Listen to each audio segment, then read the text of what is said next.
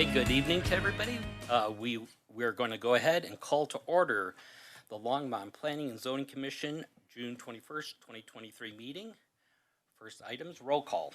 Chairman Poland, Here. Commissioner Height, Commissioner Goldberg, Commissioner Flagg, Commissioner Lukacs, Commissioner Popkin, Councilmember Rodriguez.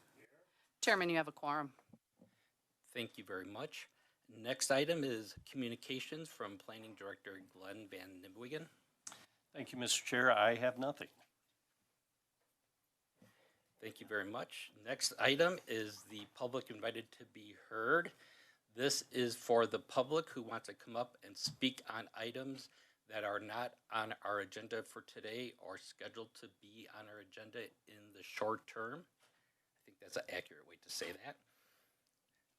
Jane is getting the sign-in sheet.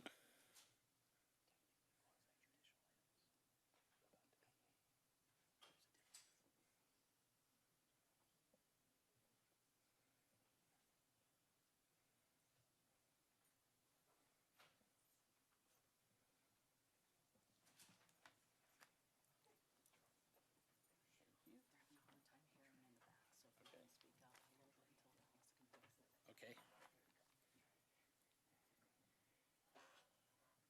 Jane, can you make note that Commissioner Tedda is here? Okay, the first name for public invited to be heard is Michelle Bennett. If you can please come forward, state your name and your address for the record, and you will have 5 minutes.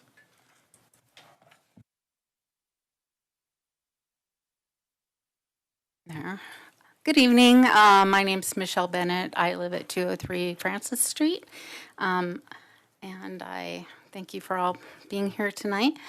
I know I'm on a slippery slope, but I wanted to just give a recommendation of the RMN zoning, that there may be an amendment to RMN zoning that would allow for neighborhoods that have been in place for over 50 years to have certain considerations, maybe RMN-1, or I just think that since we've all learned so much here, that might be kind of a solution that would not only work with the neighborhoods, with planning and zoning, but also with the developer.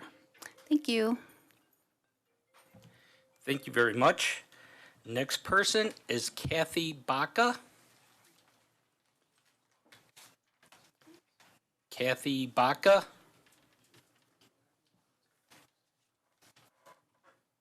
Going once, going twice. Okay, we will go ahead and move on.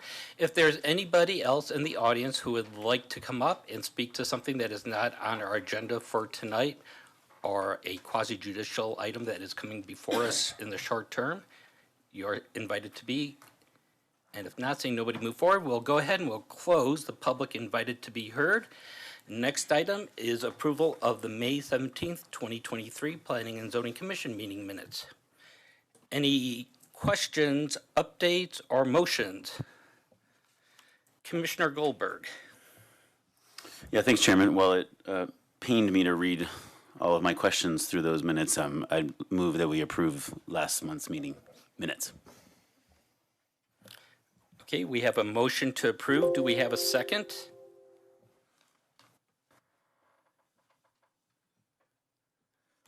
Commissioner Flagg?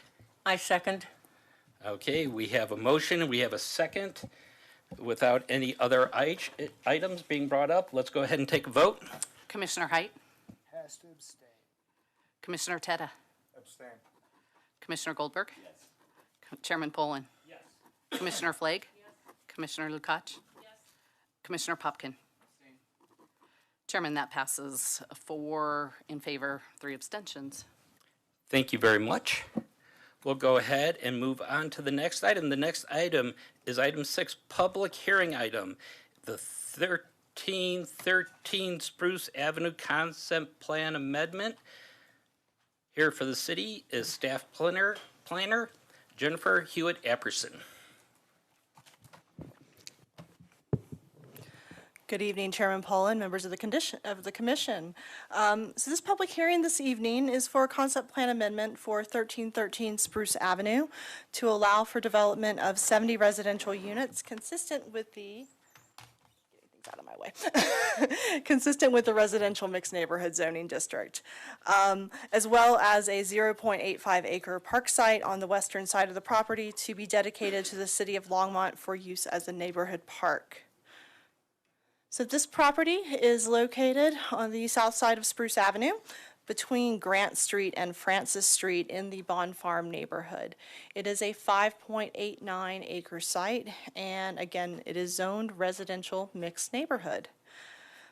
So as noted, this property is zoned RMN, which is consistent with surrounding properties on the south side of Spruce Avenue. Spruce Avenue is really the dividing line between residential single family on the north side and residential mixed neighborhood on the south side. Further south outside of this map, there is a section of mixed use employment. So this type of zone is really intended to kind of act as that transition between lower to higher intensity zoning districts as well.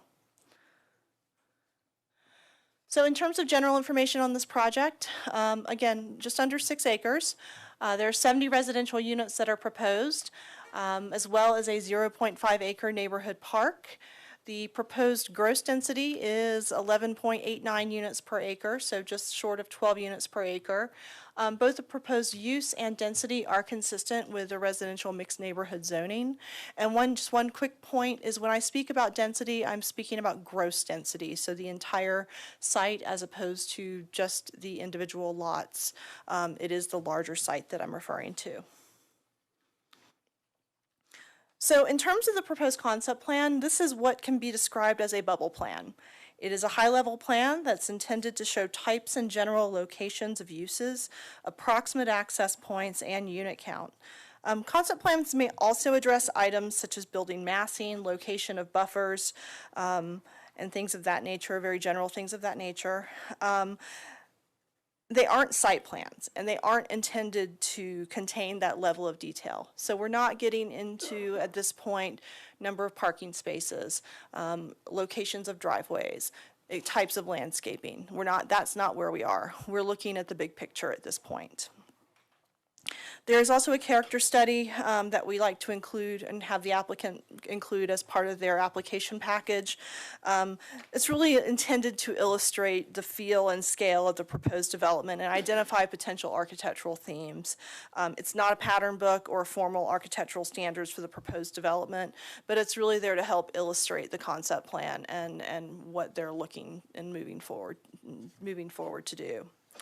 So in the current case, the applicant is proposing 70 residential units that will be consistent with permissible unit types, lot and building standards in the residential mixed neighborhood zone. I know in the past, and originally the application came in, they were discussing townhomes, and as this project moved forward and as there were discussions with various groups in the neighborhood, really the decision was made to take it less from strictly townhomes and more to the broader range of unit types that are permissible within the residential mixed neighborhood zone. I'll get into a little more detail with that later on. So because there's an approved concept plan for this property that's associated with the 2006 annexation, this proposal requires a concept plan amendment, which requires public hearings before the Planning and Zoning Commission and City Council with final approval by City Council. So as I noted, the original proposal for this concept plan amendment was exclusively townhouses. As this project moved through the development review process and there's been communication with various community members, the concept plan has shifted really to include all permissible residential types within this zoning district as listed on this particular slide. So this is done to allow flexibility as the project moves through the site planning process, to respond to market conditions, and also to allow for the possibility of different unit types and housing types as requested by some community members. There's been a lot of discussion about what does diversity of housing types mean, and so really looking at how can we achieve that, how can we open up the possibility for having that diversity. So the purpose of the Residential Mixed Neighborhoods District is to establish and preserve mixed-density residential neighborhoods to accommodate a variety of housing types, including detached and smaller-scale attached dwellings. This district may also include limited non-residential uses that support the neighborhood. Really, this district is intended, and this is from the Land Development Code, to be conveniently located near collector and arterial streets and in close proximity to activity centers and other public amenities. As I mentioned, it can also serve as a transition between single-family neighborhoods and more intense uses such as multifamily, mixed use, and non-residential areas. So I'd like to address some general lot and building standards in the RMN district. The applicant is not seeking any deviations from the adopted standards within this zone.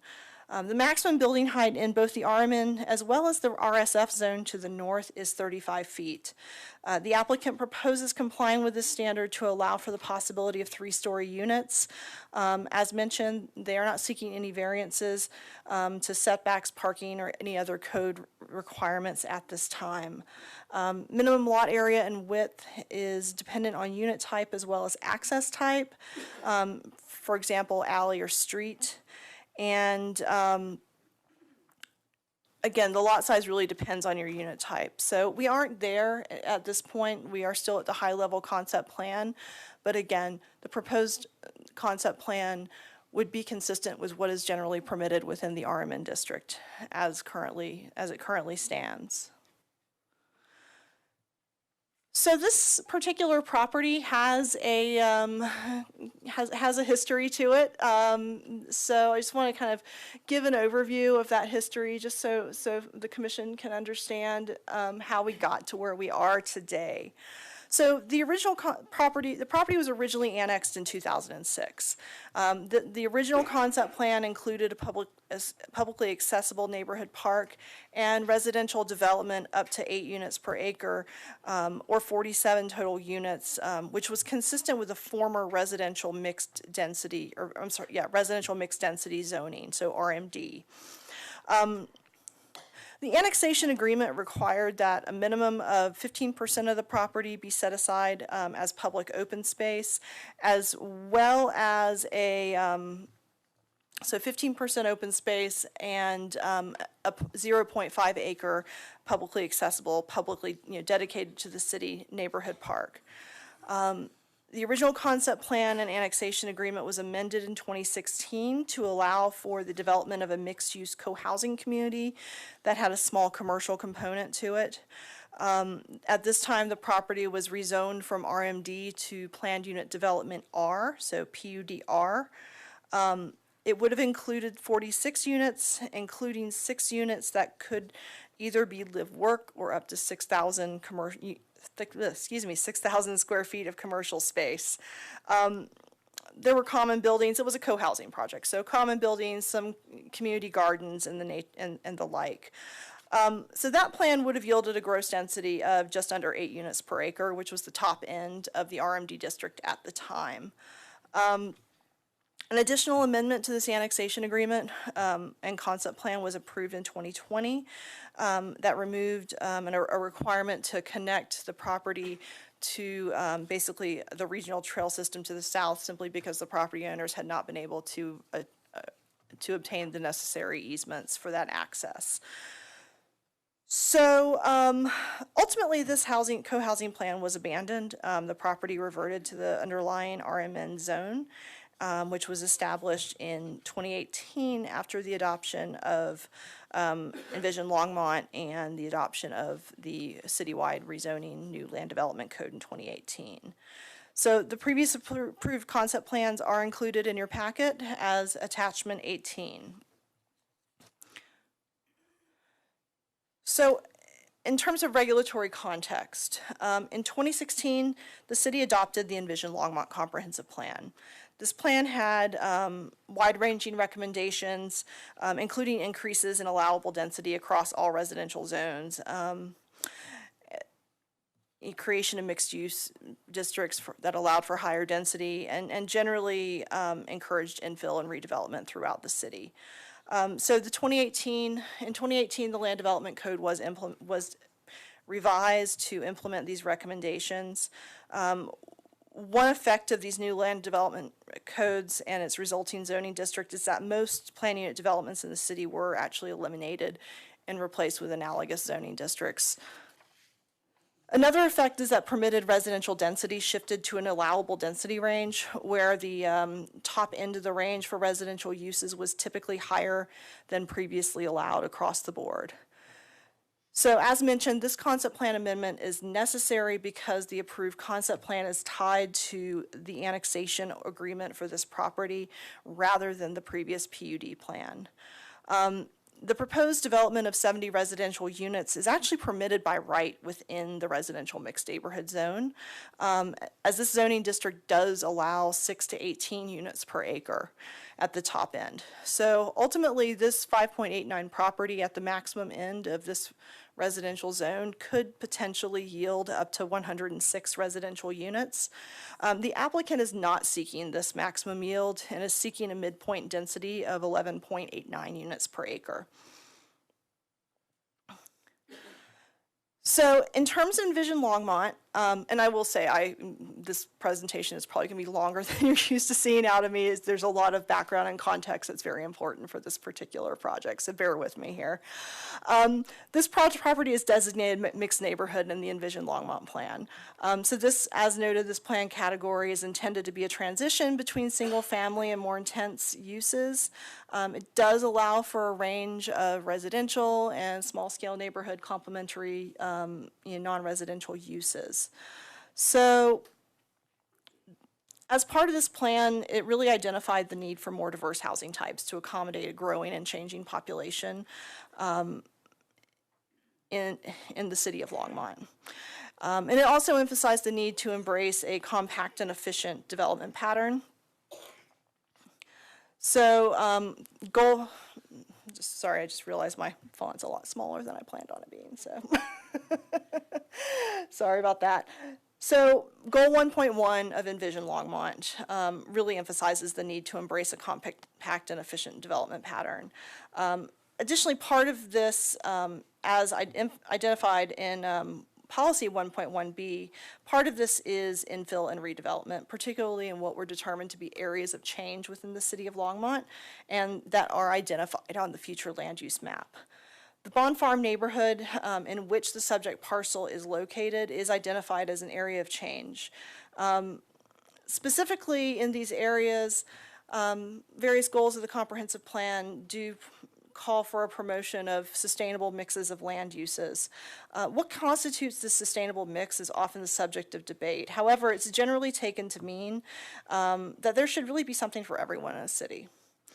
So several policies, 1.2e, 3.1a, call for mixes of housing types, including the, and I quote, integration of more diverse array of attached and multifamily housing types in mixed residential neighborhoods. So the proposed concept plan amendment would allow for development of residential uses consistent with the RMN zoning district as well as the mixed neighborhood comprehensive plan designation on this property. This particular concept plan, it could include a variety of housing types, including those currently present in the Bond Farm neighborhood, so single family, some duplexes, but also those missing middle housing types that are currently really in short supply throughout the city of Longmont. So particular goals and policies regarding infill and development really do talk about focusing infill and redevelopment in areas of change. So the subject property is a mostly undeveloped 5.89 acre parcel in this identified area of change. It's zoned RMN, which is consistent with this portion of the existing neighborhood. Really, this subject property is a very prime in-town location for infill development, and its zoning and envisioned Longmont land use designation allow for a greater diversity of housing types in the community. However, infill development still needs to be context sensitive and designed in a way that minimizes your negative impacts on existing residents. So,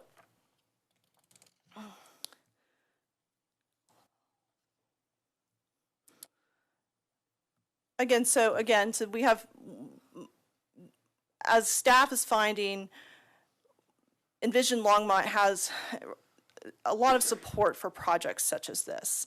The big debate is, what is consistency? What is neighborhood compatibility? So that is really the question. Policy 1.4F seeks to ensure that infill development and redevelopment is designed to be sensitive to and compatible with, I just realized something here. Nope, I'm good. Compatible with the surrounding neighborhood context, providing transitions in height, scale, mass, intensity of activity programmed along shared street frontages. So consistency with this policy is the primary issue for debate with regard to the proposed concept plan amendment. The surrounding neighborhood is primarily comprised of 1- and 2-story single-family homes, while the proposed development could include dwellings up to the maximum allowed 35 feet, which is generally about 3 stories.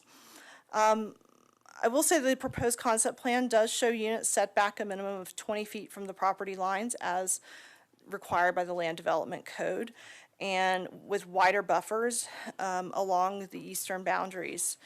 So the proposed density of this development is approximately 12 units per acre, which is substantially lower than the maximum of 18 units per acre permitted within this zoning district, although it is higher than what's in the surrounding neighborhood. The existing density in the RMN district, as calculated by our GIS technicians, is about 6 units per acre, and the RSF is about 5. Although there are blocks that have higher density, there are a number of much smaller lots throughout the neighborhood. So staff recognizes that developments of the proposed density can be compatible with the adjacent lower density neighborhoods, but we are concerned that the massing and orientation of the proposed buildings could present challenges with neighborhood compatibility and context-sensitive design. So in terms of the development review process, we held a pre-application meeting back in June where we outlined all the various processes that would be required. A neighborhood meeting was held in September of 2022, which was very well attended. A couple hundred views on the city's YouTube channel as well. The formal application was submitted in November of 2022 and subsequently went through 3 review cycles by the Development Review Committee. The application package included not just the concept plan as proposed, but also quite a few supporting documents, including traffic impact studies, environmental studies looking at drainage, preliminary drainage, massing, fire safety analysis, and the like. In terms of the traffic study, traffic is something you're going to hear a lot of concerns about. That's something we've heard a lot from the community about. And I will touch on the fact that the traffic impact study was reviewed and accepted by traffic engineers. We had our third-party engineering consultant review it as well. So it was accepted as sufficient and complete after a couple of rounds of review. And it did conclude that the proposed 70 residential units, while it would reduce some of the intersection levels of service, they would still be operating well within the acceptable city standards. So in particular, the study intersections currently operate at about a level of service B or better, and with the proposed development would be forecast to operate still at acceptable levels, but probably about a level of service C. That said, this particular the traffic generation for this particular proposal is not substantially different from the previously approved co-housing project, simply because that proposal had commercial uses proposed, and those do have higher trip generation rates. than purely residential uses. So as part of this, we also sent this out to the various reviewing agencies, St. Vrain Valley School District, Excel Energy, and the like, the usual ones. And so St. Vrain Valley School District responded and just noted that all the schools will continue to function as necessary and that they would be required to submit their cash in lieu fee. So staff requested that the applicant submit a massing study as a part of their second submittal in response to community concerns about the visual impact of the proposed three-story structures on Spruce Avenue and Grant Street. This particular view is looking west on Spruce Avenue. I'll note, and I will also note, there is a short video coming up in my presentation in lieu of a site visit. So we did do a site video just to show the actual conditions on the site as they exist now. So, as I mentioned, this particular view is looking west on Spruce, and one thing to note is there is a significant grade change between homes on the north side of Spruce Avenue and the beginning of the building envelope for 1313 Spruce. Additionally, homes to the north side of Spruce are typically built on retaining walls and are a mix of 1- and 2-story homes. So given the slope to the south of Spruce Avenue and the use of retaining walls on the north side, we do believe that the visual impact of 3-story structures won't be significant. There was concern about, 3-story structures would really loom over the single-story buildings across the street. But this grade change really would mitigate that impact. So this particular view is looking west on Grant Street. So homes on Grant Street on the eastern side of Spruce are built in a manner that corresponds with that slope to the south. These are typically single-story ranch homes, and we do note that there will be a landscape buffer between these homes and the proposed development. But we also recognize that it can take a number of years for the required trees to really reach a height that provides effective screening and a meaningful buffer. Residents of Grant Street have expressed concern over the impact of the maximum 35-foot tall buildings on their privacy, and staff feels that this massing study does demonstrate these are valid concerns. So staff has received significant input on the proposed concept plan amendment at all stages of the application process from community members. We have a pretty full house tonight, and that reflects that. The virtual neighborhood meeting that we held back in September was extremely well attended. We had 19 callers. At the time of packet publishing, the recording had been viewed 261 times. In addition to this neighborhood meeting, we've had extensive community contact via email and phone at all stages of the review process, including where many members of the community provided their own write-ups and analyses of the plan and their various components. We've also met in person with community members on several occasions throughout the development review process. And so all of this correspondence is included in your packet as attachment 5. And it's also separated by where in the process it was received. So one interesting thing to note is that on April 28th, there was a community charrette that was organized by a subset of the Bond Farm neighborhood in conjunction with the applicant. And it was facilitated by the Institute for the Built Environment at Colorado State University. And it was attended by city staff so that we could be a resource with any regard to any questions about processes. The goal of this was really to bring together the neighbors, the development team, and various stakeholders to share their concerns, explain their processes, explain constraints, and really kind of try to find some common ground. And so this is included as attachment 17 in your package.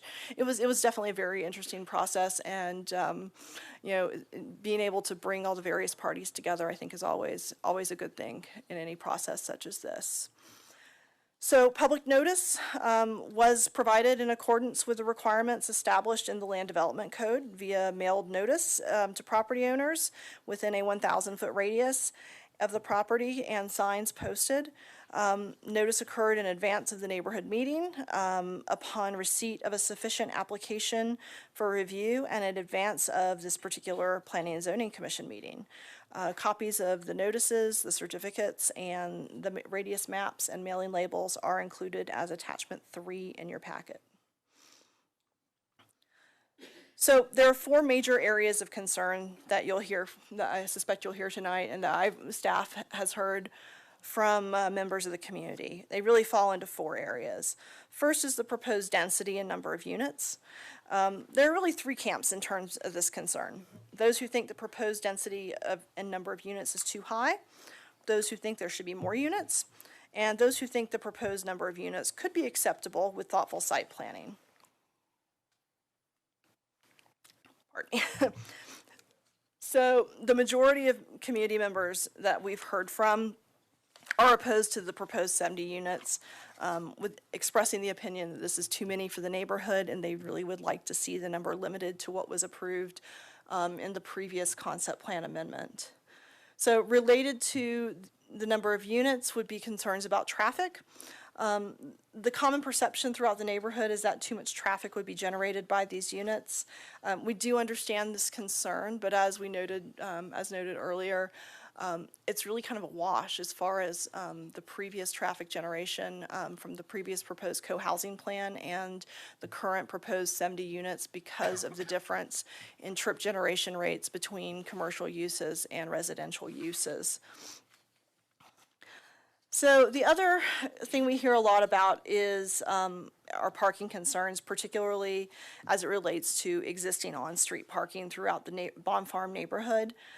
On-street parking is very heavily used by existing neighborhood residents, and because of the age of the community, there are homes that don't have driveways.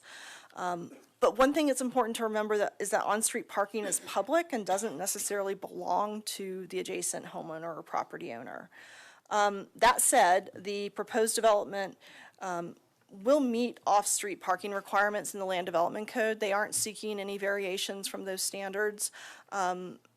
And again, we aren't there yet to know exactly how many parking spaces that would be, but staff will be evaluating the proposals as they come forward, and they are planning to meet the existing standards for off-street parking. So we really don't think that there will be substantial impacts to existing on-street parking within the Bond Farm community. So finally is the concept of neighborhood compatibility. Neighborhood compatibility can be subjective, but it also needs to take existing context into account. So in the case of the subject property, the surrounding Bond Farm neighborhood generally is considered to be the area bound by 3rd Avenue to the north, Sunset to the west, 1st Street to the south, and Bowen to the east. This area is dominated by 1- and 2-story single-family homes. But staff is of the opinion that new development types aren't inherently inconsistent with existing development patterns in a neighborhood, but they should, again, be thoughtfully designed with the community context in mind. It's important, again, to note, I keep kind of hammering this point home, that we're not at the stage where we're addressing specific architecture. We're not addressing specific concepts in terms of landscaping, et cetera. This is a concept plan, but building massing is a component of concept plans, and there are amendments that can be addressed at this stage. This is definitely an appropriate time to address that. So while the proposed development includes different types of residential uses than what currently exists in the Bond Farm neighborhood, it's important to note that Envision Longmont explicitly identifies the need to increase housing density and diversity in the city, particularly in these identified areas of change. The key question is whether the proposed development can accomplish these goals and while also being sensitive to the neighborhood context. So a site visit as part of this public hearing was discussed, I know, at previous Planning and Zoning Commission meetings. However, staff, we determined that there really were a number of logistical issues that precluded this. So as an alternative, staff has prepared a video of the subject property to illustrate the site, its context in the neighborhood, and particular site elements. So if you'll bear with me, it's a couple minutes long, just wanting to point out This is kind the of what's out there. 5.89 acre Hold on, where's the volume? site that is the subject of the 1313 Spruce Avenue concept plan 1 moment. amendment. We need to get through the volume. So to the west will be a 0.85 acre neighborhood park. Let's The southern bear with me here.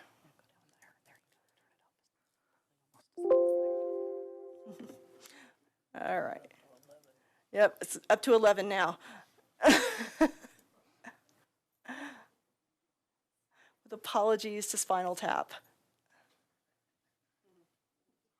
All right, take This two. is the 5.89 acre site that is the subject of the 1313 Spruce Avenue concept plan amendment. So to the west will be a 0.85 acre neighborhood park.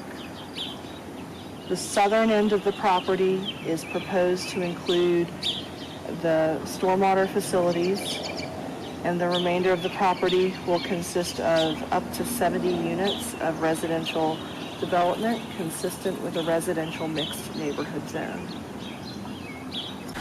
One feature of this site is a fairly substantial slope towards the southern end of the property.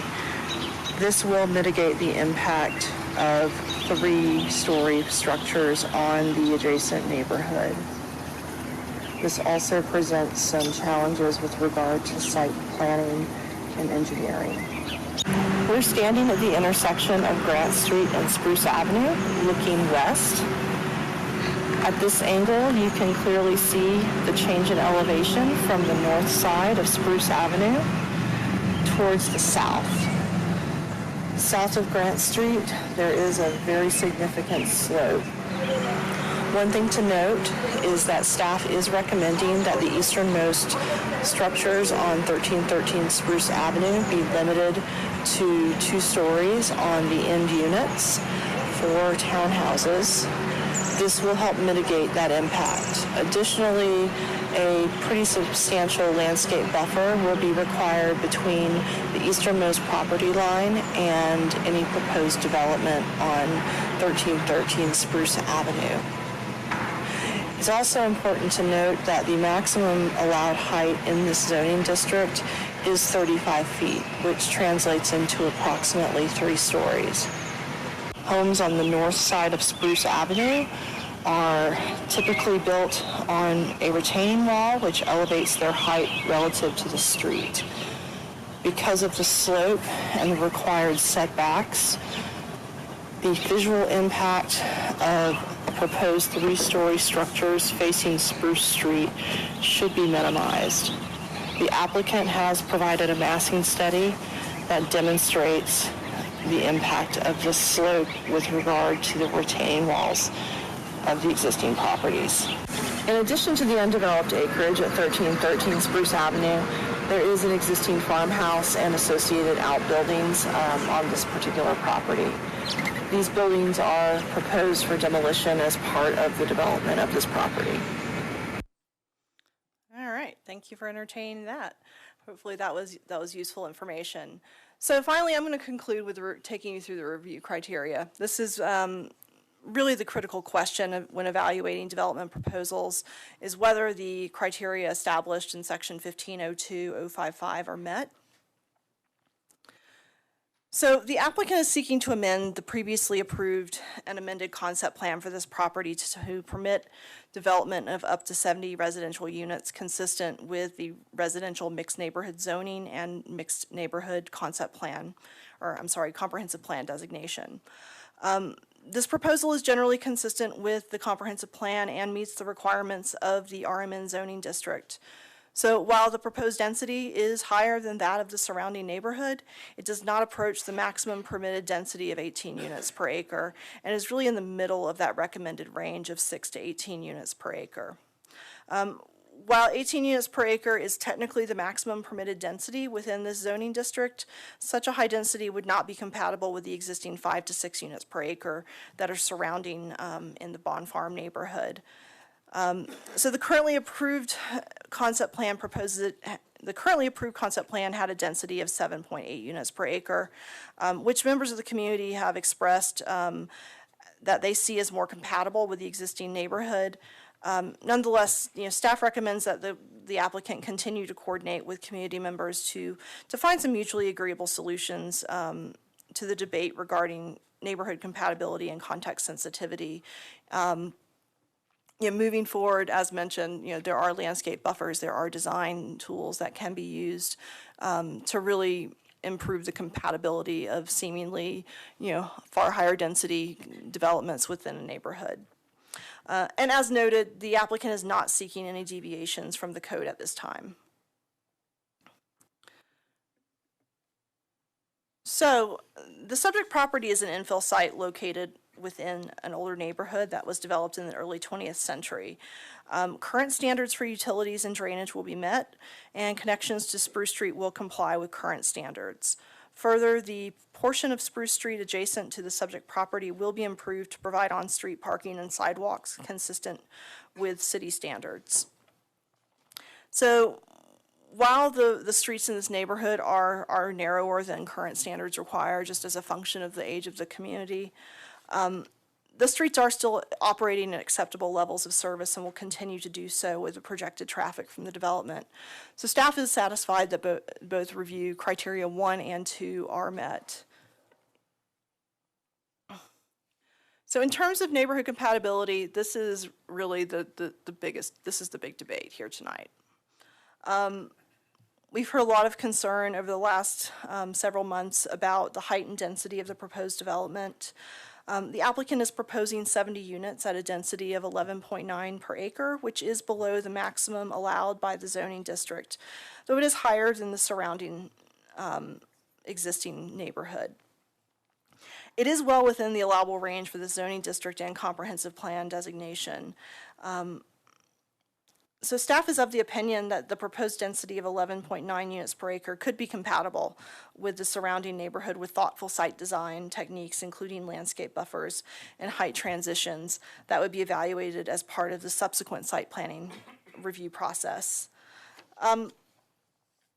So the applicant is proposing residential units that could be up to 3 stories, which would actually meet the maximum height of 35 feet within the RMN district.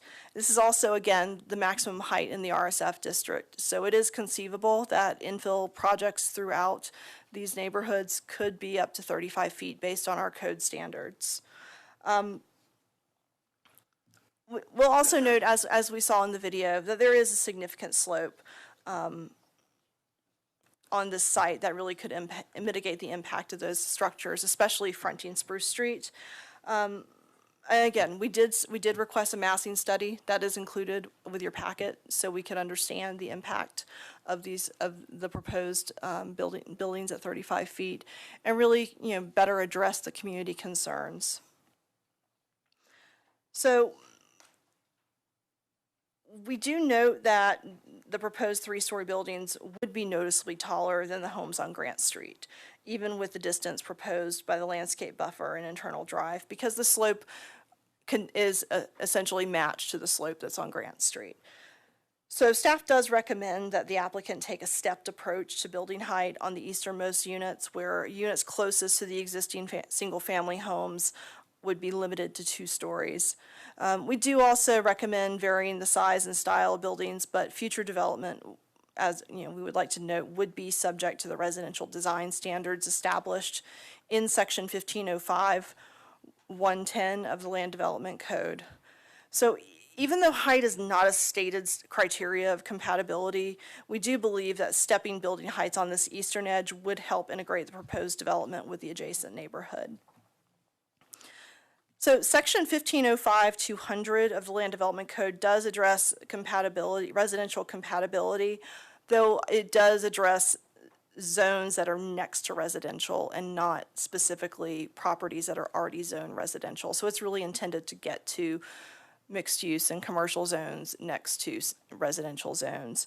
So it's not strictly, it really isn't applicable to this particular property. However, it does have components that staff thinks are useful to apply to this particular project to help mitigate some concerns. So throughout this process, the applicant has indicated that upper level decks would likely be part of the development program. If that's the case, we would like to see, we do recommend that any decks that are more than 3 stories high be either oriented so that they are away from specifically the Grant Street homes, or screened appropriately. We do think this is an appropriate recommendation for the current proposal. So, 2 points of access are proposed, and the subject property is only accessible from Spruce Street. And any access, so we've heard a lot in terms of compatibility, in terms of access, and frequently it's come up, well, why don't you access it from First Street? And we do have the requirement from our fire reviewers and fire department that there be 2 points of access as a general rule. And basically, we looked at that First Avenue, and really it would require significant property acquisition by the applicant, and just really isn't feasible. So we are satisfied that with certain conditions and approaches that this review criteria could be met.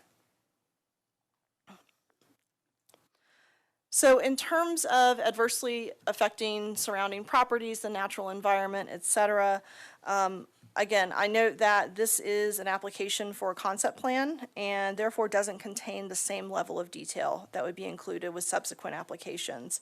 The applicant would be required to comply with applicable city requirements for mitigation of any development impacts.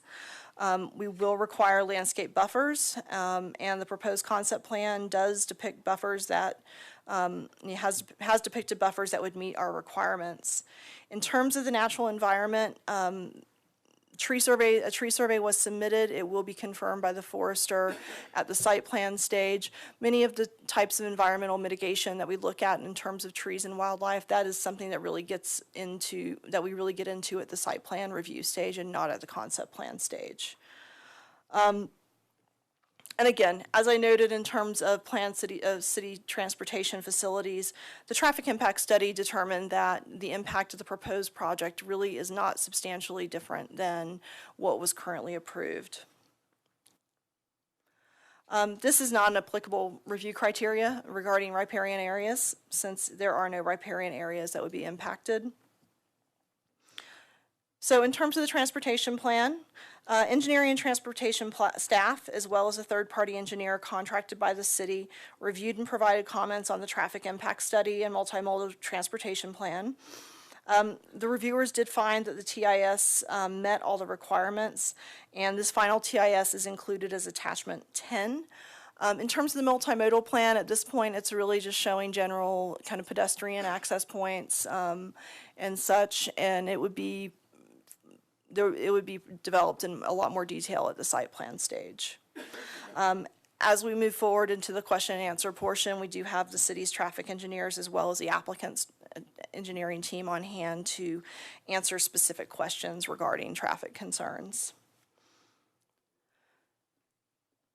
So staff is recommending conditional approval. So based on the foregoing analysis, we do recommend approval of the requested concept plan amendment, subject to the following conditions.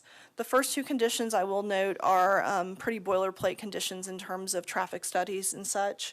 One is that an updated traffic impact study would be submitted, and depending on how far out that site plan is submitted, that would really determine the level of additional research or additional analysis that would be needed. Additionally, if for some reason the access spacing on Spruce Street doesn't conform to the standards in the City of Longmont design standards, they would need to submit a design exception request. Again, we don't know if that's the case, and that would be an administrative process because it relates to engineering standards.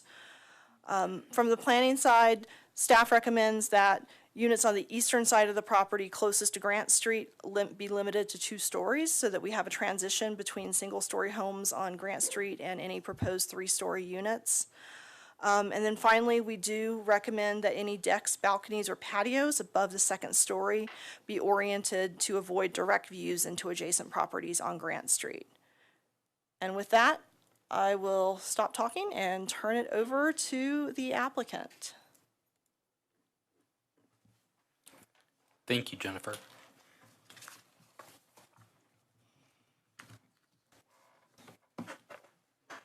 Do you want to sit or stand? Okay. What do I do with that? Nothing. Or you can either arrow up or arrow down or operate the mouse. Do you want to use the arrows or do you want me to use the mouse? You use the mouse. Okay, there you go. Hi, my name's Mark Young. And first, I want to start by thanking staff. We've gone through a lot of iterations, a lot of ideas, a lot of plans, looked at a lot of things, looked at feasibility of building an apartment house, townhomes, condos, stacked flats, single-family homes, duplexes, triplexes, the gamut. We've been through it all. And they've been very responsive. Everybody from fire to planning, been great to work with. And I just want to say thank you very much. I think Jennifer covered so much of the stuff in this. There's not much for me to say.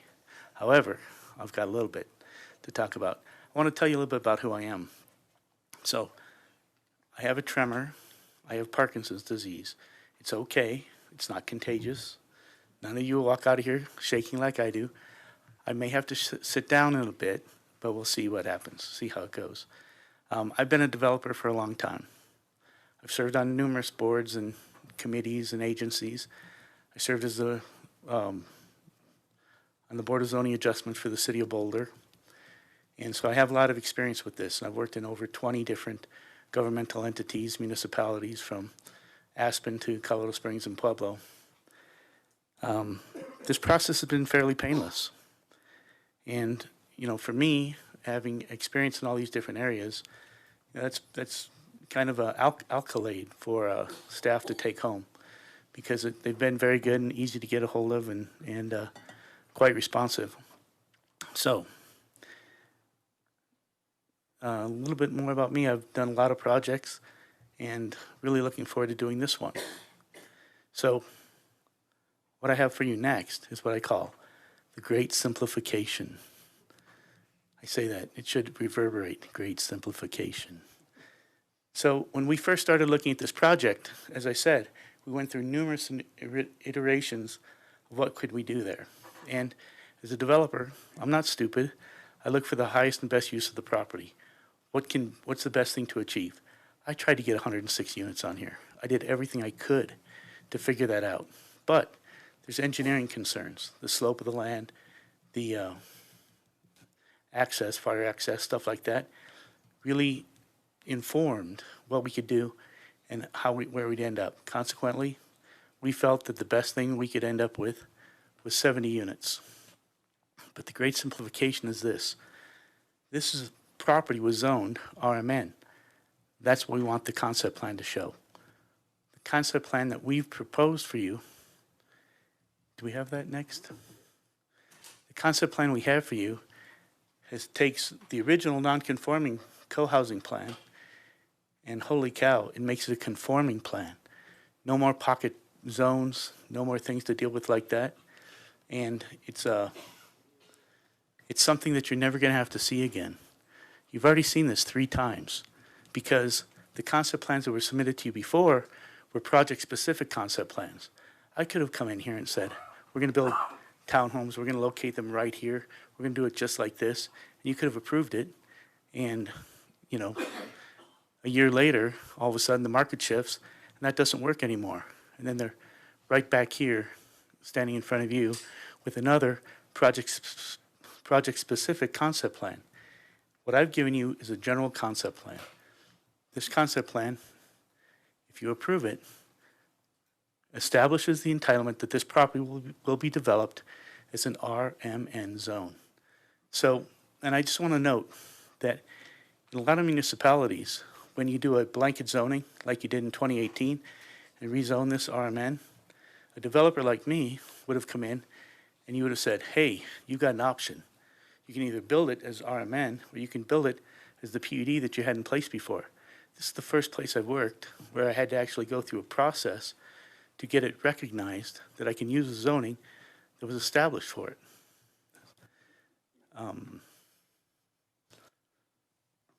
Yeah, so let's talk about Envision Longmont for just a moment. I think it's a great document. Obviously, you guys put a lot of time and effort into putting it together, and it should be respected. It identifies the need for a number of different housing types, housing that I guess I call it affordable by design, but I hear that there's another catchphrase out there, attainable for sale.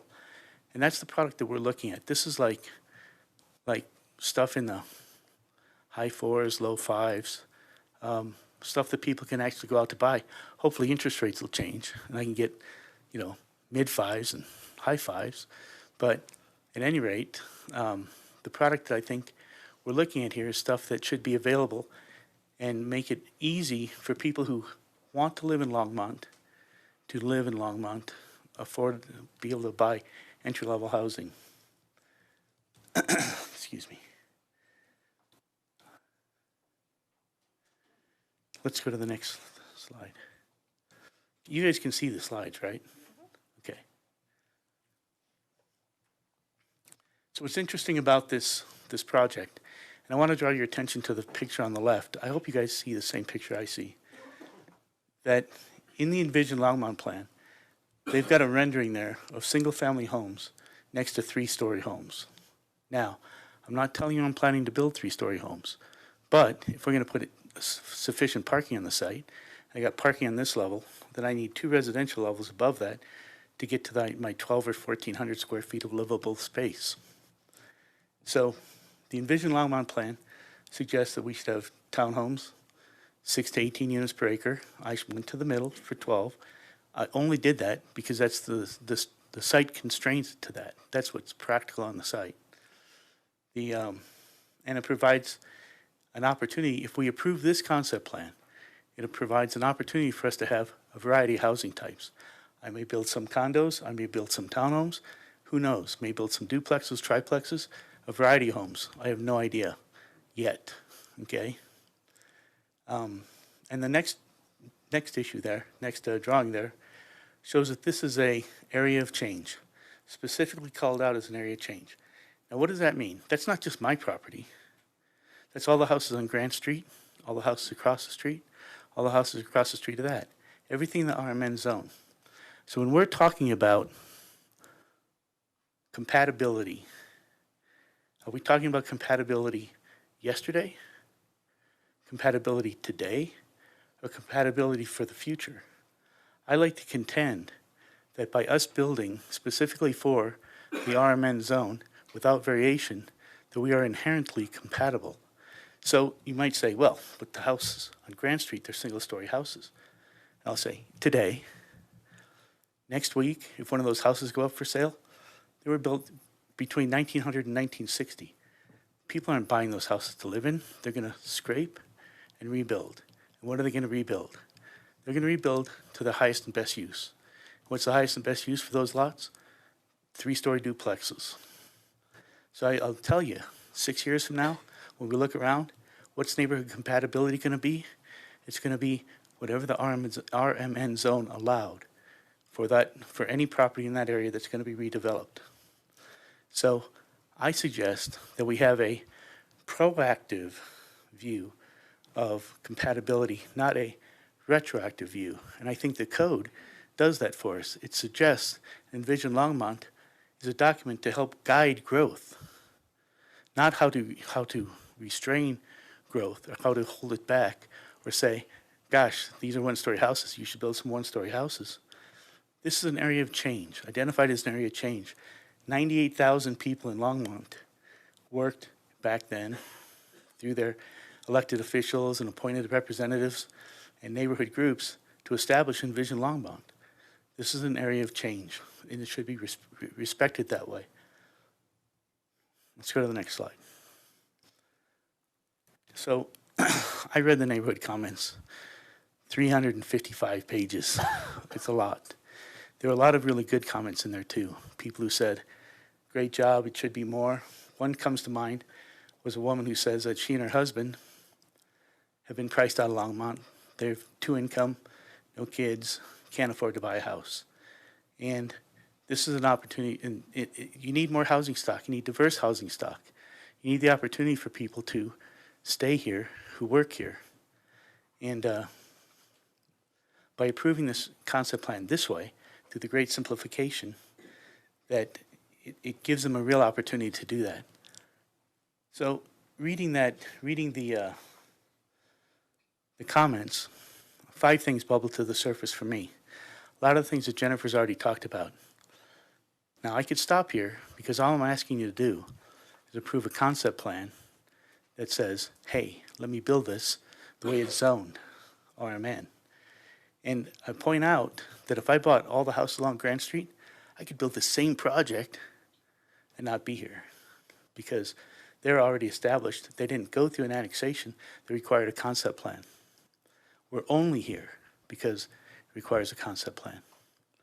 So the 5 things that bubbled to the top for me when I read that what I think the neighborhood is most concerned about is compatibility, traffic, density, and scope, and scale of the project.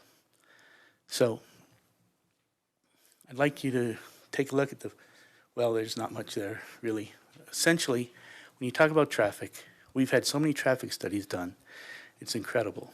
The neighborhood came back and said, you didn't measure the right intersections. So we said, okay, so we want to measure those intersections. We did it, and we came up with the same data. My traffic guy's here, and I asked him, when Jennifer was saying, it takes the street, this added density takes the street load from a B to a C. Well, if my kids came home and said, I got a C instead of a B, I'd say, not good enough. So I asked him, put this in context for me, would you? So if there's a stop sign at Grant and Spruce, the wait time difference from the B to the C category in this application, 2 seconds. So 70 units is going to impact your wait time at that intersection by 2 seconds. That's the difference between a B and a C. Traffic is inconsequential in this situation.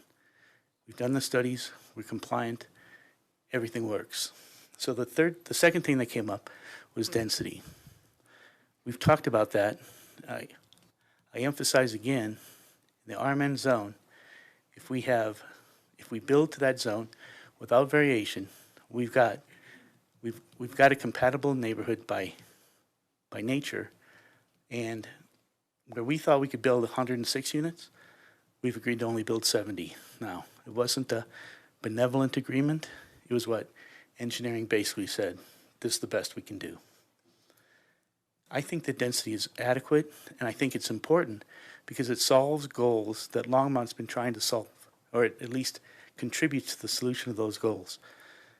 More housing, diverse housing types, and housing that's affordable and available to people at all different age groups. This would be a perfect spot for young families to come or young couples to come and live and enjoy the neighborhood. The next thing I wanted to talk about real quick is building scale. This is the 4th issue that bubbled to the surface for me. I don't think we can see that very well. Is there any chance to blow that up? Not really. Is it in the massing study? Okay. At any rate, you can see the north side of Spruce Street is on the right. South side of Spruce Street is on the left. And what comes out in this picture really nicely is that there's not that much difference between the height of the houses. In fact, if you're on the 2nd floor of the houses on the north side of the street, you could almost see over the top of the project in front of it on our project. In addition to that, what you can't see, what's not rendered here really well, is because of the slope. So picture this. You got a slope, and you're driving down the slope. What do you see? Well, on the enter the home sides, you see 2.5 stories, not 3. On the drive sides, where the garages are, you see 3. On the home sides, you see 2.5 stories. On the garage side, you see 3. So it's really not that big of a difference between 2-story houses, 3-story houses. So, and it's interesting because the code in the RMN zone also says you need to have certain setbacks. So those setbacks are established. If you go to 3 stories, you have to increase the setback. Now, why would you do that? You increase the setback to make it have less of an impact on the adjacent properties. So the setbacks are important, and the code already provides for means to adjust that, and it requires it, a means to adjust the impact on the surrounding neighborhood for building scale. So I just want to go back one last time and talk about compatibility, because you guys are going to hear that. I read it. I've read it 100 times, 355 times maybe, compatibility. You've got to decide. Does compatibility mean what was yesterday's compatibility, today's compatibility, or the future compatibility? And think about this.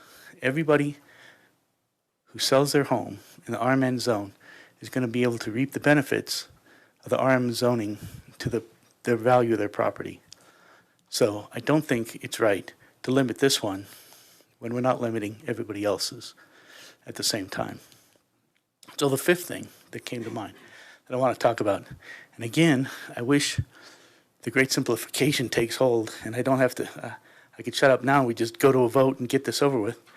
But the 5th thing I wanted to talk about was the reading through the neighborhood comments. It appears, and I know because I've seen the plan, they've got their own development plan all figured out for us. Can you go to the next chart?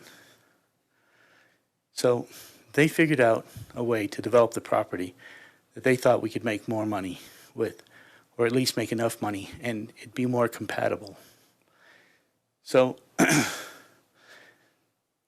their unvetted plan had a financial, I want to talk about the financial feasibility, because as a developer, and especially doing sustainable development, sustainability means you got to be able to make some money on it, some money at least, and you can't be in the deal forever, right?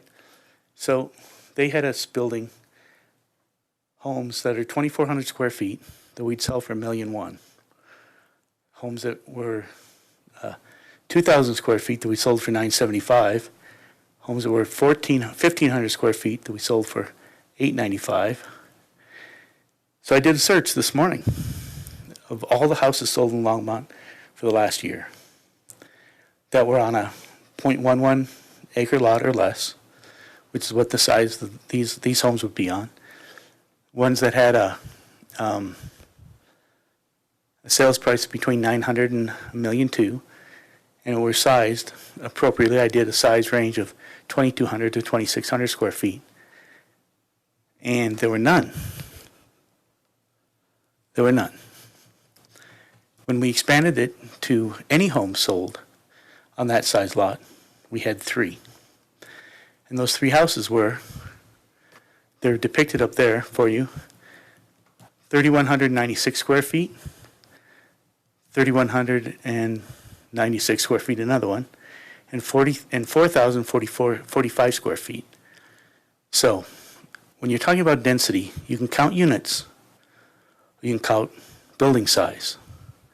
So you can say, you can see here that 3 of my units would fit in one of these houses. And so if you've got 46 of those houses on that site so that I can get my $1.1 million, I'm going to have double the density of what I would have had doing it my way. More surface area covered, more roof area, more building mass. But the bottom line is, it simply can't be done. And I'd be in this deal forever from a financial standpoint. So let's go to the next slide. So it's very well done. I think it was great. And the time we spent in the charrette was helpful and informing. One of the funny things that came out of the charrette was we had a whole bunch of guys saying, what about this, what about this, what about this? And I was going by saying, yep, we tried that first, we tried that second, we tried that third, we tried that fourth. So the plan that they'd like to suggest that would replace my plan and be more conforming couldn't be built based upon the existing code. There's setback issues, fire access issues. There's they'd separated the park. Parks Department told me we couldn't separate the park. Transportation issues. Staff was adamant and traffic was adamant that our entry had to line up with Sherman Street. So when you shift the whole property to the west, to the east, to line up our access by Sherman Street, then the whole thing changes. Grading doesn't work on the site, and yeah, there's a lot of issues with it. So I'm sorry I took your time to talk about these 5 points, but they came out in the public comments, and I kind of wanted to get ahead of it. So we have conformity, compatibility, I mean. And what does that mean? We've got traffic, we've got density, and we've got the traffic density and scale. Sorry. And then their plan. So that's it for me, except for I've got one more thing. So there were some conditions of approval. In a perfect world, I'd like no conditions of approval. You guys could get this meeting over real fast, take a vote now, say zoned RMN, build it to RMN. There you go, it's RMN. That's all I'm asking for, to be RMN. However, staff recommended 4 conditions of approval, none of which we're opposed to.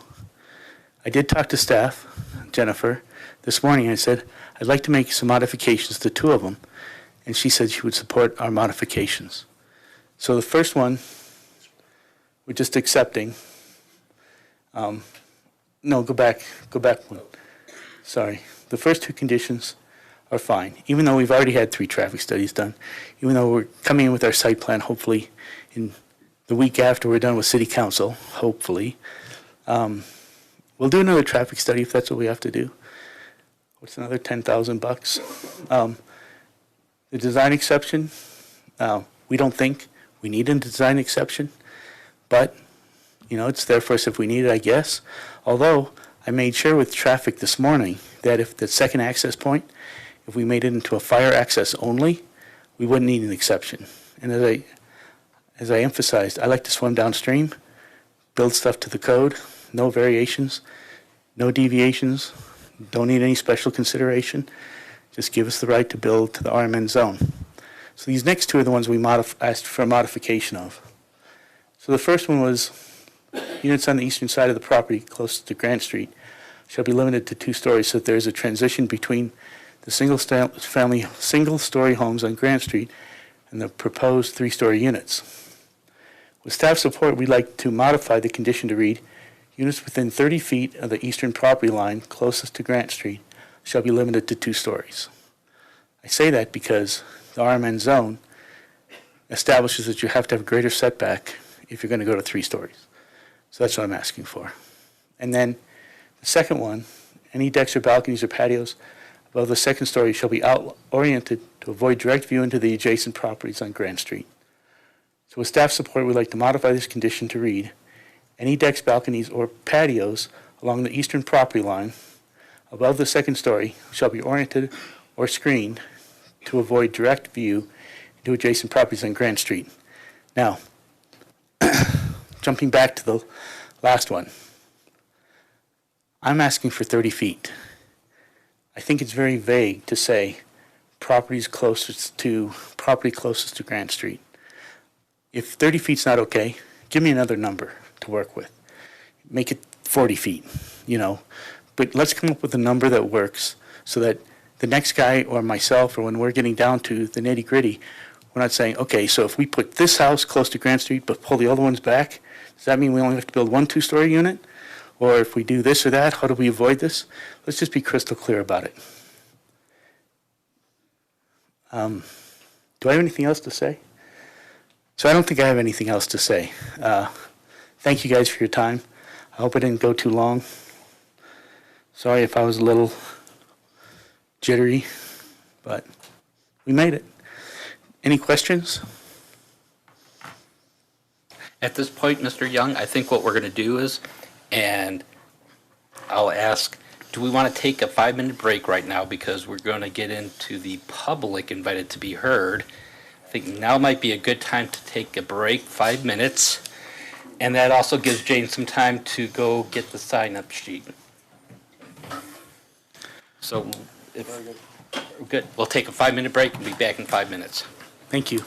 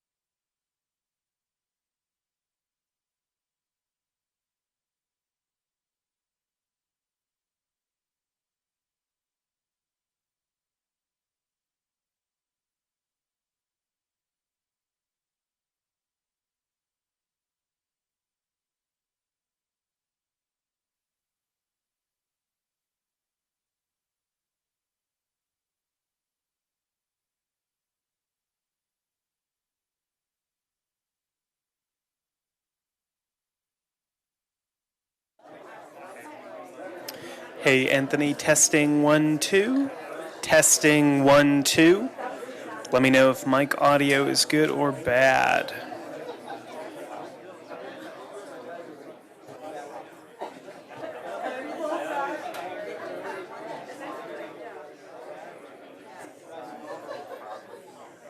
Great, thanks.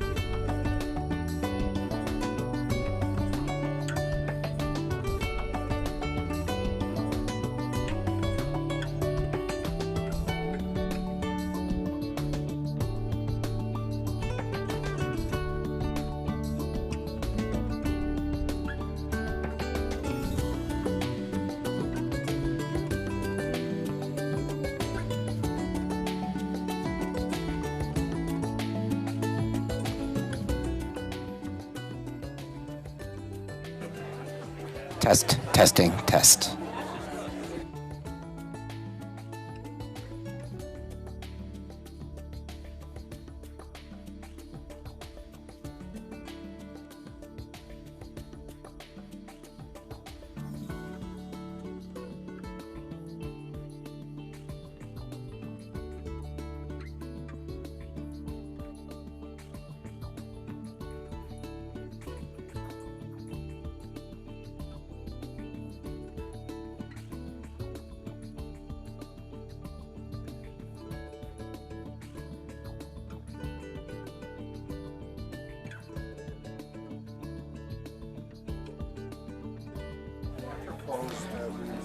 Okay, we'll get going here in about another minute.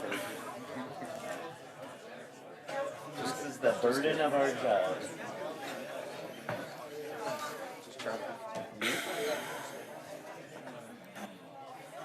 It's not funny.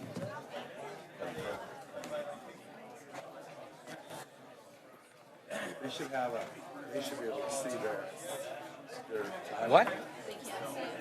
Oh, they can? Oh, I don't know.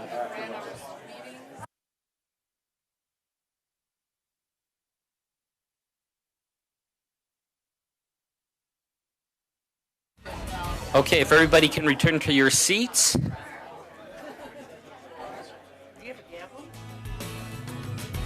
I do, but should I? Get started. Well, I'm waiting for Judd to get back. Okay, we're ready to get going here. This is a public hearing item, and as such, we are going to go ahead and open up the public invited to be heard. We have a list of the names here.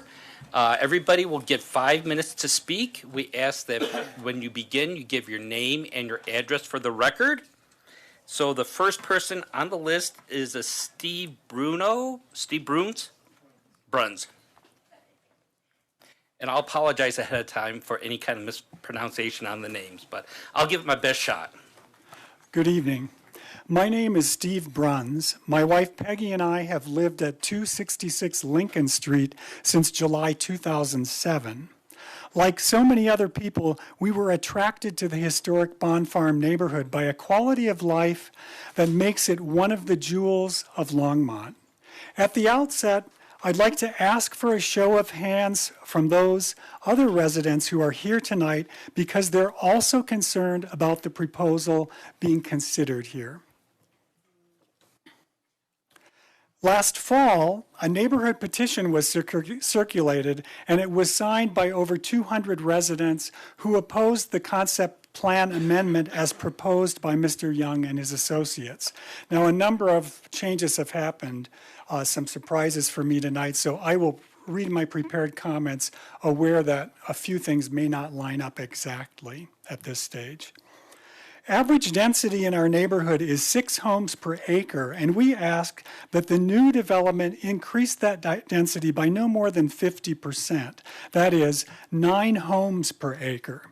We also ask that building heights be limited to 2 stories, a reasonable compromise between the surrounding 1-story homes and the 3-story structures the developers have proposed.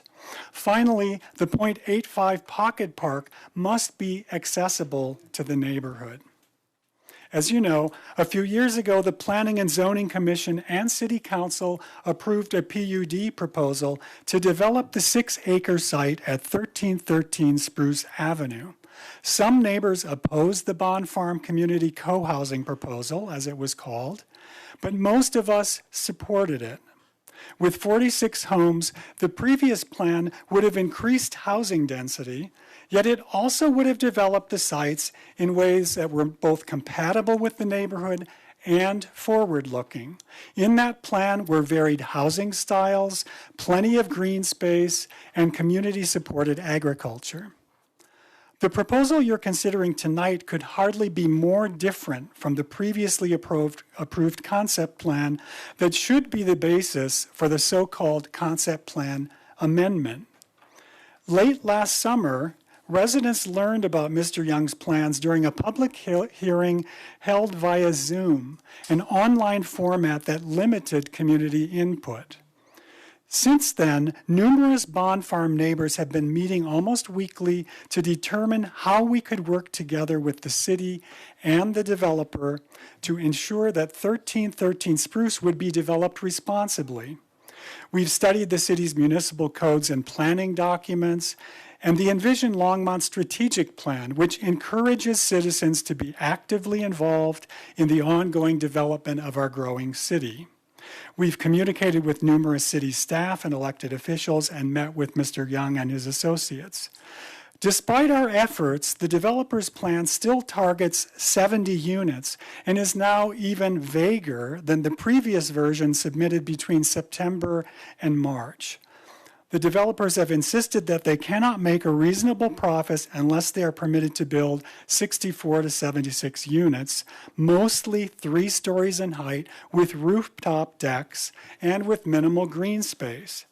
Rather than find creative ways to integrate the development into the neighborhood, Mr. Young has suggested that nearby established homes will eventually be renovated or replaced with 2 or 3 story structures in the future, an unsubstantiated and implausible prediction. I think compatibility should be measured against the present, not some foggy future. In closing, neighbors living near Bond Farm are not a group of NIMBY homeowners who stubbornly oppose all land development. As I said earlier, most of us supported the previous proposal to develop this property, and most would likely support another proposal if it is reasonable and truly compatible. This proposal is neither. Our investment is not primarily financial. We've chosen to build lives and raise families here. Like all of you on the Planning and Zoning Commission who dedicate many unpaid hours in service to our community, we too are committed to sustaining the quality of life that all of us value in Longmont. Thank you very much for the opportunity to speak to you tonight. Thank you, Mr. Bruns. Next person is Mark Danielson.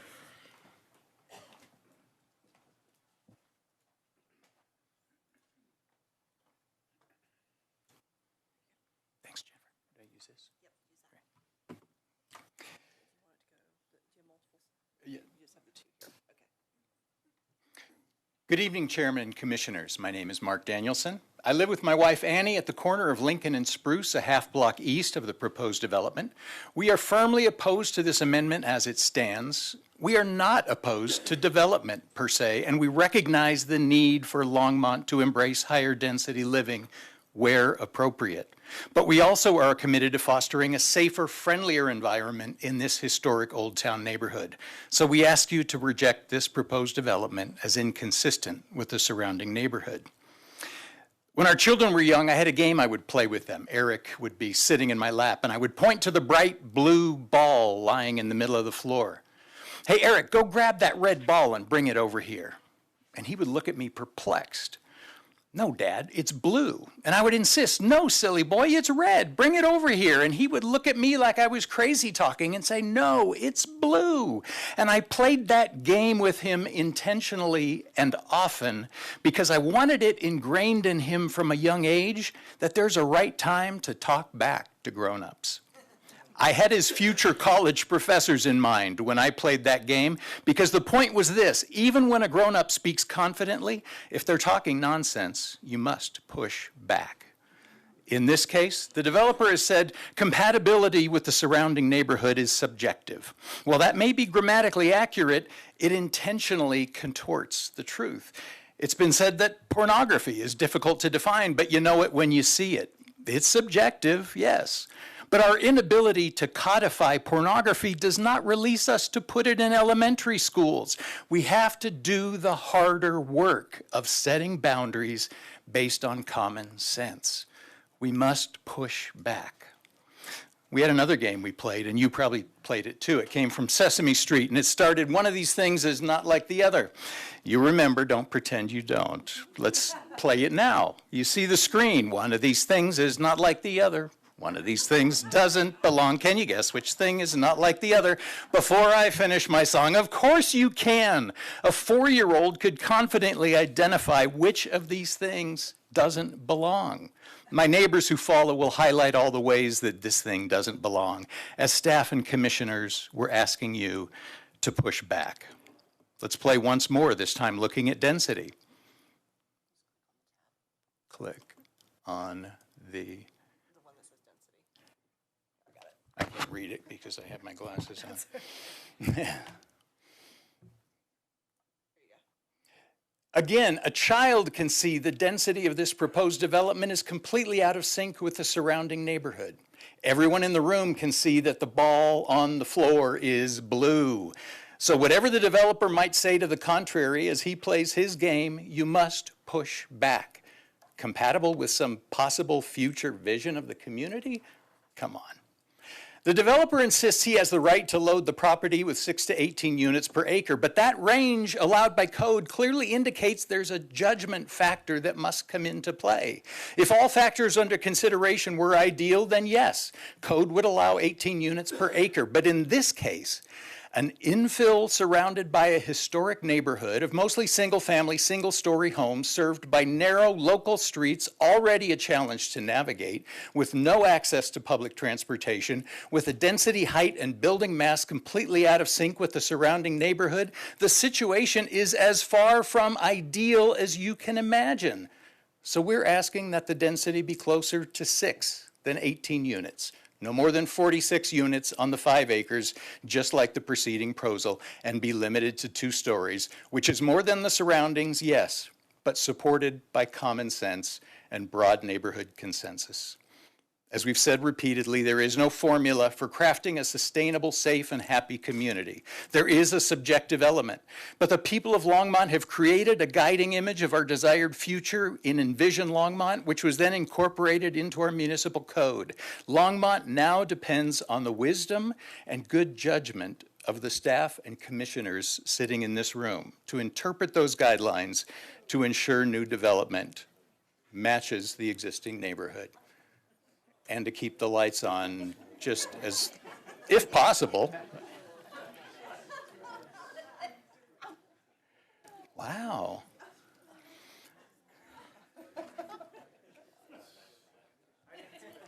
Again, our goal tonight, finally, is to help you leave a legacy for the city that you can be proud of and that future generations will thank you for. Thank you for your time and for leaving the lights on. Thank you, Mr. Danielson. I would ask the public moving forward to please, let's not applaud. This is a public hearing. We have a certain amount of decorum that we're trying to maintain, so no booing, no cheering. I know you guys know who you're for and against, so we don't need to go ahead and cheer. I'm just asking that so that we can keep things moving along. Next person on the list is John Pillman.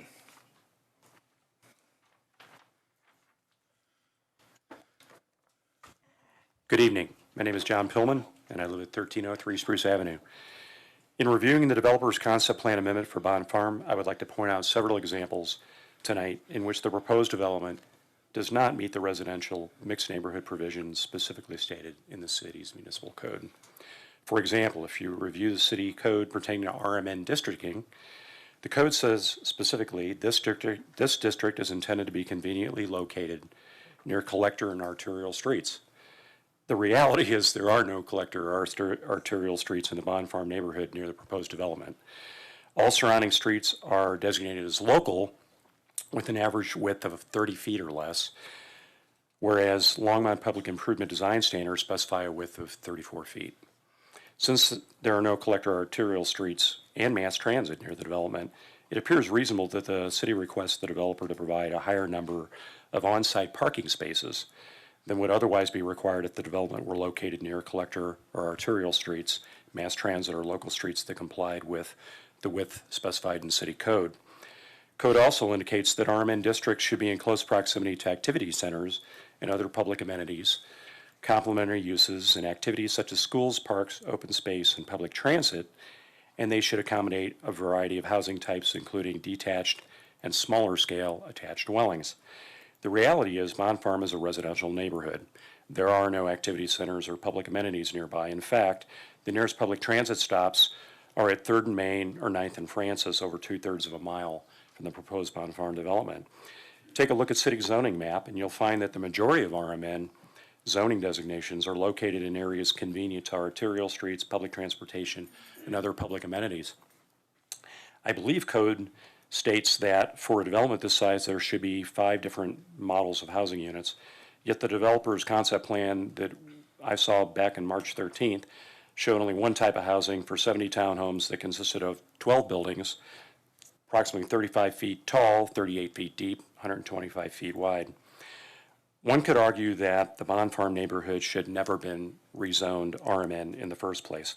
But since that ship has already sailed, would it not be reasonable for the city to ask the developer to modify their concept plan to, one, show compatibility with the surrounding homes that are primarily 1-story in height with homes that are no more than 2-story in height?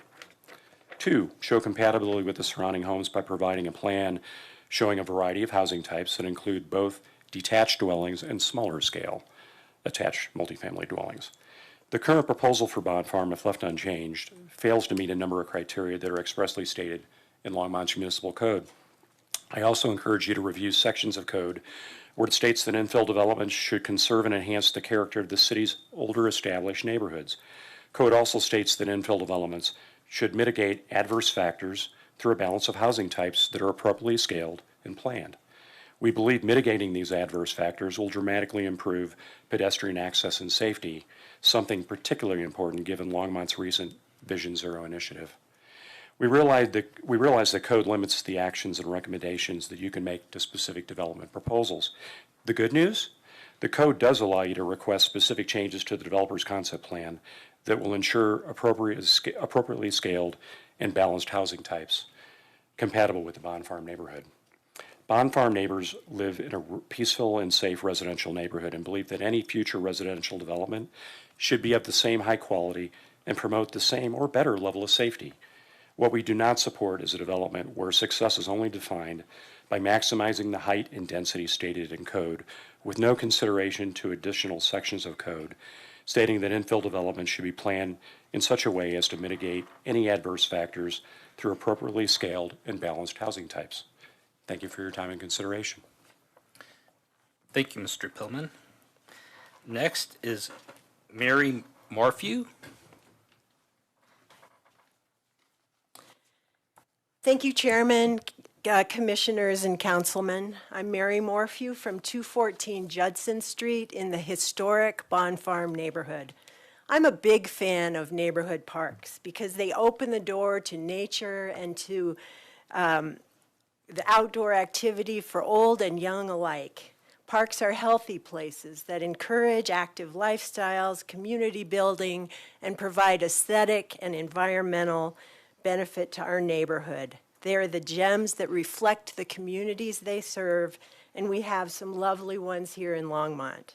But there's not a neighborhood park in Bond Farm at this time, so when I'm out with my grandson in his stroller, we have to cross busy 3rd Avenue to the closest, which is Thompson Park, a 3/4 mile walk. But families living in my neighborhood are hopeful that soon there will be a small neighborhood park where children can safely navigate their route there, thanks to the foresight of previous residents Bob and Irene Bond. Bob and Irene Bond were resident owners of the property at 1313 Spruce Avenue, where they lived for 65 years of marriage. They were both farmers and community organizers, so it's no wonder that they too embraced the importance of parks and open space. When the Bonds annexed the farm into the city in 2006, it was on the condition that 2 acres of their land would be offered as city park. Later, in 2016, after their passing, their successor agreed to amend that annexation agreement in conjunction with the application of the previously approved concept plan for the development, which was the PUD. That new amendment allowed for a reduction in park size to just 0.85 acres, yet that planned development included a 2-acre community-supported agriculture farm and additional common space. In the current applicant's plan, I see the 0.85 acre parcel for the park, but I don't see any additional open space, let alone a 2-acre community garden. Mr. Young's plan is a startling diversion from the originally approved PUD. It's a stretch to consider it an amendment, and it certainly doesn't honor the request of the Bond family. And further, when I look at city code for new developments, it is required that pocket parks are available at a ratio of 1 acre for every 100 single-family detached and attached dwelling units, unless at least half of the units are within a 1/4 mile walk to an existing or planned and fully funded neighborhood park. Well, since this park doesn't exist, it isn't planned, nor is it fully funded, I would expect to see an additional 3/4 acre of pocket park in his plan, but I don't. And while the location of the neighborhood park isn't ideal, since the only public access is on the north and comprises only 15% of the perimeter, the possibility of a trail connecting Spruce to the Greenway is appealing, as was present in the previous PUD. Infill developments are supposed to be accessible to trails, so this would be a step in that direction. The design and planning of the city park will take place in the future and will involve the city parks team as well as community engagement. But the location of the park land and its relationship to the old and the new neighborhood is part of this application. There is no other park in Bond Farm but this tiny 0.85 acres, so it's important that we get it right. It's an investment in the future of our town. The well-planned location of this park, including a trail, will help coordinate the existing neighborhood with the new development, and the addition of green space in the development in the form of pocket parks or similar would bring a vast improvement for this site, which could potentially bring people together and serve the entire community for generations to come, as the Bond family intended.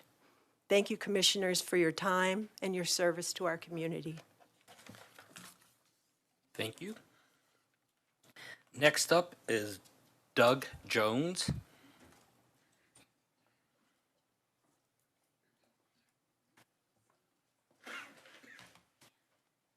All right, so how do I do page down?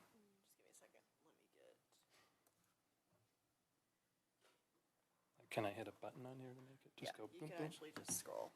Where? Oh, right there at the end. Okay, thank you. Okay, can we make it full screen?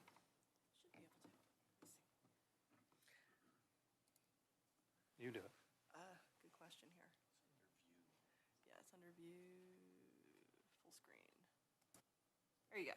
Oh, beautiful. Thank you. Good evening, Chairman Poland and Commissioners. My name is Doug Jones, and my family and I have lived in the Bond Farm neighborhood for 24 years, currently at 243 Sherman Street. I was trained as an architect, and we invested in the area because we love old towns and we love living in Longmont. It's been a great place to grow a family, run a business, and get to know my neighbors. We are invested in Longmont, and it is our responsibility to nurture and develop this development into the greatest neighborhood it can be. So if you would, take a moment and close your eyes and visualize with me how a great neighborhood looks and feels. Imagine yourself walking down a safe, tree-lined wide street on a wide sidewalk. On your right, you pass by homes and townhomes with large windows and front porches and narrow front yards. The homes are very different in size and height, but typically narrow and deep, and you see the gardens and trees and landscape through the buildings and beyond to other parts of the neighborhood. On your left side is a buffer between you and a narrow street. You don't see many garage doors because those are kept off to the rear, off alleys or behind or to the side of homes. The focus is on people, and there's all sorts of people out for walks, kids playing or enjoying their gardens and front porches. Open your eyes. Is this what you had in mind? Great neighborhoods are designed. They follow patterns and they have a language common design elements. The Bond Farm is a small, somewhat steep and unique infill site. The previously approved PUD concept plan of 2020 respected the constraints of the site and had compatible density of 8 to 9 units per acre. It provided diverse housing types that carefully used the grade to keep the various buildings human-scaled and not to feel overwhelming. That PUD set an expectation and was widely accepted by the neighborhood as a good solution. It was approved by this chamber. In contrast, the amendment to that PUD is really a brand new concept design that overburdens the site in context and scale and density, and does not attempt to be compatible with the surrounding Old Town neighborhood. Unfortunately, this concept has gone backward in detail from Mr. Young's previous submissions. Note the lack of green space within the development and the lack of pedestrian connection to the existing neighborhood represented by the dashed orange lines. Interestingly, he shows pedestrian access across the site and into the Grant Street neighbors' backyards. In fact, Mr. Young said tonight he doesn't know what he'd build, and he would like you to erase the history of the PUD and silence all the concerned people sitting here. As a concept plan, you know the bones of that development are the bones of the development team will build on.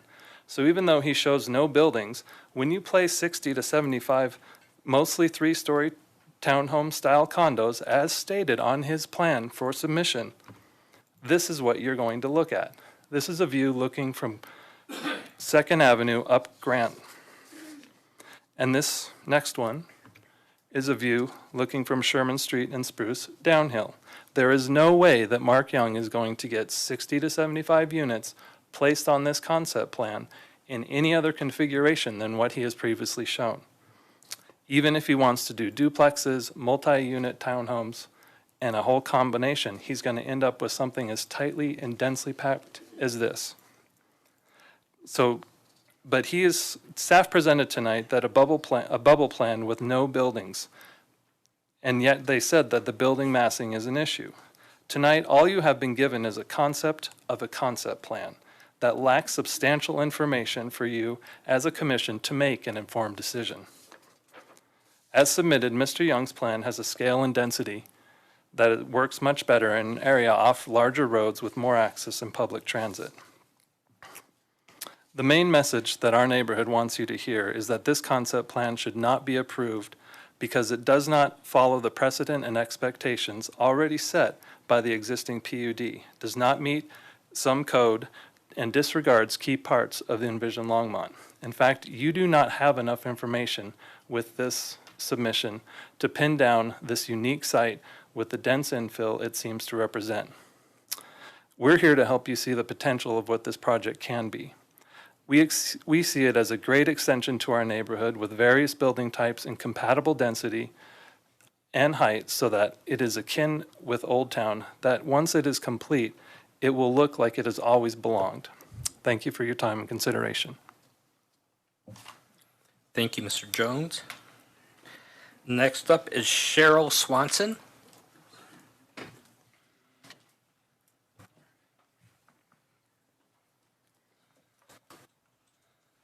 Hello, my name is Cheryl Swanson, and I live at 187 Grant Street in the historic Bond Farm neighborhood in Longmont.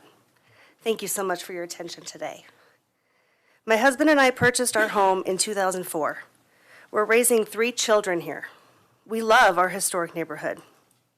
Our one-story house backs up directly to the Bond Farm property.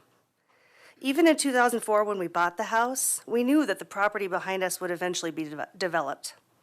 We believed, even back then, that with this being a historic neighborhood, that the density of whatever did end up being developed would be compatible and would fit in within its surroundings. We were not worried that a densely packed townhome development would even be considered possible in the middle of our peaceful, well-established historic neighborhood. That would, 1, not make any sense, and 2, it would be completely out of character. However, here we are discussing this possibility. Traffic and safety is a prime concern of mine, as it is to most people who live in Longmont. In fact, traffic and safety has been a top concern for Longmont residents, as reflected in the biannual survey conducted by the city for the past 20 years. Having children, I worry about their safety as they navigate the streets in our neighborhood. Spruce Avenue has its problems. We live on the corner of Spruce and Grant, so we deal with the already busy traffic and its ensuing safety problems on a daily basis. Spruce is busy. People know they can avoid 3rd Avenue by using Spruce, so they can drive fast, way too fast, for a narrow street. What makes it even more challenging is when cars are parked on both sides, which essentially makes it a 1-lane road, which reduces visibility significantly. Sidewalks only exist on the north side of most of Spruce, which reduces pedestrian access. But my family bikes, walks, and drives in our neighborhood every day. My youngest child walks to and from Central Elementary every day during the school year. My daughter catches the school bus to her middle school right on Spruce, and my oldest rides his bike to and from Longmont High School. Now that it's summer, my kids are going to the park or to the pool or just visiting friends in the neighborhood. There are a lot of children in the Bond Farm neighborhood. When my 9-year-old leaves for school in the morning with the neighbor kids, they are only allowed to cross Spruce at a very specific spot due to the safety issues I've already outlined. I wish I could make them all wear reflective vests, but I'm afraid I'd get some pushback on that. Not exactly a cool look for school. Spruce Avenue isn't the only street we're concerned about. We have many of the same issues on ancillary streets in Bond Farm. But Spruce Avenue is the road on the north end of the proposed development and the only access point in or out of the site. The traffic study that was completed in November 2022 predicts a 30% increase in traffic as a result of this development.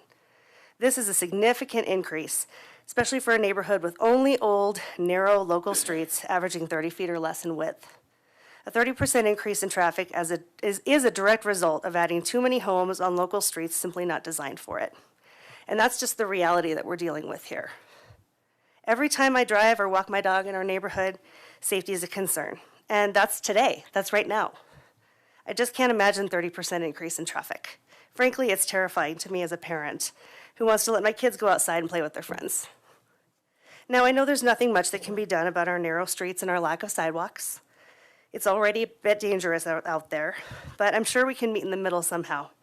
30% traffic increase is just too far too much in our Old Town neighborhood. If we can reduce the density of the proposed development, that percentage can go down. Will it still increase? Of course, but I'll take 15% over 30% any day. I implore you to please consider us, the residents of Bond Farm neighborhood, specifically the children. My family and I thank you very much for your time and attention to this very important aspect of the proposed development. Thank you. Thank you, Ms. Swanson. Next is Cheryl Carter Pierce.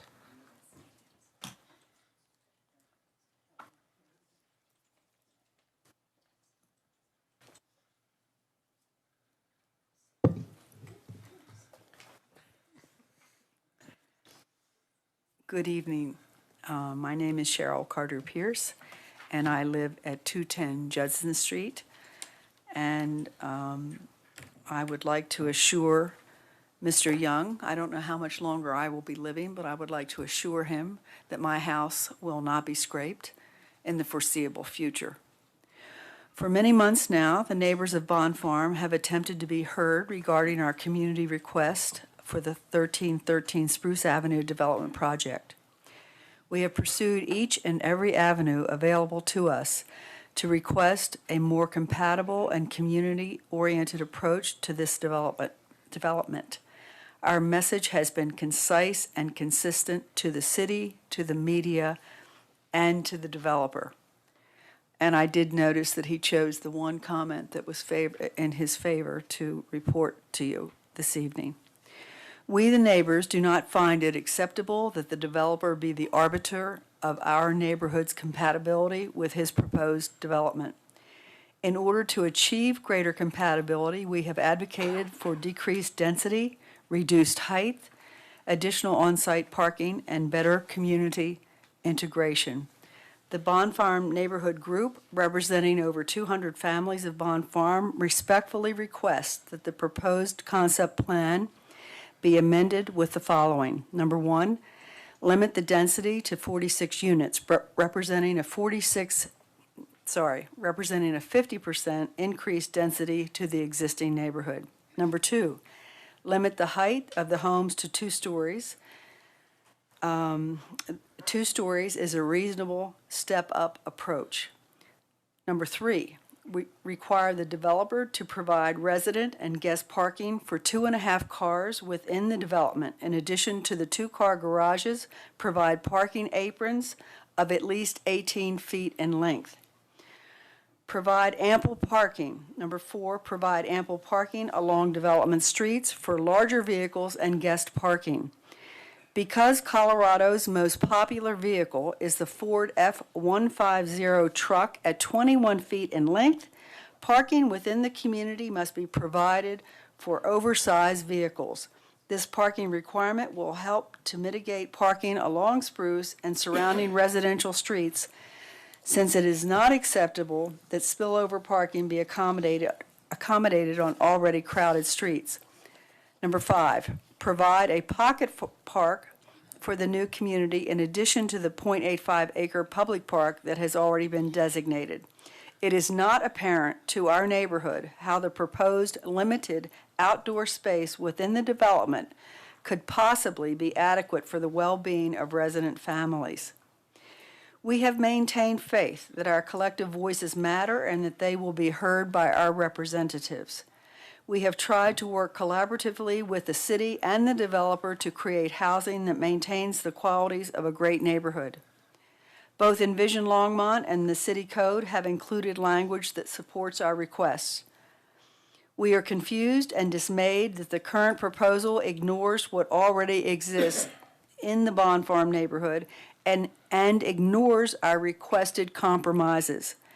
Neither the city nor the developer should be able to ignore what currently exists on the ground, especially in century-old neighborhoods with historical character.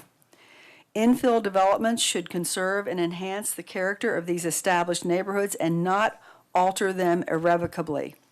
We are not refusing development. We are asking for a compromise. Bond Farm Neighborhood Group seeks a successful outcome for all concerned, and we do not support the idea that success is only defined by higher density and monetary gain for a few to the detriment of existing neighbors. Let's be clear. This is not a benevolent benefactor who is suggesting building houses in the neighborhood. The most reasonable approach would be a compromise on density and height so that this new community serves all neighbors and not just the desires of the developer. This also accomplishes the code's clear goal of creating and respecting transitions between areas and/or uses. We thank you, the Planning and Zoning Commissioners, for your careful consideration of our concerns regarding this property, which is integral to our neighborhood and to the larger community. As one of the last infill parcels in the city, we invite the city. Thank you. Thank you. And goodbye. Thank you, Ms. Carter-Pierce. Next is Shaquille Dalal.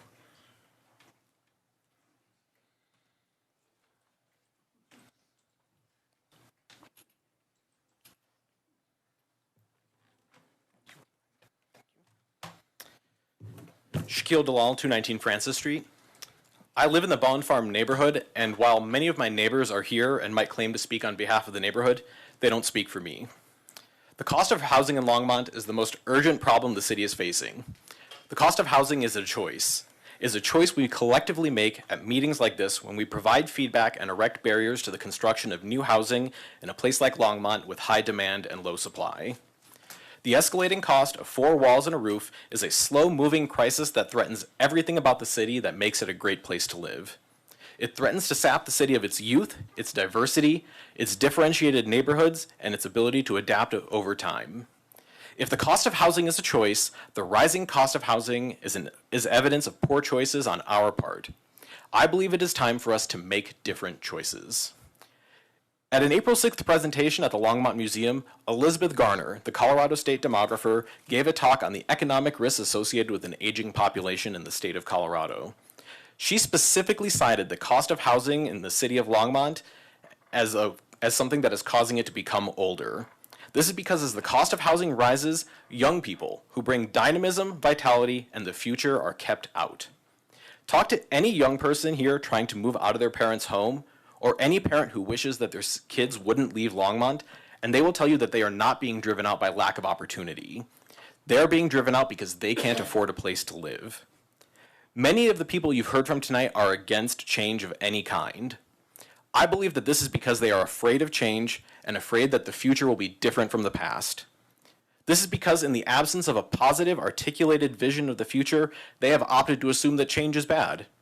They talk about not wanting this development to benefit a few, like the developer, but they are clearly advocating to prevent this development in order to benefit themselves instead, at the price of everyone else who lives in this city. I am for a future of Longmont that is diverse, multicultural, distinct, filled with art, and filled with people of all ages in a close community with each other. I am for a future of Longmont that is resilient against the change in climate and has a plan to gracefully accommodate the fact that Longmont is cool now and people want to live here. The people here who are speaking against change are speaking against this vision of Longmont, whether they know it or not, and I think they are wrong. The voices that you are unlikely to hear tonight are perhaps the most important of all. Those are the voices of the people who are going to live in these homes, the people who will become the neighbors that so many in this meeting are speaking against, the people who, if they were at this meeting tonight, would feel unwanted and unwelcome by their prospective neighbors. I have the pleasure of living in the Bond Farm neighborhood now. I love where I live, in part because of the great relationships I have with many of my neighbors. I've read some of the testimony on the file in front of you. It hurts me to know that so many of my neighbors would rather that housing stay expensive and that they would say that people like me don't belong in their neighborhood. Maybe they'd sing a song while they do it. This development will play a small role in lowering the cost of housing in Longmont. This is a small, incremental step. It could have been bigger. There are 70 units planned in this development. All of this brouhaha and opposition is because of a less than 5% increase in the number of units in the Bond Farm neighborhood. If we were purely prioritizing the welfare of the people of the city of Longmont, there should be 106 units. Building more units would benefit the city by satisfying more demand for housing. It would also lower the per unit cost of the development of the project, which would make the resulting homes more affordable. The only reason there aren't more units, and the only reason those units aren't more affordable is because the people here tonight who are afraid of change. Instead of more units to mollify the neighbors, the developer is adding more parking spots. You just heard someone ask for 4.5 parking spots per unit. That's a lot of asphalt just because some people are afraid that they might have to be occasionally inconvenienced by someone else parking in front of their house. I bet if there was less asphalt, there might be more housing, or maybe less height. American cities have for decades been designed for the primacy of the car. For many American adults, a typical day is get up, get in your car, go to work, get in your car, go home, and go to sleep. If you live this kind of life with this kind of social isolation, the possibility of being slightly inconvenienced by the storage of your car probably feels like an existential threat. And let's be honest, no one likes to have to get into a car to acquire their basic necessities. For a number of quality of life reasons, I've spoken to people in the neighborhood who would love mixed-use commercial. Some of them are planning to speak against this development tonight. I would like you to recommend to the developer and to City Council that mixed-use commercial be included in this development without a requirement for additional parking. A coffee shop, a child care center, a yoga studio, things that people in the neighborhood would walk to and that they would benefit from. These are places where neighbors can connect and become more than just strangers who see each other once in a while. I would love to have these things in my neighborhood. Build on Bond Farm.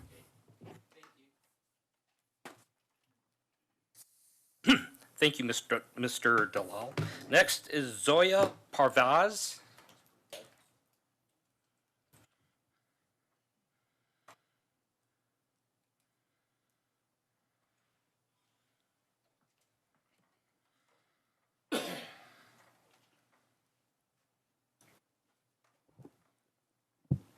Hi, my name is Zoya, and I live at 219 Francis Street.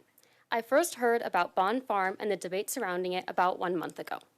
At the time, all I knew was that there was a plan to build a higher density neighborhood that was being contested. When I found out that there would be a public hearing over the matter, I became more interested because I was surprised by the amount of controversy. To give some context, I am currently a college student. My plan is to finish college, hopefully land my first job, and then find a place to live. However, I am very aware of what I will and will not be able to afford immediately following graduation. For these reasons, I try to be aware of the types of housing available in Longmont. To me, and many others, variety matters. Being able to make a choice and have choices matters. I don't want to be driven out of the city because I can't find affordable housing. Honestly, though, I want more than an affordable house. I hope to live in a neighborhood close to a beautiful park where I can FaceTime family and friends while taking a daily walk. I hope to have a coffee shop on the corner of my street to further fuel my caffeine addiction. And I hope to be able to run to the grocery store when I am out of eggs and be able to make dinner. Most of all, I hope to form a community with my neighbors. Bond Farm could provide all of this and much more for many Longmonters. Earlier, I stated that I was surprised by the amount of disagreements over Bond Farm. To me, To be more specific, what truly surprised me was that so many people would want Bond Farm to consist of the 2-story, character-preserving houses already available in over 63% of the city, which is zoned for that type of housing. Bond Farm is located on land that is zoned as residential mixed neighborhood, and it should be used for its purpose. If we continue to build uniform and consistent housing, Longmont will become a city that selects for and serves only one demographic of people. This will be detrimental not only for those who have to leave Longmont, but also for that one demographic of people left in Longmont. If this community cannot support those who serve it, it will become less of a community and more of an exclusive club. Longmont will become a mirror to Boulder, whose service workers, teachers, librarians, construction workers, and college graduates have to commute into the city because they can't live in it. This will worsen environmental conditions, increase the amount of time people spend commuting, and take away a portion of the population that could be contributing sales to local businesses and the city of Longmont. Longmont can choose to actively house those who want to live here. You can choose to actively house those who want to live here. Today I am asking that you take into consideration the large need for affordable housing and that you take one step towards providing it. Thank you so much for listening to me, and I hope that my opinion will stand out among the others. Thank you. Thank you, Ms. Pravaz. Next is Nina Mancusi.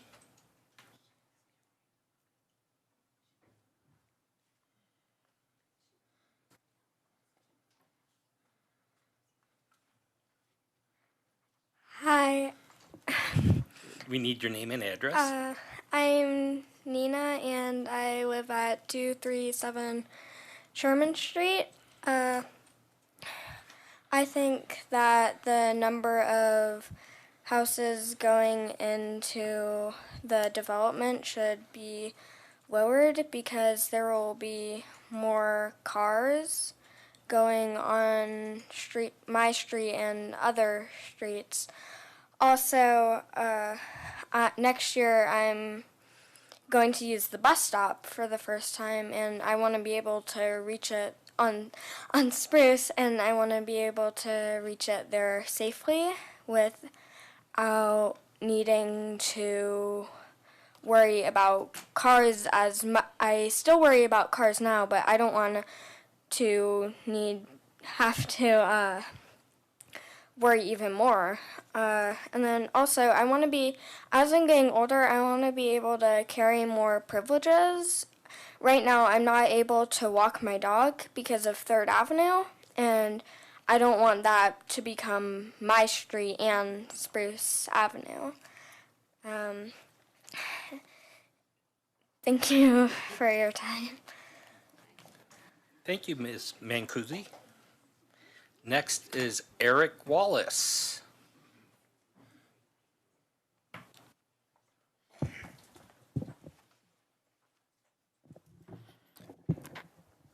I got it.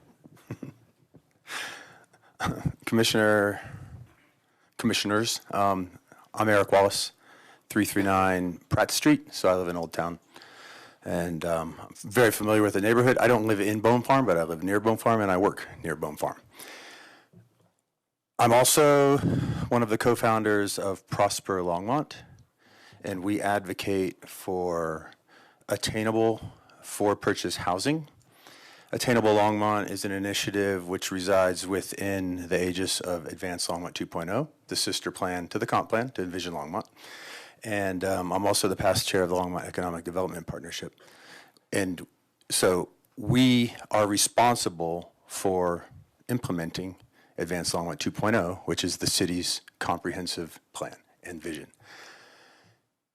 And Prosper exists to advocate specifically for purchase,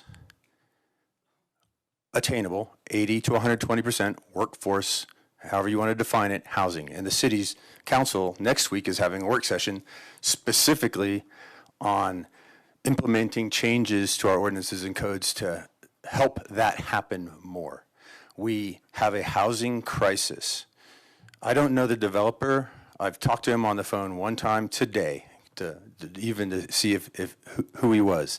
So I'm not here to speak about any specifics, but I'm going to tell you a couple of things.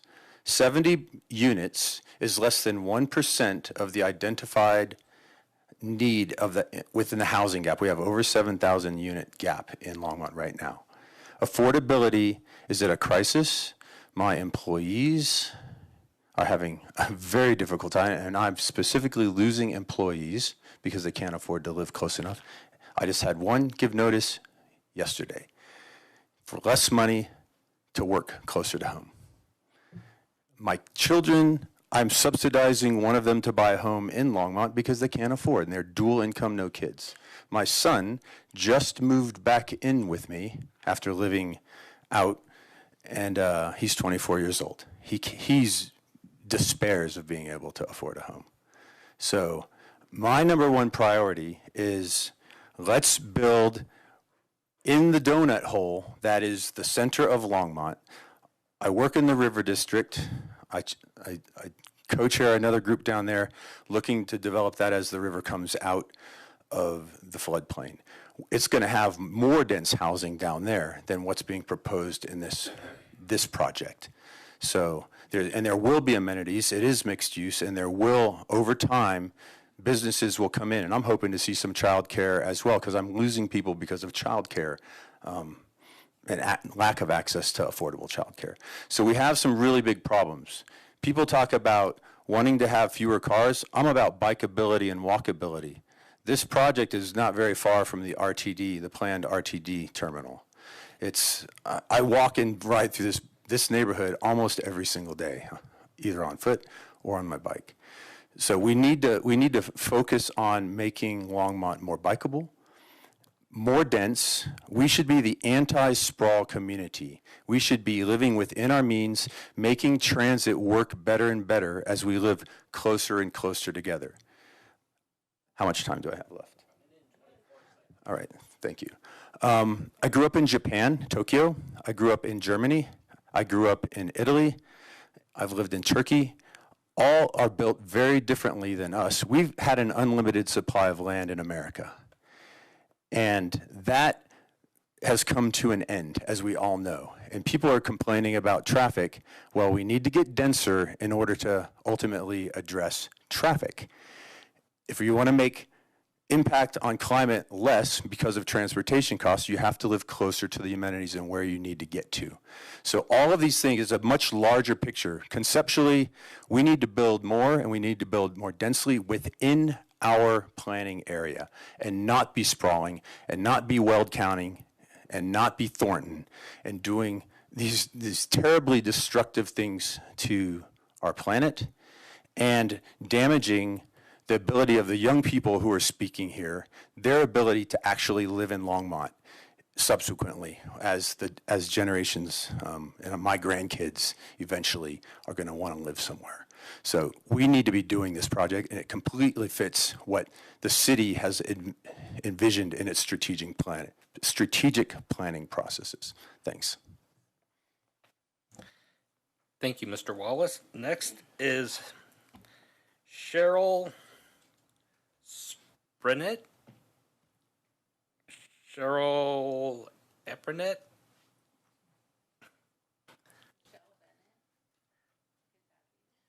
No, it looks like it's either an A or S than PR.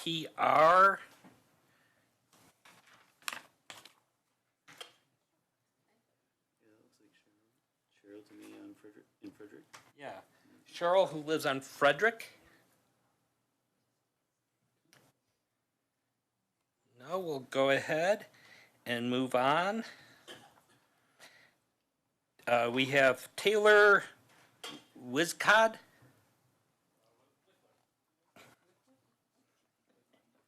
Wickland.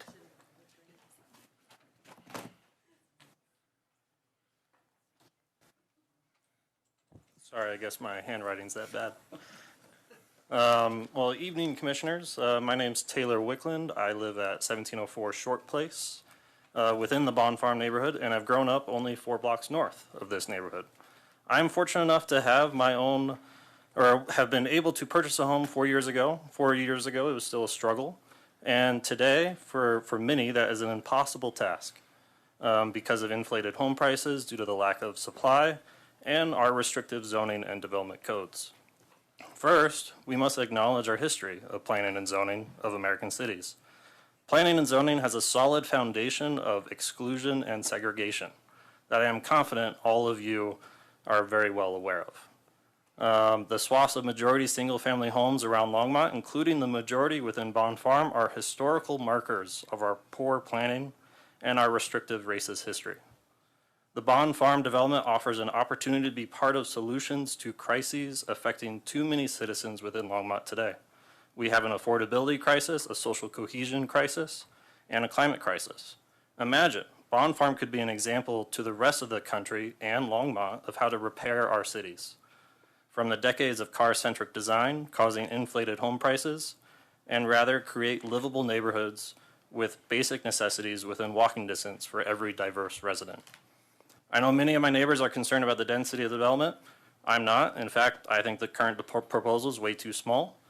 We could creatively fit that 110 units in the area while maintaining affordable homes or condo prices. This concept is basic economics of supply and demand, and the supply has been restricted, again, because of decades of our codes. And that has produced a lack of diverse housing stock. Our history of restricted lot coverage rules, sizes, and limiting one home per lot are all examples of decades of poor practices. Let Bond Farm be part of the solution. The social cohesion crisis is due to neighbors not knowing one another because of restricted allowable uses within neighborhoods. The previous Bond Farm proposal included some commercial activity. This could be a corner store, cafe, small art yoga studio, the future favorite neighborhood eatery, lunch spot, whatever. The importance of these spaces is that it offers an opportunity to get to know your neighbors and to learn from our similarities and our differences. Sociologists call this the third place, a place that is close to home but away from work to meet others in the neighborhood and from all walks of life and all incomes. Let Bond Farm be part of the solution. Last and most important is the climate crisis. We must build for today but with a vision towards the future. After all, it is the future generations that will inherit our lack of action on this crisis. Therefore, we must build efficient, sustainable building envelopes and electrify buildings as PRPA approaches 100% renewable energy. Also included in fighting the climate crisis, building a denser city as density reduces emissions and power used, reduces vehicle miles traveled, and it's practical because building stairs is easier and cheaper than building miles of asphalt. And because miles of asphalt cause a financial burden on this city. Sprawl has stretched city resources and destroyed much of our natural landscape. Again, let Bond Farm be part of the solution. Even though tonight you're only voting to approve the bubble plan from the developer, I do recommend some amendments. Bring the density to the standard of 100 plus units. Reduce the car parking as this will only inflate costs per unit and encourage driving. Require a small condo building because this type of building is severely lacking in the city and our neighborhood. Condos offer a starting point to build equity for young people and offer older single-family home dwellers the ability to downsize when desired.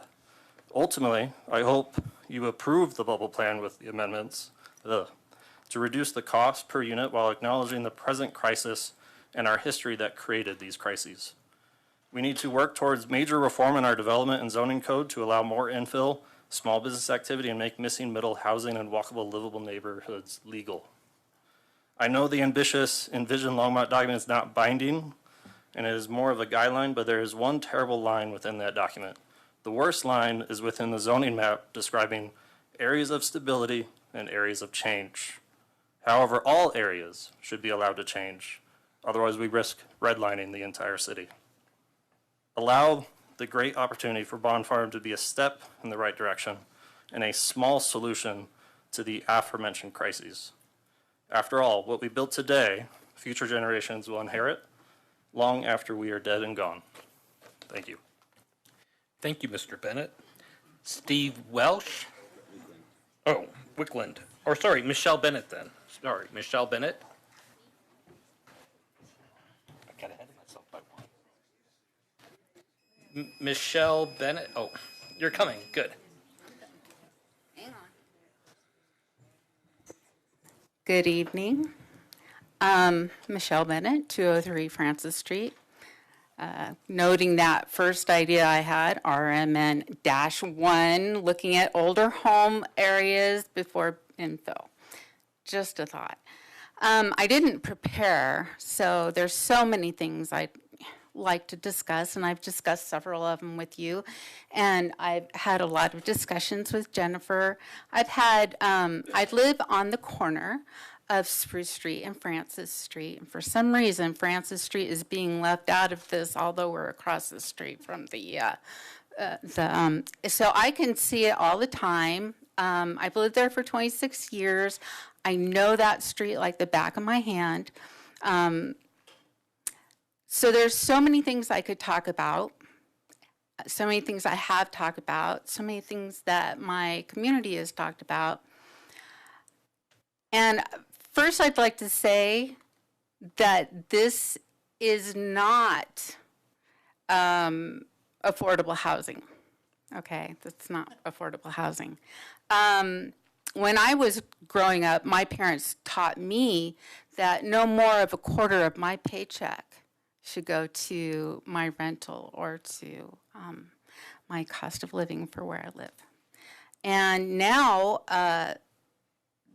that amount has grown to 2 paychecks for most people, which puts your money more towards where you're living than the recreation or the other opportunities like education that you could have. This plot is not that. We as a community, and I am speaking for the community because I know them well, that's not what we're talking about. We're not talking about not wanting affordable housing. We all do. We all want to see that for the generations to come, affordable housing. But what does that mean? Well, if anybody actually looks up affordable housing, they'll find out that a developer doesn't have to do but 12%, I believe the number is. Forgive me if I'm wrong. Which actually makes a total of affordable housing approximately 12% in Longmont, and that's all they have to do. This isn't affordable housing. There will not be the idea of the community gathering at a coffee shop, or that's not what this is. Okay, that's not what this is. We're not against that. That'd be wonderful. That'd be a great thing. In fact, we were for that. But that's not what this is. So comparing what we've got going on to what's wonderful and great for the rest of the world or the community, there is no comparison. Where's the timer? Okay. So what I'd like to end with is I'm a teacher, and I've taught all over Longmont. And the one thing that teachers know is not every school is the same. They have different demographics. They have different expectations. They have different support systems. They're all different. So we can't just say, we're going to teach this one way. According to the code, we're going to do it this way in every single school. It would not work. Every school is different. This is a community. You can also say that about communities. Every community is different. And this community is trying to tell you what makes this community special. And this plot of land is not a flat piece of land where there's lots of parking, where it's a unique community unto itself. And that's what we've all tried to demonstrate to you this evening. This isn't a place where we're going to go have coffee. This isn't a place where people are going to gather for community. And this is all in your envision, but it's not that. That's not what this is. So keep in mind that when you do these infills, that you're not infilling Longmont, you're infilling a community within Longmont. And each community is different, and we have different needs. And that's what I'd like to say, even without a presentation in front of me. That's what I have to say tonight. Thank you very much for all your time and attention. Thank you, Ms. Bennett. Next, Steve Welsh.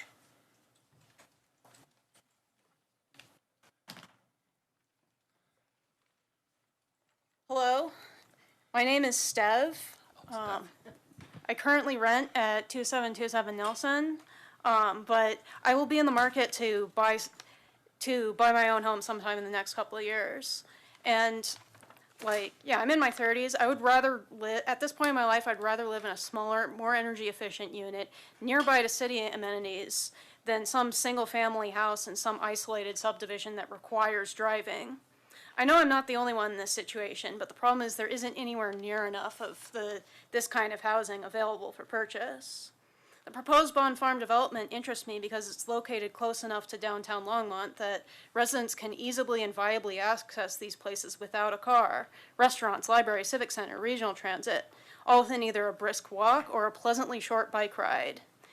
So in this hypothetical situation, if I were to move there, I definitely wouldn't need the proposed 4 parking spaces. That's excessive. I could barely make do with I could probably make do with just 1. But just thinking about it in aggregate, like if there are 4 parking spaces per unit, but the people who want to live in that location would buy into that location might not even have a car at all, that's just excessive. That parking space could be used for better things. And I think if we want to reduce car traffic, one possible idea for the next part of the proposal is to reduce the number of parking spaces back down to the minimum and use a very small amount of freed up space to build a secure bike locker for the residents. Most people I talk to who want to ride their bike more but don't have some concerns about it. One is safety, which has been addressed by other speakers, but the other is bike theft, which has been happening more and more. It's been on the news lately, like a neighbor had their bike stolen a couple days ago. I think as long as the residents can access the locker, maybe it's maintained by the HOA of the new development, they can handle the details. But as long as residents could access the locker and strangers could not, it would provide a safe place to park bikes to keep safe from the elements so that the chain doesn't rust and to prevent tampering and theft. This would be convenient enough to encourage residents to take bikes for short distances and benefit their physical and mental health. Following the lead of municipalities that, through installing more bike infrastructure, including bike parking, managed to actually reduce car traffic so that the whole neighborhood would benefit from reduced car trips of additional bike infrastructure. Thank you. Thank you, Stev. Next is Drew Sorrells. Good evening. My name is Drew Sorrells, and my residence is 328 Grant Street. I'm a Colorado native, longtime resident of Longmont, and have lived in many sections of Old Town, including the historic West Side, the East Side, and the Bond Farm neighborhood on Lincoln Street. My husband and I currently live within 1,000 feet of the proposed Spruce Avenue development. I consider Bond Farm part of my neighborhood as I enjoy strolling through to access the St. Vrain Trail. I have been actively involved in the Bond Farm neighborhood group, the developers Mark Young and Dan Williams, and the city in an effort to collaboratively envision a project that will win the hearts of the neighbors, reap the goals for the developers, and produce a model project with positive growth for Longmont. I'm often asked, why are you so interested in this project? It's because I align with the many visions neighbors have painted over time. When these visions came alive in my imagination, I see myself strolling through the new neighborhood, walking to the St. Vrain path, enjoying architecturally playful structures and xeriscaping dotted with soft color and greenery. I see children safe at play in pockets throughout the neighborhood, more people than cars, bicycles meandering down the park path, neighbors old and new walking their dogs, and wide pathways that encourage conversations. I see diversity, safety, gardens, and fresh connections sprouting each day, and I realize the new Bond Farm neighborhood has truly become a compatible, vital part of living on the west side of Old Town Longmont. A little background. I have 40 years of experience running my own commercial and residential interior design firm, and my husband is director of research at a commercial real estate investor firm and understands the economic side of development. After attending the September 2022 public meeting, I became concerned about the initial design and layout of the site. My husband and I decided to join the Bond Farm Neighborhood Group. Because of our professions and openness, we offered to communicate with the developer team, Mark Young and Dan Williams. My professional experience has shown that the tendency to fight a new project is often not productive. We chose a gentle and cooperative approach, engaging with the developer to seek common ground, which leads to the best solutions. We established an honest dialogue with Mark and Dan, emphasizing a reasonable rather than adversarial approach. We maintain a cordial relationship even when we don't see eye to eye. We found Mark to be reasonable, though clearly keeping his self-interest at heart. He has been willing to listen, though not necessarily to change without a good analytic basis. Our intentions with Mark have never changed. Through my years working in design, I've been fortunate enough to meet very talented professionals in areas of land planning and architecture. I've been able to leverage professional relationships to provide new creative ways of approaching the project for both Mark and the neighborhood group. This led to us holding a visioning charrette. This collaborative meeting brought together Bond neighbors, the developer team, and an expanded group of experienced professionals. Another passion of mine is creating sustainable projects that enhance the environment and livability. I have a LEED Green Associate credential and take this designation seriously. My mentor, Brian Dunbar, is the head of the CSU's Institute for the Built Environment. I met Brian through a design workshop for the Casa Lu Cardenas mixed-use development at 9th and Main. I chose Brian to facilitate our April 28th visioning charrette, bringing together project stakeholders. Attendees came up with many creative solutions and were able to harvest the talents of the professionals who gave their time and expertise at no charge because, like me, they believe in giving back to the community for the greater good. Mark's goal was to have at least one aha moment during our charrette. As detailed in the charrette report, he had several, including the possibility of adding green space, reducing some garages to one car, and moving the park to reduce massing. I sincerely desire to contribute to the safety, beauty, and sustainability of this very important project, community project. Our visioning charrette was a positive first step. I strongly recommend that you demand one condition upon your approval of this concept plan, that an architectural design charrette be hosted by Mark Young this summer. A charrette that includes citizen voices collectively providing more aha moments will help ensure a design that is compatible with the surrounding neighborhoods and will propel this project to become a shining model for our city. Thank you. Thank you, Ms. Sorrells. Next is Dan Sorrells.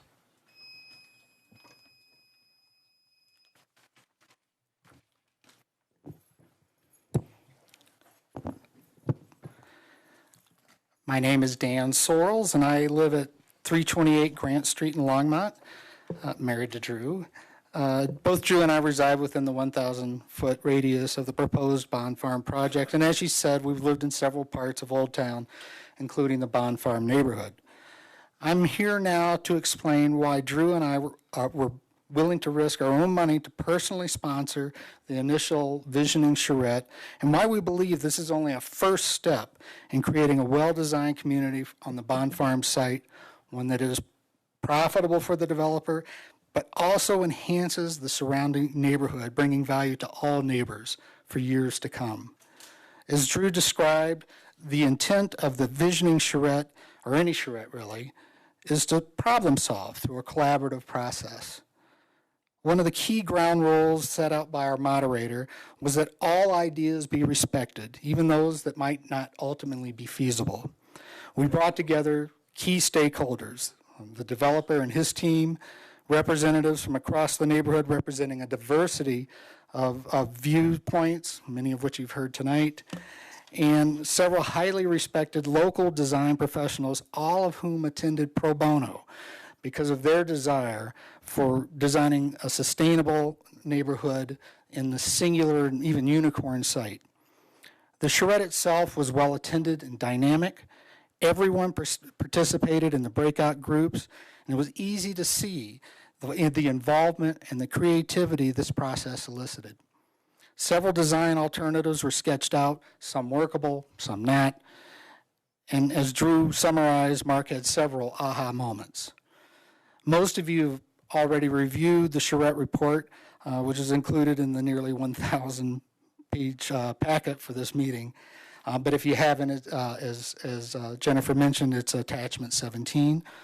The first recommendation in the charrette report is to create a small stakeholder working group made up of charrette participants to encourage open dialogue and avoid unnecessary conflict.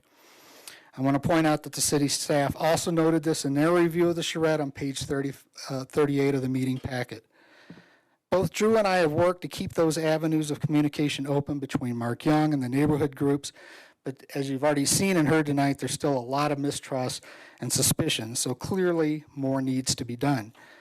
For example, a recent Bond Farm neighborhood newsletter pulled a single idea floated by Mark regarding placement of the park to mischaracterize the entire process. At the same time, having received a lot of design consulting work essentially for free, Mark has not yet responded to the positive meeting we had with City Parks and the Natural Resources Department, despite our repeated efforts of reaching out. And yet, everyone who participated in the visioning charrette and experienced the power of collaboration would have to acknowledge that continued communication and open-mindedness can only benefit both the neighborhood and the project itself. Even at the conceptual stage, ideas were coming up that would minimize environmental impacts, enhance the livability, and potentially save cost, enhancing the developer's bottom line. It's a win-win for everyone. Our goal now is to continue to bring all stakeholders together to build on the momentum, not to attack it or each other. We believe a second charrette, one that is sponsored by Mark Young, can accomplish this. We understand that there are many different desires and goals that seem to be in conflict, but in reality, they are not mutually exclusive. Instead, they can be and should be mutually beneficial. To accomplish this, I'm seconding Drew's recommendation that any approval of this concept plan by the Planning and Zoning Commission be subject to Mark Young and 1313 Spruce LLC hosting an architectural design charrette this summer. All of the compatibility issues that we've been hearing about tonight can be addressed and solved there, not litigated here. And part of the condition should be that the results and recommendations of the charrette be integrated into the final design, thus ensuring that the development fits into the Bond Farm neighborhood like it's always been there. Thank you. Thank you, Mr. Sorrell. Next is John Lochran.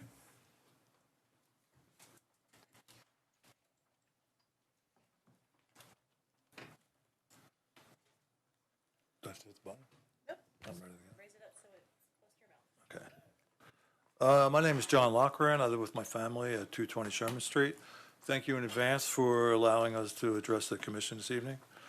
Tonight we've heard many instances of how Mark Young has reached out to gather insights and concerns of the neighborhood residents as he has developed his increasingly vague proposal. Here are two definitions which might clarify some of Mr. Young's attempts at collaborating with the immediate neighbors. Visioning charrette, according to Brian Dunbar's report of the 428 meeting of that same name, is a brainstorming workshop involving a diverse set of project stakeholders. On the other hand, a charade is a pretense intended to create a pleasant and respectable appearance. Despite Mr. Young's considerable presentation skills, I would ask you to weigh whether some of his purported collaborations with neighbors are more of a charrette or a charade. Tonight's meeting is one required meeting in which the developer and the community are given the opportunity to express their visions and concerns. The initial Zoom meeting of September was another. For that September meeting, the city sent out invitations to the neighbors who live within 1,000 feet of the project. However, many of those invited residents were unable to voice their concerns due to technical issues. Meanwhile, one of the participants who did get to call in and speak was a member of the F9 architectural firm working with Young. This architect, who stated that he lived in the neighborhood, actually lived on the north side of town. And ironically, this architectural partner was able to express his opinion in favor of greater density for the site. Charade? You've already heard about the packet summarizing the envisioning charrette from Brian at CSU. First of all, Mark Young did require some protracted coaxing from the organizers in order to participate. Second, in giving background to some of the obstacles of the development, Young began by citing the slope of the site and the required .85 park set-aside, both of which he said were driving up costs and thus the need for greater density. To push against that idea for greater density and his victimization, it should be noted that the property which he agreed to purchase was advertised as sloping and including the previously agreed to park set-aside. So after beginning the charrette by describing the burden of the slope and the cost of the park set-aside, Mr. Young ended the meeting by attempting to lead a chant, "Free the park, give us the park."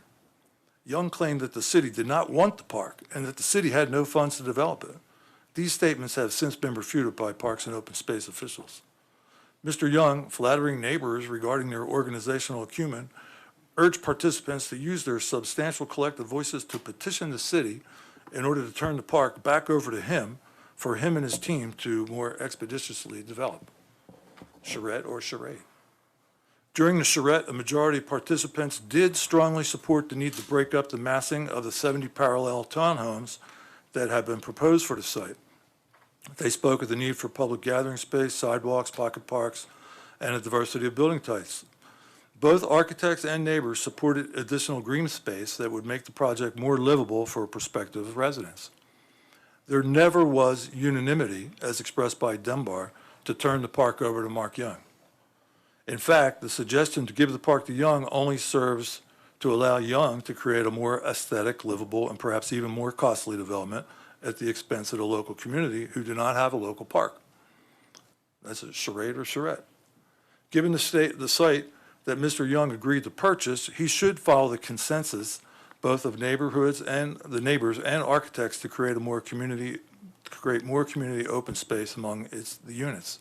However, this can best be achieved by reducing the total number of units on the 5 acres slated for development. Fewer units, as opposed to simply dispersing the 70 units across the parkland or the inclusion of more highly dense units, would reduce the impact of traffic safety, parking, compatibility, and livability that the neighbors have repeatedly addressed. Finally, as I asked the Planning and Zoning Commission to hold Mr. Young and his development team to the high standards that the city has laid out and envisioned Longmont. If those standards are met, the proposed development will be an asset to the city, neighbors, prospective residents, and also to Mr. Young. Thank you. Thank you, Mr. Loughran. Next is Charlie Schilling.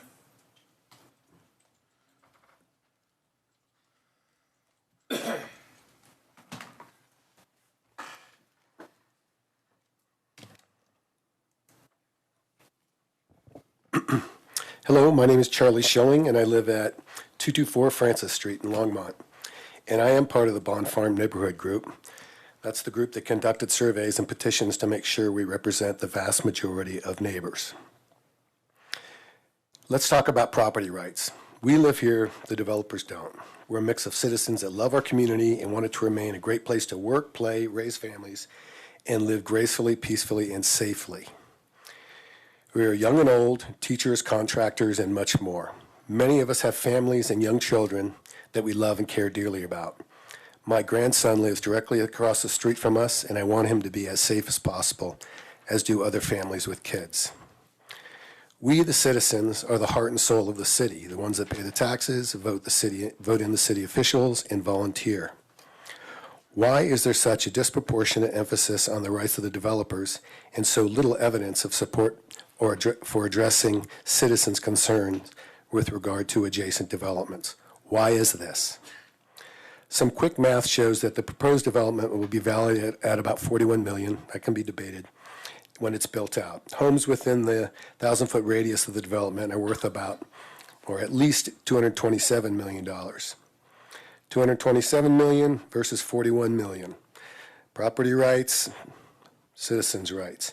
In sum, the surrounding residents have a lot more investment, like 5.5 times more invested. These are our homes, our neighborhood, our city.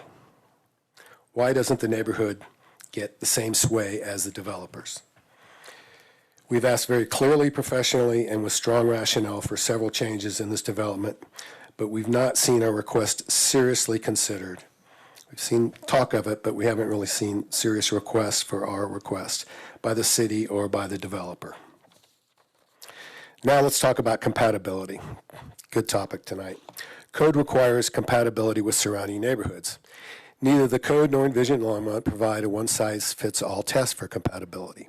The developer appears to be making the argument that by just following the minimum requirements, the proposed development is therefore compatible. Longmont is made up of many unique neighborhoods, and the city should account for the unique circumstances for each neighborhood when determining compatibility. Compatibility must be determined based on what currently exists, not just what technically is allowed based on the zone. Another point, I hear the city planning department and developer cite Envision Longmont extensively, but they left out a really key point of Envision Longmont. Envision Longmont specifically states that high-density developments need to be within a quarter mile of high-density development, which is the kind of development you've heard a lot about today. And I agree with that. I think we need high-density development. We need homes. But we don't shove them into neighborhoods that aren't designed for it. That'll just create more clutter and danger. If you're going to use Envision Longmont, please use it consistently. The proposed development does not conform to Envision Longmont if you apply it consistently. Next topic, density is not good in all situations. There's lots of talk about policy regarding the benefits and necessity of infill development. Denver's proposed this, Portland's done it successfully without appeasing single-family homeowners. Other cities have also done it. The difference is they have widespread public transit, and we don't. That's the core issue here, I think. Also, there's no plans for it near this development. And by the way, mass transit is not 4 to 6 micro transit vans running around the town. People dream and speculate about mass transit here, but there's no meaningful mass transit in the vicinity now, nor is there likely to be in the future. We've been hoping for it, but hope is not a strategy, and we should not put our neighborhood at risk for something that's not likely to happen. Furthermore, there's no safe bike lanes in our neighborhood, and it's not really a walkable for the large segment of the population. There's no grocery stores or coffee shops within a reasonable walking distance from our neighborhood or this proposed development. This town is just not set up very well for pedestrian traffic, and this neighborhood is a good example of this. The city does not have a good short-term or long-term solution for high density in Bond Farm. My proposal is to please scale back this development to at most a 50% increase in density as opposed to the 2.5 times increase in density that has been proposed by the developer. You've heard a lot tonight and have over 900 pages to review. So if you haven't had adequate time to fully evaluate all the materials and all the input, we urge you to delay the decision until future planning and zoning meetings, a future planning and zoning meeting.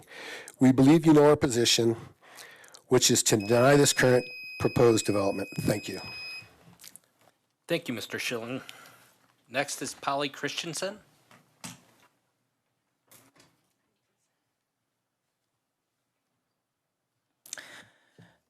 Good evening, Commissioners.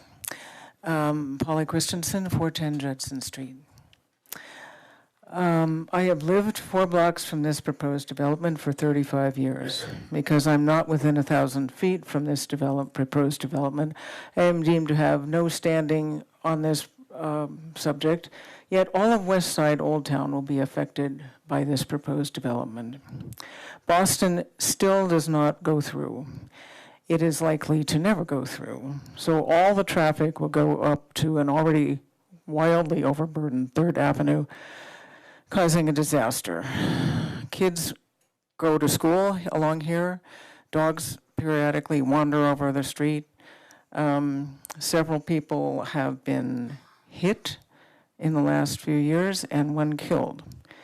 trying to cross 3rd Avenue.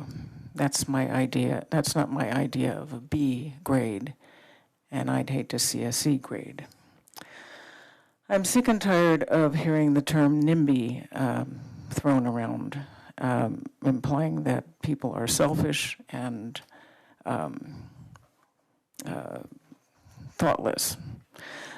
And vague allusions to racism, conflating the racist redlining forced on America by the FHA with zoning and building codes that arose in response to horrendous abuse by landlords and builders. This is not a NIMBY issue. It's an issue of fairness to those of us who live here, being forced to accept an inappropriately large luxury housing development jammed into the middle of one of the last moderately priced neighborhoods in Longmont. A brief history. I served on city council for 8 years, and I was a cheerleader for the original co-housing plan because I have seen the good that has been done to create low-cost, self-sufficient communities with shared resources from the original Danish co-housing, the original co-housing which originated in Denmark after World War II and has been terrific success in Massachusetts, California, Colorado, and other states. I was very excited to see to help promote the first co-housing community in Longmont. I rather quickly became disillusioned when I heard from my constituents that they were paying money for nothing and none of their money was refunded. Nothing was ever built. Then this area was declared blighted and an opportunity zone in need of redevelopment and investment at public expense, at which point the previous owner sold it for over 3 times what he originally paid.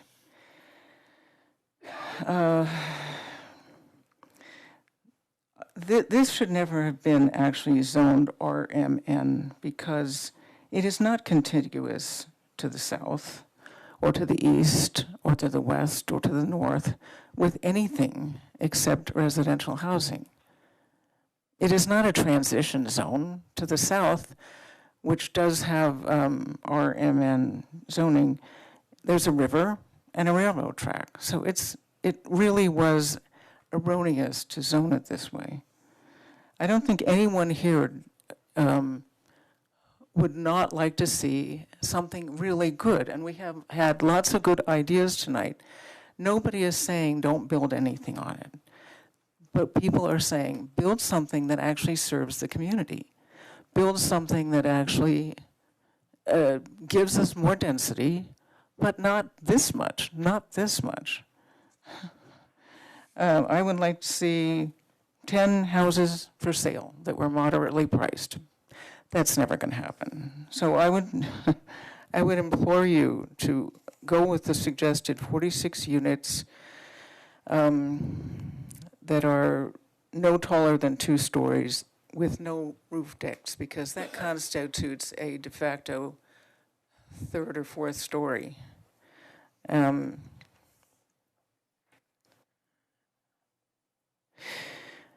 At 46 units, that is still 46 times what has ever existed on this lot for the last 20,000 years. We can afford 46 units. Just keep it at that. Thank you, Ms. Christensen. Next is Allison Radomski.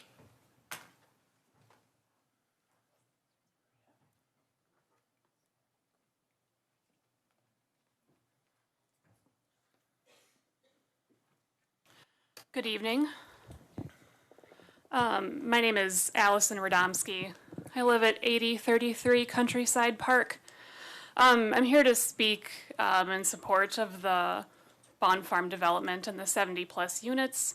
I am in favor of housing solutions that make housing affordable and attainable for a variety of different people and families and income levels. And while I realize This particular plan will not solve the housing crisis entirely in Longmont. It is at least a step in the right direction. And it's a place where I would like to live someday. As I said, my name is Allison, and as you can perhaps tell from my address, I live in Niwot. I live there with my husband, where we rent some guy's condo, and he is a nice guy, but we would like to own our own place someday. I'm a freelance filmmaker, and I've had the chance to get to know the arts community here in Longmont. I lead a monthly meetup for local filmmakers at Firehouse Art Center to help connect local artists with resources and collaborators and all that good stuff. I also work at a brewery here in Longmont, and my husband teaches at CU Boulder. And in fact, that's why we moved to Boulder County in 2021, so that he could take that job, which was really a dream come true for him. And again, I care about affordable housing in Longmont because I would like to live here someday and own a home here someday and feel like I have some stake in Longmont. And also because I'm worried about other people who make as much or less as I do, and I just have no idea how they can be homeowners if I can't. I think this issue is very personal and disturbing for me because I just don't think of myself as a financially insecure person. My husband and I are both doing better than we've ever done professionally and financially, which is great. And we have savings, we have actual savings. There is a not insignificant amount of savings in our home ownership dream fund. And yet our options to buy in Longmont are very, very slim. And it is, I don't know what's gonna happen there. Maybe in a few years we can buy, maybe not. In a place like this, where the median home price is over $500,000, our best just isn't good enough. And I've had to swallow that pill. And that's for someone like me who is working full-time and pretty successful, for my husband who has a PhD and is a member of the faculty at CU. I don't know how people who are, line cooks or whatever can do this if we can't do it. Some of my coworkers at the brewery have a long drive for their daily commute. A few of them drive an hour, sometimes more depending on traffic, and this is bad for all kinds of reasons. Environmentally bad, it exacerbates the traffic problem in Longmont, and it also sends a very bleak message about the character of this city. It says you can pour us our beer, you can paint a mural in downtown, and you can have a booth at Summer on the Streets so we can show off how great our arts and culture scene is. But you cannot live here. You cannot go home to Longmont. You don't get to have a stake in this. Your labor is good enough for Longmont, but you are not good enough to be our neighbor. I don't want Longmont to be that kind of place, and I think that based on the people I've been able to know in Longmont, that's really not what's in their hearts. But that's the direction we're heading in if we don't prioritize creating more housing that's sustainable for all kinds of people, all kinds of incomes. Building on Bond Farm is at least a step in that direction and will be affordable to at least some. And I would encourage us to consider other options as well that can be even more affordable and attainable for folks who work in Longmont and would like to live here. Thank you. Thank you, Ms. Radomski. Next is Peter Modafferi.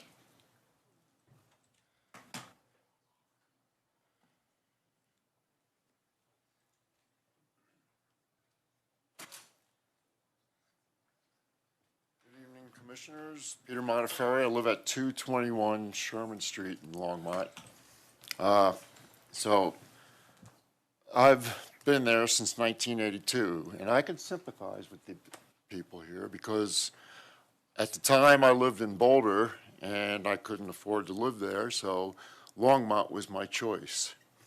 And I lucked out, got a home in Old Town Longmont on Sherman Street, put a lot of work in it, a lot of sweat equity. I'm a contractor, so I luckily had that going for me. And now I expected change in this neighborhood. I knew that the Bond Farm would change, and I think all of us in the whole group here, we realize that we're going to see change. But we would like to see better compatibility with the neighborhood. I agree with what Polly said. I would like to see 46 homes there instead of the 70. And I'd like to see the roads, the street that's going to go into the development not align with Sherman Street. Because Sherman Street is a very narrow street. It's only about 27 feet from curb to curb. And you got a lot of people that are parking their cars there. And I'm sure you're all familiar with the 3rd Avenue Tavern. And they don't have any parking there. So we get a lot of people parking on that street. As a matter of fact, when I served 4 terms on the City of Longmont Board of Appeals, and when they came to us for a variance, for a side yard setback variance, to put the bathroom on there. And the applicant at that time said, I brought up the issue of parking, and so did a couple of other of our board members. The applicant said, we're gonna have bicycles there, we're not gonna have parking here, and we're encouraging walking traffic and just local neighborhood traffic. You go there now, there's not even a bike rack there, nobody walks to it, and they're parking on all of our side streets. And if you bring the traffic in that's going to come in there from this development, it's going to be a nightmare. It's going to be detrimental to everybody that lives in this neighborhood. A lot of what some of the other people in our group said, I concur with, and I thank you for your time and for your service. Thank you, Mr. Modafferi. Next, Eaton Fire.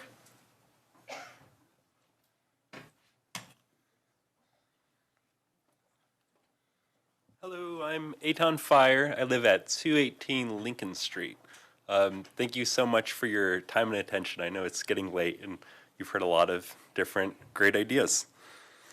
We love Longmont. I live with my wife and my daughter there, or here rather. Sorry, long night, like I said. I grew up in Boulder, but I got here as quick as I could. Before, we've only lived here on Lincoln Street for about a year. Before that, we lived for 6 years on Gay Street and Longs Peak Avenue. And our daughter was just born, and my wife was really, really upset about the traffic, and I was too, because there's a lot of traffic, and we just didn't feel safe to have our daughter outside with the traffic flying by.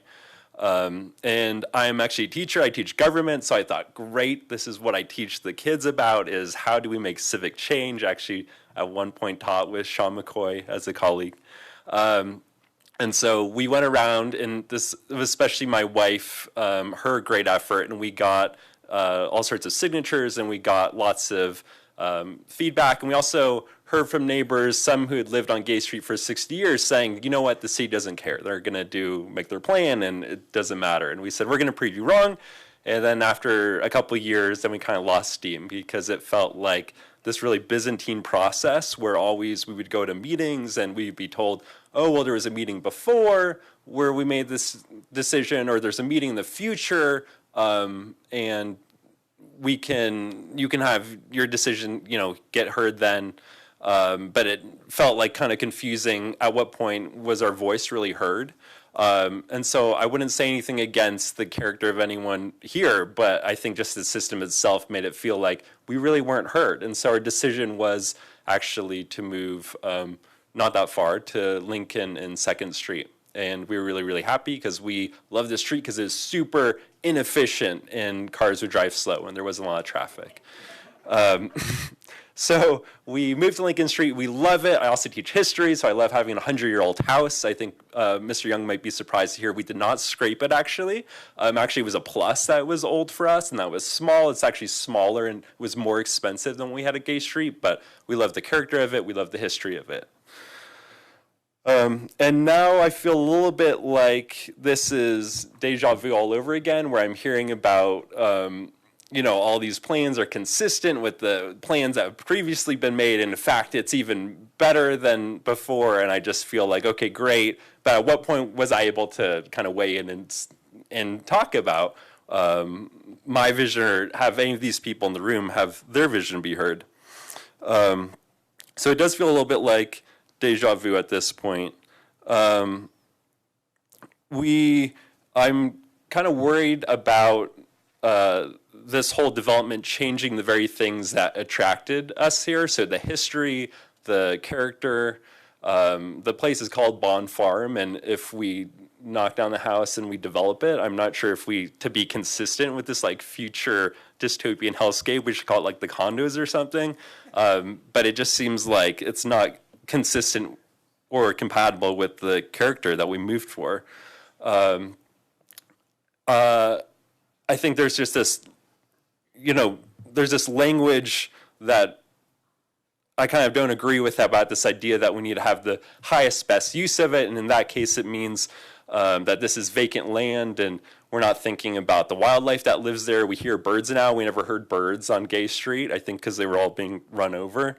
And so I'm worried about that. I'm worried about about the impermeable surfaces we're putting down. We put a bunch of money to deal with the flooding situation, and now we're going to pave it over. I think one of our original sins in Longmont was traffic, that we have this grid system that really privileges traffic over people.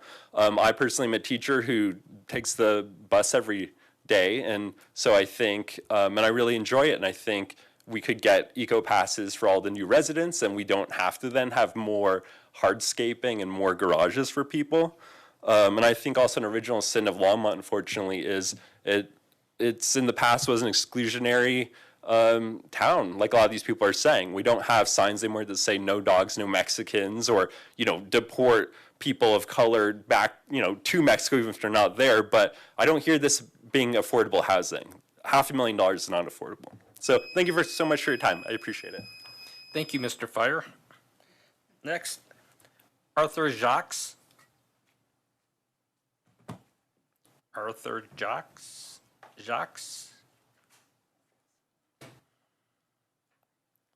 No, we'll move on. Brian Bartel.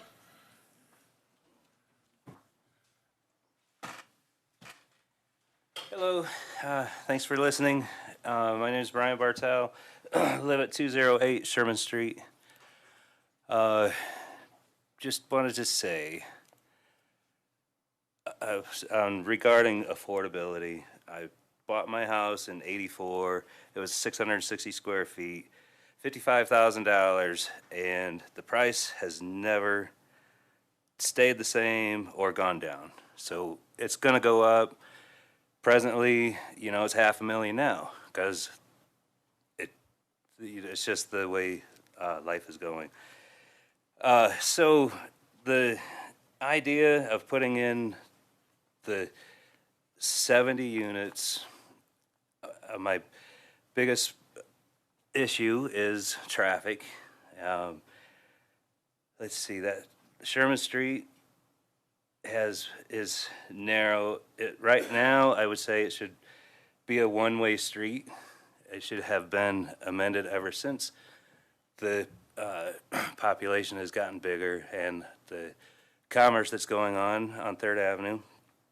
And I think if you're going to put in a 70-unit development and line it up with Sherman Street, and as the proposed concept plan says, it's still two-way, it's not going to work. I mean, I see it being blocked by 2 Amazon trucks and traffic stacking up behind it. That's a big issue, is traffic. Of course, Spruce Street is also going to be affected greatly. I'm hoping for some compromise from the developer. So far, it's, iffy. I know the previous developer compromise, I think they were planning on 56 or 60 units. They thought 46 would work. I think 46 is reasonable. I've never heard tonight that anybody is against the development. We do know it's going to be there. It's going to happen. I'm in support of responsible development, just with a logical, reasonable request being met.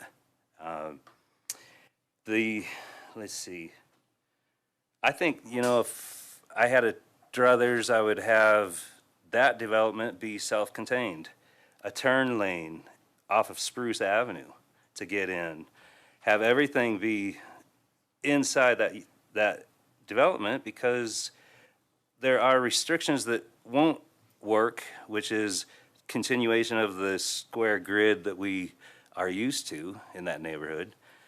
There's limitations that are gonna, in my mind, would mandate there's some compromise. There's some reasonable solutions, and I know I'm enjoying the part that people are meeting with the developer and trying to positively negotiate something that will work for everybody. Let's see. I think now I do beg to differ about the remarks that I've heard about this proposal not being very different from the original one that was approved. Specifically, the 35-foot height limit is, to me, excessive. I was pretty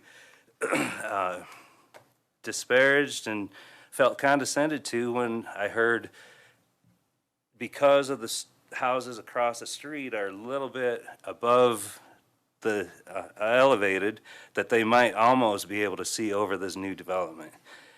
That is not something that is music to anybody's ears. And the previous proposal that was approved had a height limit of 22 feet above the surface of Spruce Street. If we're talking 35 feet, that seems like a big difference between the two plans that I've heard. So I just have a big problem with that. You know, density is certainly sounds good on paper, but you get 70 homes or 50 homes, it's not going to matter. The price of that home is going to be what the market says. It's not affordable living. It's not going to make or break the global climate crisis. It's not going to fix huge things, but what it is going to do is really change the face of that little stretch of neighborhood. And I'm hoping you guys will at least not accept this or vote for it until you see it in its entirety. Thank you. Appreciate it. Thank you, Mr. Bartel. Tom Lang.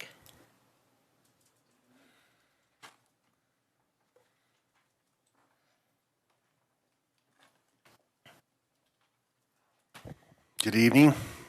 Tom Lang. I live at 1823 Arapahoe Drive. We moved in here in 2004. Before that, I lived in Denver for about 12 years, and prior to that, I grew up in Longmont. So kind of seen a lot of changes over the years. We love our little neighborhood. We really do. There are some issues, in particular with traffic. Our street is it's a funky street. It is like a diagonal between 3rd and Sunset. And so the people across the street from us, they face 3rd Avenue and look north, and then we kind of are their alley almost. We look at their backyards. And we're real good friends with a lot of our neighbors, and they deal with traffic on 3rd Avenue. And from the four-way stop there at 3rd and Sunset, not everybody, but seems like a fair amount of cars heading west. When they cross that intersection at 3rd and Sunset heading down to Hover, they think they're at Bandemere, and it's just, they get there as fast as they can. And there's no, God love our police, but there's not a lot of patrolling there, and it's just, it's an issue. And to Polly's point, it's just going to get worse with this. There's no way around it. Same with Sunset. I don't think Sunset, the traffic south between 3rd and Nelson's is bad, but it's still an issue. It was kind of a blessing when the floods happened and that street was closed for some time while they fixed the bridge. It actually was kind of nice. But it's back to normal and more traffic than ever. And I understand the infill. I understand the need for higher density. I'm all about, alternative modes of transportation. I ride my bike a ton. people taking buses, getting out of their cars. I think that's awesome. I get what he's trying to do here, but I don't think it fits for this little enclave. It just doesn't seem to flow with the rest of the neighborhood. It's a single access point. I think that's going to be problematic. Other people have mentioned Spruce is not a wide street at all, and if you get parallel parking on both sides, a lot of times you have to kind of scooch over and stop and let the oncoming car pass you. That's not going to get any better, obviously. So I'm not against the development of this type, but I just don't think for this particular patch of land, it's the best use. There's a couple of lots that were just recently developed just south of Longmont High School, kind of at the corner of Sunset and 9th. I remember the house that used to be there on the northeast corner, and they demolished that and put up, I think there's about 9 or 12 units in there. And so I'm trying to imagine that times, let's say 6 or 7, and it just is overwhelming to think how that would look in contrast. You know, Mr. Jones put up a nice slide. I don't know if it's going to be that stark, but it's a lot. It's a lot to take in. It's a lot to imagine how it's going to look until it's done, and then it's going to be, then you're stuck. Then that's it, and that's what you got. So I don't think this particular design works well in this plot of land. Maybe another plot of land, or maybe a different concept scaled back a little bit might work better.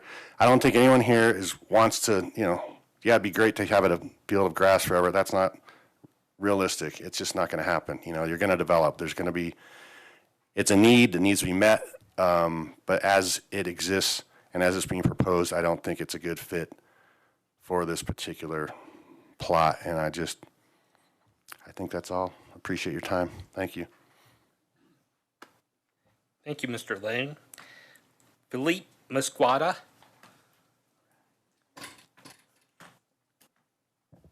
That was close enough. So my name is Felipe Mosqueda. I'm speaking on behalf of my parents who don't speak English. We live actually directly in front of the project, 1316 Spruce Avenue. And, I really want to talk about, well, first of all, thank you for giving me this opportunity to speak. And I don't have a lot to say or anything really original from what you've heard. But I wanted to give a little bit of background on my parents and about diversity. So when it comes to my parents, they basically bought this home in 1998, agricultural workers. So they paid it off in full to this point. And it's been a lot of work. And so hearing this, I'm kind of going off of this whole script from everything that I heard. I don't get how this is affordable housing. Like, it really doesn't make sense. I mean, really thinking about it, can a Mexican American or a Mexican who's an agricultural worker afford the condos that are going to be built in front of us?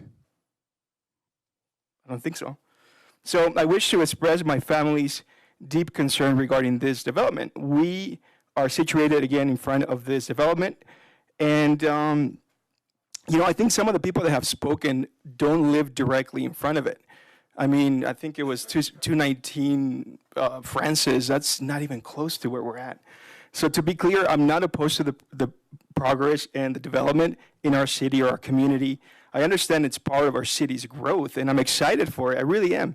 But again, it doesn't seem like it's going to bring a lot of diversity when potentially on average these condos are $500,000.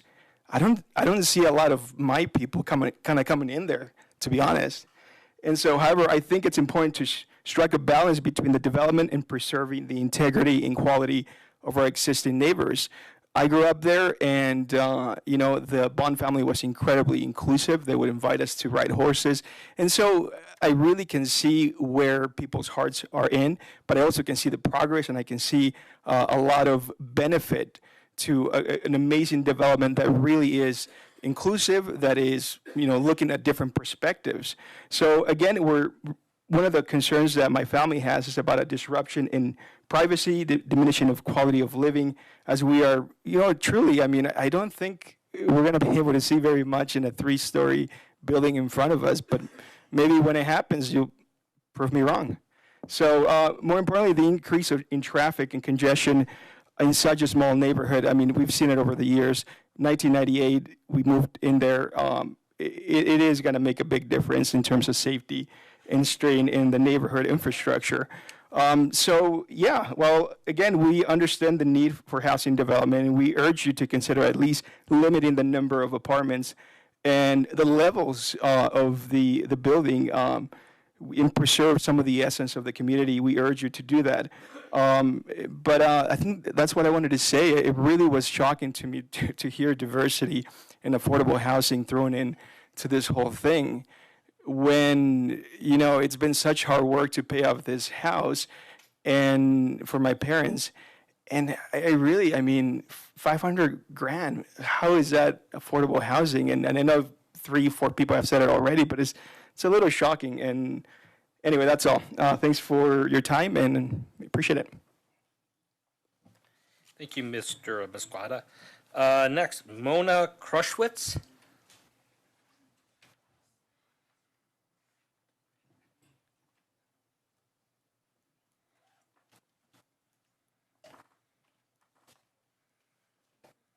Good evening.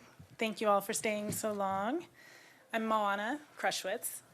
I'm at 197 Francis Street. You've heard a lot of stuff tonight. I know we're not supposed to cheer, but I am gonna speak from the heart, since I feel like I'm gonna hold both sides. Happen to be a psychologist, and I happen to be a mother, and I happen to believe a lot in community, and this neighborhood has welcomed me in 2006. My husband, who's now deceased, and I raised my kids there. This is our home. And as a matter of fact, on my way out tonight, 2 huge red-tailed hawks on our fence. This place is an amazing place. I've not heard anyone say they were not open to development. I love there's very polarized views in here. Oh, Did I just? No. You're timing me out. But I think we're getting mixed things in here, right? To stay really focused, make it good, make it supportive of the community. This is hard. This is important. What you can do doesn't mean you should do it, right? You can develop it bigger. You can make more money. This is value judgments. This is a community that's here and telling you their values. This is an active community, all of them. So, this doesn't look like green. It doesn't look like supporting bikes. It doesn't look like supporting being able to walk to the grocery store, supporting diversity in terms of price points, in terms of making it really affordable housing. So vote and do what's right, because I feel like you guys got blood and sweat of people in here that are telling you the right choice. I really do. And I feel like for people that are saying that we don't want change, let me tell you, I do not want any development on this spot. I have let go of that. I let go of that years ago. Okay, and I feel we're in basically feet from an estuary. We've got great blue herons, we've got hawks, we've got bald eagles, we have great horned owls, we have foxes, we have, it's just insane. People are walking around. It's the most community-filled space I've ever seen. This is important. And there's no park. That in my opinion, Longmont should have bought it and put a park there. That's really what needed to happen. That's not the world we live in, obviously. So please, at least make it fit this community. I don't understand why you wouldn't. I really don't. And I hope that also as a developer, you do both, right? We have individual rights, people that are already there, individual rights, buying property owner, come in, develop. We got to work it out. That's what this country's about, right? We all have those individual rights. So we've got to figure this out as a community. Do it for my kids. They're here, they're starving. They're tired. And they're learning how this works, and I'm very proud of them. So please, and just vote here. Thank you very much for being here so long, and I hope you guys make the choice not necessarily what you can do, but what you should do. Okay? Thank you. Thank you, Ms. Krushwitz. And Mike Quick. Well, maybe. So, thank you for staying so late. I don't have any prepared remarks, but I wanted to make a couple of observations. And this is, I live at 1272 3rd Avenue, so I'm within the 1,000 feet of the development. I think the engagement is really good, and I think that people, although they're on opposite sides, will continue to dialogue and you'll get to a good outcome. I really like the architectural charrette that was proposed. I also think that you've got a really stark choice because this is zoned for mixed-use residential. And if you don't make the decision now, it's going to come up again. So you've either got to make the decision to change the zoning, or you're going to have to allow the development with the constraints of bringing both sides together to something that everybody can live with. Thank you for your time. Thank you, Mr. Quick. That was the last person who had signed up to speak. We will now open it up in case there's anybody else in the audience who has not spoken yet who would like to come up. You get your 5 minutes. Seeing nobody move forward, I'll go ahead and close out the public invited to be heard part of this meeting on this issue. At this point, I think if we take a no? Do people, anybody need a break? No? Yes. Oh. What? Yeah, let's take 5 minutes and we'll reconvene at 9:40. Yeah, probably 10. 5 minutes now. Yes. 5 minutes, 3:20.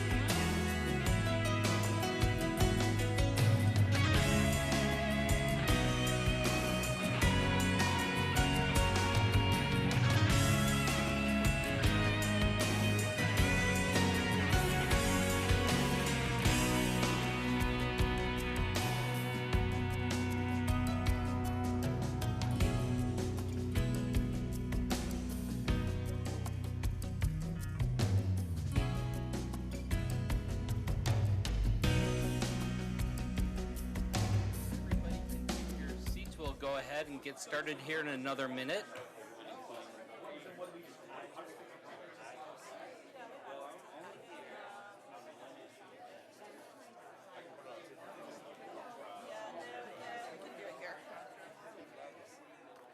Let's see.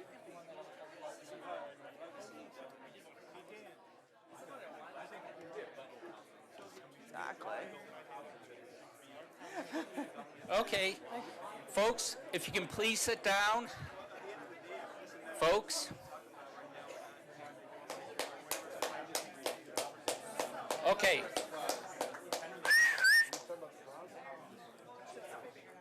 I do, but. It's accessible Okay, if it comes we are going to go ahead and move to questions, clarifications, and motions, maybe. So if anybody has any questions, we are ready to begin. Anybody from the commission has any questions, we're ready to begin. We do. Commissioner Height. It is my pleasure to ask the first bit of questioning. Jennifer Hewitt Apperson, I have a question for you, and I want to thank you too. Previously to this meeting, I asked a question of staff regarding the 2020 PUDR preliminary development plan approval that I believe this commission approved in 2020. A copy of which didn't make it into our packet, and I was given a reference to it, but couldn't find it, and just wanted to confirm that the density approved in that plan was akin to the 2018 PUDR, which was 7.8 DUs per acre. Is that correct? That's correct. The 2020 preliminary development plan you're referring to was essentially, it was an expansion essentially of the 2016 concept plan amendment. So it was basically a more detailed plan, taking that concept plan and taking it into a higher level of detail. It was the same number of units. So 46 units at 7.8 units per acre. Okay. And again, and do you agree with the numbers that are floating about that the current neighborhood, of which there's 4 different subdivisions, I think one of the public's members' presentation showed different neighborhoods or different subdivisions. The average DU per acre is 6 in the neighborhood. Is that correct? So our GIS specialist did an analysis of the entire residential mixed neighborhood portion of the Bond Farm community, so that whole southern area, and found that that area had a gross density of about 6 units per acre. Now, Okay. I will note that there are individual lots within that larger area that are more dense than others, but yes, the gross density in that larger RMN area is about 6 units Is per around acre. 6. Okay, thank you. And then I'm going to quote something back to you too. There's been this discussion about this project has a right for density up to 18 DUs per acre. But you explained as well, and I think it's more accurate to say that this this RMN zoning division allows for density between 6 and 18 development units per acre, or dwelling units per acre. And you had said, I think, quote, that 18 DU per acre was just too much. So to say that the developer could develop 18 DUs per acre as a matter of right isn't exactly correct, because it dovetails into this compatibility standard, which we now all have to struggle through. With that, I'm going to bring the developer to the questioning line. Mr. Young, attachment 9 to our materials, which I believe is your massing study. Can somebody pull up attachment 9?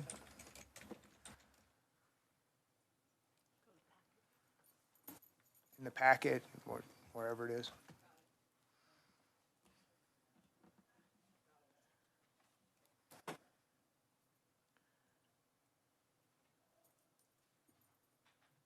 Great. Mr. Young, this is something you commissioned? This is your work? Great. And these white structures that show up variously in the different diagrams are kind of what you're proposing? Be built. Or It's what not- could be built? Yeah, it has no architectural intent. But that represents 70 dwelling units. Yes, it does. And you couldn't fit more in there, I think was your testimony? Well, if we went to a different style, we could. If we Okay. went to like stacked flats or something like that, there were several recommendations that along Spruce, in our charrette, along Spruce, we do a stacked flats and we could increase the density that way. What's a stack flat? What does that mean? That's like condos built on top of each other. So like you have, I don't typically build that way. I like your roof is over your space. So a condo. Okay, stacked okay, flat- I think I understand. Okay. So this, what I'm looking at, yes, that picture.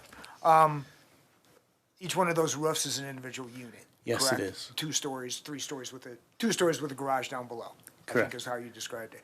You could kind of minimize that and turn that into 3 different units. 1 unit per floor. Yes. Okay, great. And that would increase your Density. density units by a factor of 3, possibly. Yeah. Okay. But as a, with townhome products, 70 units, which what you described, what you wanted to look, it would kind of be like this, correct? Yes. Okay. Another thing, so can we go to page 6 of this document? Yep. You'd indicated that on the Grant Street side of this property, the east side, you'd like something akin to more like 30-foot setback. Anything within that 30-foot, you'd agree 2 stories would be okay. Correct. When I add up these numbers, you're already 70 feet away from Grant, Yeah, from we the have- boundary with Grant. That's right. So you wouldn't have a 2-story structure at the 70-foot level, Hope not. okay? All right. That's interesting to me. So what I'm going to say to my fellow commissioners, so I can get my place out of there, or my position out there. The neighborhood's at 6. The planning documents that we've seen historically are 8. The proposal is to go to 12. When you look at the massing study, this is too damn much. It's not compatible with the neighborhood. The neighborhood is an area of change. Change will come. I think that Mr. Young said that, you know, some things will be scraped and more dense projects will be built. But that's to come. We need to build for that. We need to plan for that. We need to approve for that. But what's presented in this massing study is not where we're going anytime soon, in my mind. It's too dense, it's too high, it's too close, it's too much. Now, that said, we heard a lot from the younger generation that, younger people, younger generation, I've become an old man, that more density is appropriate, and I agree in certain instances, but in this instance, this community, this neighborhood, this project isn't compatible, as I look at what this massing study represents. Thanks.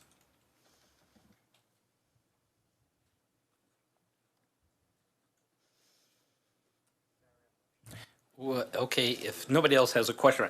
So, in looking at this and keeping on the topic of, let's say, lot sizes and massing, so I believe I heard you say at one time that you were anticipating somewhere for property to be about 0.11 acres per site? No, I didn't say that. In the 46 units on there, that's essentially what it comes down to. It comes down to 0.11 acres per building site in the 46 unit plan. Okay. My So- plan would be more dense. Your plan would be more dense. Yes. In looking at this bubble concept plan, it looks like you have 6 rows of development units, Potentially, yes. and those would be a mixture of different types of houses, is what you're thinking? I can't say that for sure. What I said was, it provides the opportunity for multiple different types of housing. When we start digging into this more and we start working on the architectural side, it may make sense for there to be duplexes, triplexes, fourplexes. Right now, our intent at this point is to put 70 units on there. Okay. And in a way that's aesthetically pleasing, architecturally sound, and provides for the required open space.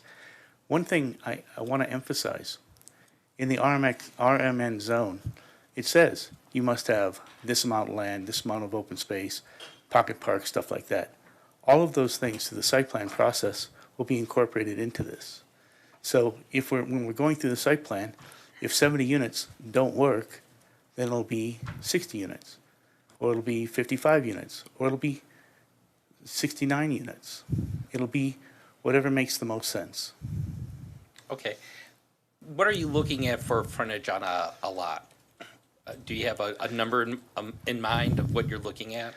So the RMN zone requires 20 feet of frontage for a single-family home or a attached single-family home. In the situation that we're looking at, it would fall into the multifamily category, not the single-family home category. There's no defined frontage area for that. But imagining if, the typical unit size right now is either going to be like 24, 22, or 20 foot wide, the driveway going into there would be most of the width of the unit. Okay. Let's move on to the next commissioner. We have Commissioner Flagg.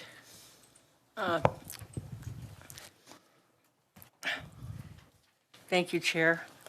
Either Mr. Young or perhaps Jennifer, I'm just curious, even though this is concept, where is the emergency fire access going to be? Because that's a major detail, even at the concept stage. It is a major detail. We want to make sure that we can handle that. Can you put up the concept plan? I don't know how to do it. Well. So I will say,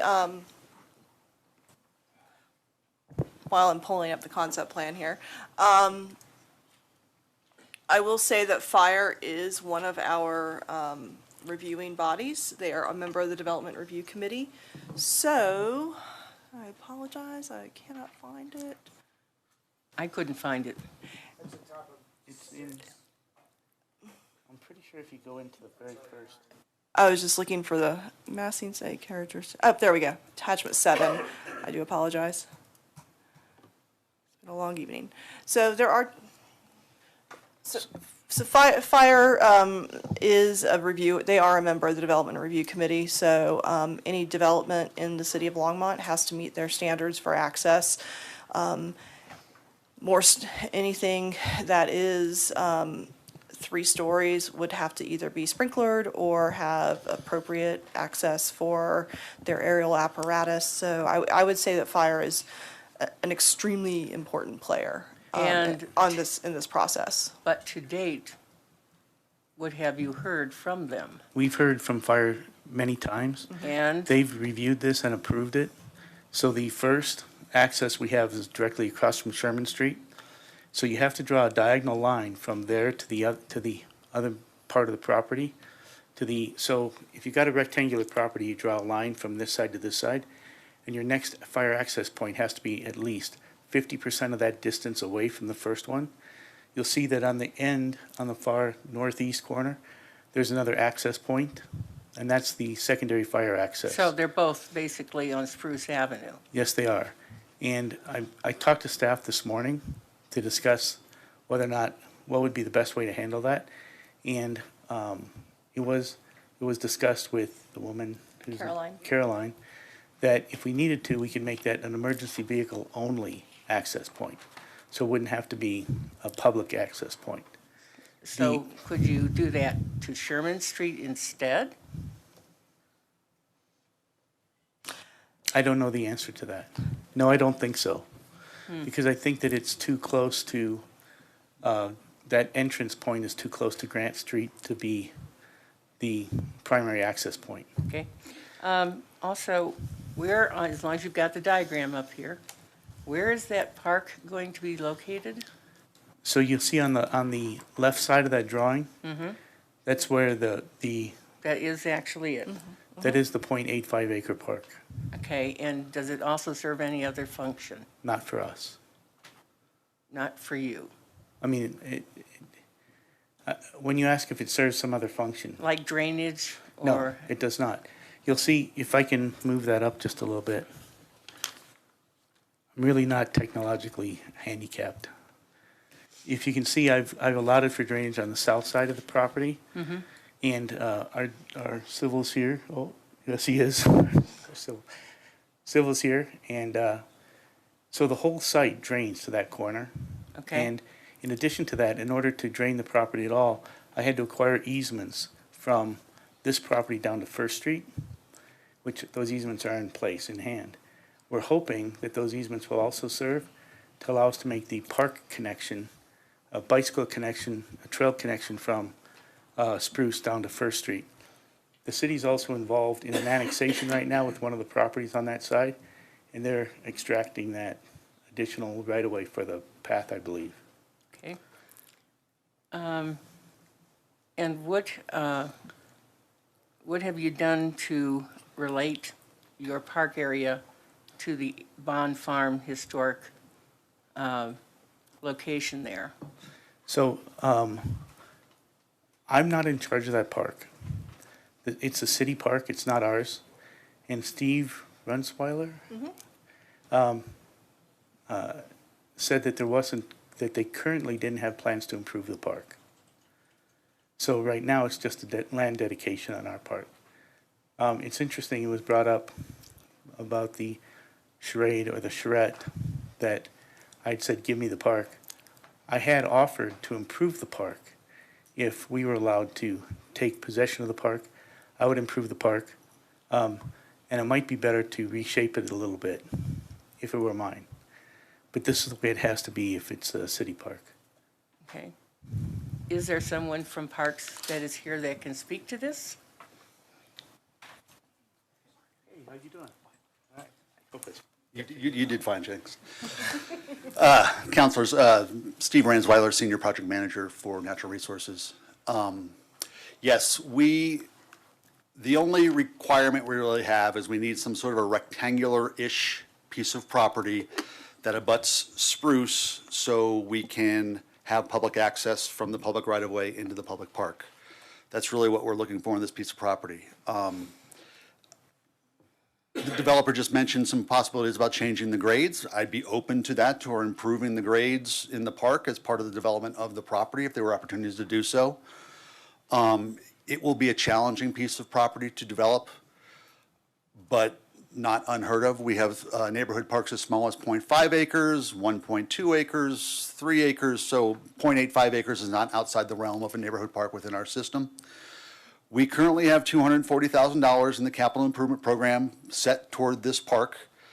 That council directed, when the council opted not to exercise their first right of refusal to purchase this property, that $240,000 we have been holding for purchase, they said to put into development of the park. So that's just floating in our capital improvement program over the years. It's not going to be enough to develop this park. We don't have it anywhere in our 5-year capital improvement program to develop this park. So outside of that 5-year plan, the park could be among a number of other park improvements we can make around the city, but we don't have a current timeline for it. And who would be involved in working on the development of that park? We go through a robust neighborhood, public process, not just the neighborhood, but the entire public, because all our parks are open to all of the citizens, residents, not just local folks. We host public meetings. We'll be doing the same thing this summer for Fox Meadows Park at 9th and County Line, roughly the southwest corner, in that neighborhood there. There'll be a series of public meetings where we ask the public what they'd like to see. We have to work within a certain budget. We hire consultants to come up with some concept plans for us, vet them with the public, and then take them to the Parks and Recreation Advisory Board and City Council for approval. But unlike the park that would be in Bond's Farm, the other one that you're talking about now, doesn't have I think I heard the word heart mentioned, the heart of the community involved in there. I can't speak to that. The Fox Meadows neighborhood was built, I've been working here for 25 years. Fox Meadows neighborhood was built about 20 years ago. I'm sure the residents there feel that they're the heart of their community, and that park is something they've been asking us for a long period of time. So the current position of natural resources and our staff is that we are not prioritizing the Bond Farm Park. We are prioritizing Fox Meadows at this time. Okay. Thank you very much, Thank you. Steve. Let me know. Okay, thank you. Commissioner Popkin. Thank you. There we go. Well, I guess I'm going to wear the hat of one of the younger members of the community here today, just given that. Look, I got really lucky in buying my first house 2 years ago as a backup offer, like truly lucky as a backup offer in Longmont. I'm so happy to be able to, live and own a home in Longmont here. I sympathize and empathize with those who want to, and I hope you have that opportunity if you want it. Strategic infill development is necessary to Longmont's sustainability and future, and this is reflected in Envision Longmont directly. But an infill development that lacks compatibility with neighborhoods will only increase animosity and spur resentment of a key strategy to mitigate climate change, to increase housing affordability, and to support a local workforce. So ultimately, our goal here is to figure out, a thoughtful, well-designed, and compatible infill development, which should ultimately achieve those goals. It's not our job to necessarily define that and design that right here today, but that's hopefully what the community can come to, because I don't see those as an either-or decision. I have a few questions here because I'm trying to wrestle with this compatibility question. And I'm hoping Jennifer and Mark, you guys can help me with this. Perhaps first, Jennifer, you and I were talking a little bit before the meeting started just about kind of the role of the concept plan and where multimodal considerations get factored in. Taking a step back for a moment, I look at the concept plan and I'm thinking what we're voting on today impacts some of the transportation flows. It impacts generally the locations of the structures. We're not, figuring out what color those buildings are today, and I understand that. But in understanding how much parking might be required and the transportation flows, we kind of have to understand what is the expected usability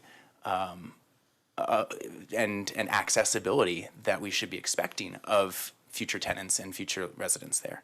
And so we started to get into this tension here of like, when's the appropriate time for a multimodal analysis to be done? Is it the concept plan stage? Is it at the next site kind of design stage? So just walk me through the logic of kind of what the process is that the city has to follow there. Sure. So I would phrase it as it's really kind of an evolutionary process that really funnels down. So right now we're looking at the very broad multimodal aspect of it where we're really looking at those, how is the site accessed, where will some of these connections be made. In the case of this site, we're looking at where the access is on Spruce Street. So for example, there's been a lot of discussion among community members regarding the alignment of Sherman Street with that first driveway. That is something, that kind of alignment is something that our engineering standards require. So, but we are looking at those, it does have those flows. We would be looking at, the orange lines really are kind of the proposed internal pedestrian circulation type paths. So really we're looking at connections. So getting feedback from our transportation planner who wasn't able to be here that at this point we don't have enough of the details yet for the full multimodal issues. We would really get into that at the site planning stage or the site planning and platting stage where we get more fleshed out in terms of where the buildings are going to be, what the lots are going to look like. That's where we really get into specifically what those connections look like. heard that someone bring up bike lockers, what would the bike facilities look like? Part of our site planning requirements, our parking requirements, is to have bicycle parking. So, having those bike racks, those are something that are required by code. So at this point, we are really looking at the 30,000-foot level for this site, and setting the stage and setting the we're really setting the parameters that would be followed when we get to the site planning stage. So really, this is the broad look and setting the stage and really kind of establishing the parameters for as this project, if approved, would move through the planning process. Matthew, can I expand on that just a little bit? Sure. So when you look at this plan, you see lines and circles and oblongs. So this scheme works. There's lots of other schemes that work. This scheme works. So we're too early in this process to say, this is a concept plan. This is, do we want this land zoned RMN? That's really what the question is. We've heard some discussions tonight that it wasn't appropriately zoned RMN. But all the other property to the east and all the property to the south is zoned the same. There's also an annexation going on next door. The next door property is likely to also be, to the west, is likely to be zoned RMN. If we want to make a change in the RMN zoning, how this was zoned, that's a bigger question than, whether or not we're going to have bike paths. The code is going to make requirements for how we manage the multimodal stuff. During the site plan review, there's a multimodal plan required. So what you should be thinking about. Mark, I'm going to stop you for a second here. Yes, sir. Because I understand what we're voting on tonight, but the concept plan that we're looking at is a function of that. And divorcing it from the zoning is not, I don't think, an appropriate place to suggest that we have to divorce that here. And so when we're looking at what are we going to be building and what are we going to be planning, the reason I'm talking to Jennifer about this kind of catch-22 that I find ourselves in is because, do you design a layout of a concept to reflect the expected multimodal flows, or do you build the multimodal flows around the concept you've already built? I might suggest you do the former. I agree. But that's not, and so that's where we get into this tension here of a chicken and egg situation, where I think a lot of people here would feel a lot more comfortable with what kind of the future of this is becoming if there is a sense of kind of how those are actually going to work. And I know that's maybe in terms of this process, that is a few stages down the road, but it is admittedly frustrating to look at this and wonder, well, we set up a concept layout, and then as a function of that, everything else gets decided. Because it looks like here, the park goes in a certain place, the water retention area goes in a certain place, the built environment is going to go in a certain place, and the traffic flows are going to generally go in a certain place. So it certainly seems to reduce the flexibility there. You're right about that. The flexibility is reduced. So when we first discovered that we had to line up the street with Sherman Street, that reduced some of our flexibility. When Steve was up here talking, I wanted him to comment about how lots are allowed to back up to parks. They're not. They're simply not. So our first plan was to put the park in the middle and have houses all the way around it. And I thought, how neat would that be for all these people to be able to activate to the park? That was quickly dashed by the requirement that parks have, that you don't back up units to the park. Sure. For the sake of time, I'm going to jump into another question for now, but I appreciate your explanation of that. We heard a lot of public comments today. Yes, we did. On a variety of different topics. On page 3 of the letter that you and your team wrote to us, you stressed kind of that this project is meeting the neighborhood's goals and objectives. Yes. And I guess what I wanted to clarify is, what do you understand to be the neighborhood's goals and objectives? Well, so there's two sides to the neighborhood, and we've heard, I don't know, maybe 50-50 comments from people on one side of the neighborhood who say this project should be approved, and on the other side, people saying it shouldn't be approved. Not that it shouldn't be built on at all, but that it should be, pulled back a little bit. So what I think the goals in the neighborhood should be, I don't know what the goals in the neighborhood necessarily are, because I'm not part of the neighborhood other than the part that I own, which is, I guess, 6 acres. But sure, just to interrupt for a second, because I realize this is a long meeting already. In your letter on page 3, you say, "The absence of any variance request is a clear testament to the commitment of the project to align with the neighborhood's goals and objectives." If you don't know what they are, it sounds like you did in the letter. And No. so I'm just curious, what do you think they are? I know that. So it was my belief and understanding when I bought this property that it was zoned RMN. When you talk about there being a variance in unit sizes from 6 to 18, I see that as more of an engineering thing. I was under the impression that the city of Longmont wanted more housing. They wanted expanded housing. In fact, we had one letter from a city council person from several years ago that said, put as many houses on there as you can. And so I thought the goals of the neighborhood and the goals of Longmont was to increase the housing as much as we could. And so that when I bought this, I was looking at that RMN zone and thinking, okay, this is what we can do.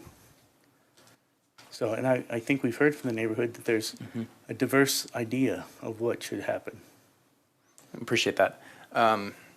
Another question I had, and maybe this is a question for both of you, but I'll start with Mark since we're already engaged in lively conversation here. On page 93 of Envision Longmont, it breaks down what the mixed neighborhood, what the RMN kind of definitions are. Should be, yes. And again, this is in Envision Longmont. It's not site specific. It's not concept plan specific. One of the bullet points in kind of outlining what an RMN or residential mixed neighborhood zone is that I'm looking at this chart here that says mixed neighborhood. Exactly. So there's that light orange one. And there's the second bullet in the third column, and it says it serves as a transition between single-family neighborhoods and higher density corridors, centers, or employment areas. I would just genuinely be interested in understanding kind of what the higher density corridor center area that this project is transitioning to is. So I don't think that bullet point is a requirement of the RMN zone. I think if you read further on into Envision Longmont, it talks about how the RMN zone provides for transitions between like commercial zones and other residential zones. So like you would go, and it's typical in most planning situations where you go from areas of low density, medium density, high density, yeah. So anyway, so I guess the closest high density we have to this is to the south, along the riverfront, where they're going to be having the, I don't remember what the zone was, but that gentleman from It is MUE. I was looking at the yeah, map. MUE. So that's going to be substantially higher density than this is to the south. And keep in mind, the zoning is not site-specific here. The zoning was for all the neighborhood to the east and to the south of us. Yeah, no, I understand that. The key word here that stands out is that it's a transition between types of neighborhoods. Sure. And, we heard from comments and looked at maps and gotten a little tour of the situation there, and it kind of looks like it's surrounded on all sides by single-family residential. And look, I am not opposed in any way, shape, or form to infill density here. Sure. And so I'm trying to understand the kind of what this is transitioning between, how you think about that, and how this project ultimately does transition kind of into this broader RMN zoning area that it is a part of and it's a corner of, if you will. So, did you want to say something?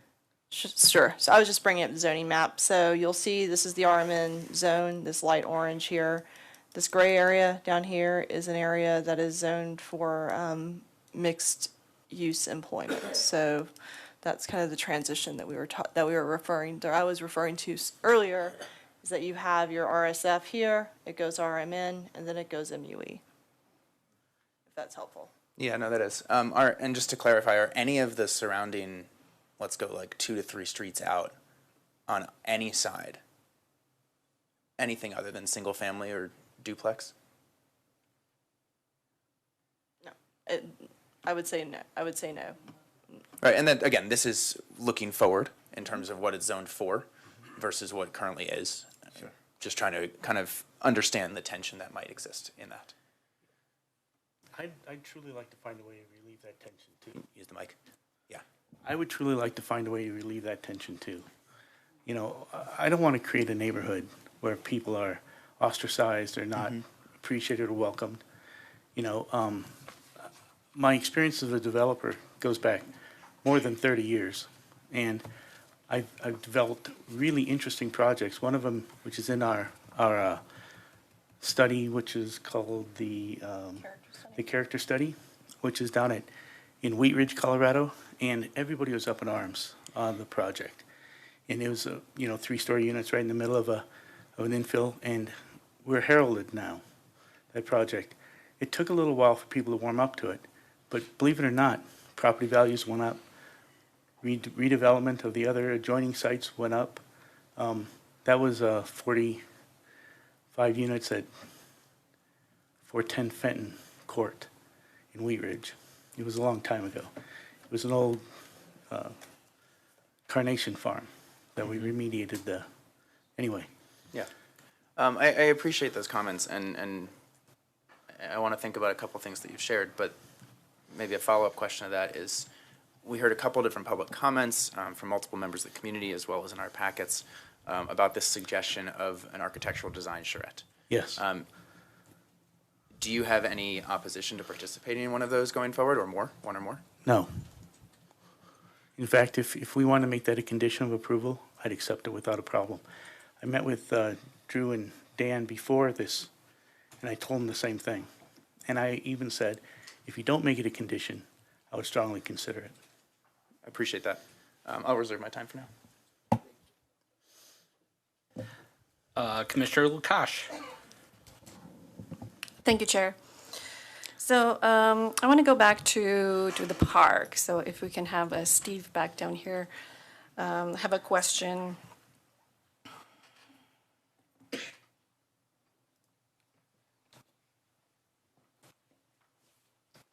Hi.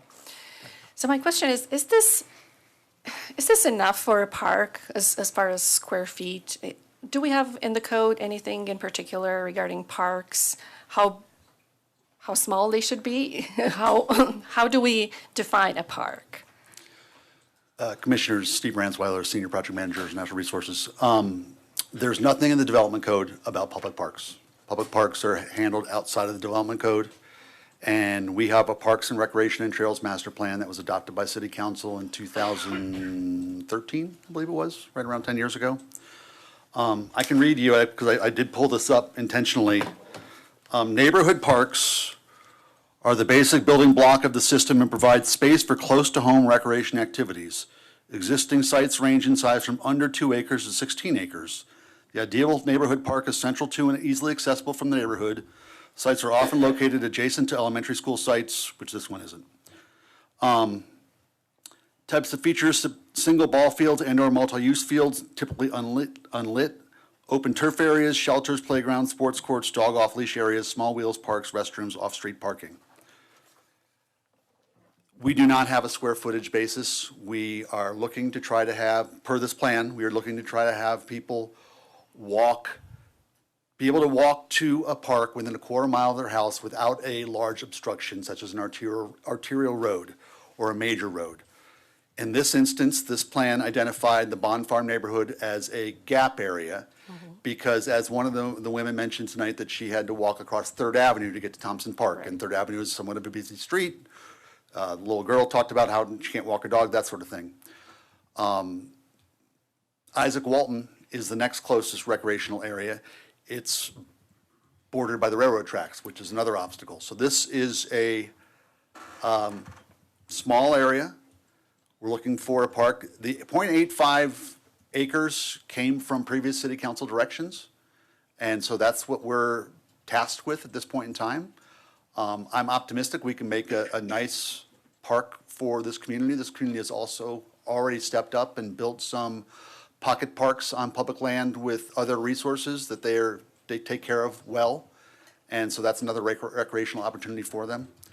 And then, we're constantly working on trail connections. The trail between First Avenue and Sunset Street down along the railroad tracks down to the St. Frank Creek is another way for these folks to access recreation. Right. So is the Parks and Rec Board involved in any approval of new parks? Like, would this project go to them for approval? Certainly, at all of our master plans, when we start a new park, we develop a master plan for it. All of our master plans go to the Parks and Recreation Advisory Board for their consideration, and then they recommend it to City Council, and City Council actually makes the acceptance of the plan. So did this project already went to the? There's RAB? nothing to do. We haven't started any planning yet. We don't know what's going on there. So at what point would that get to them? Once we get funding, and which is outside of the 5-year capital improvement program we currently have.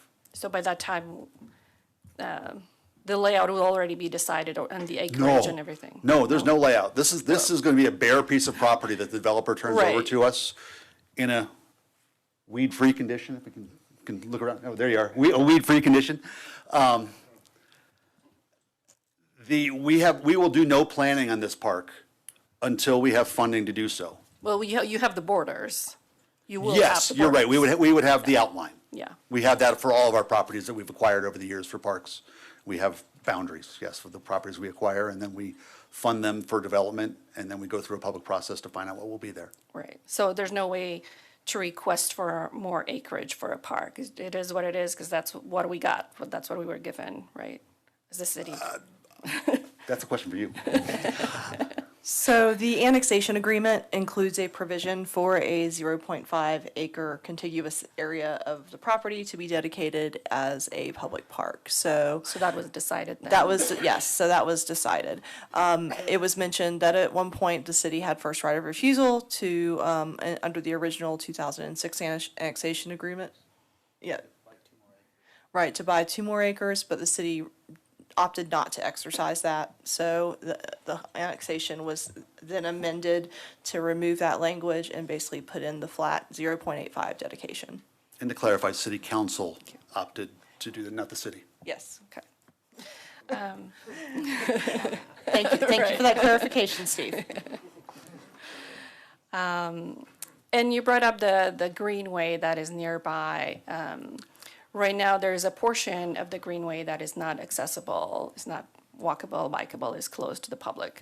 And Spruce Street is the alternate way to go.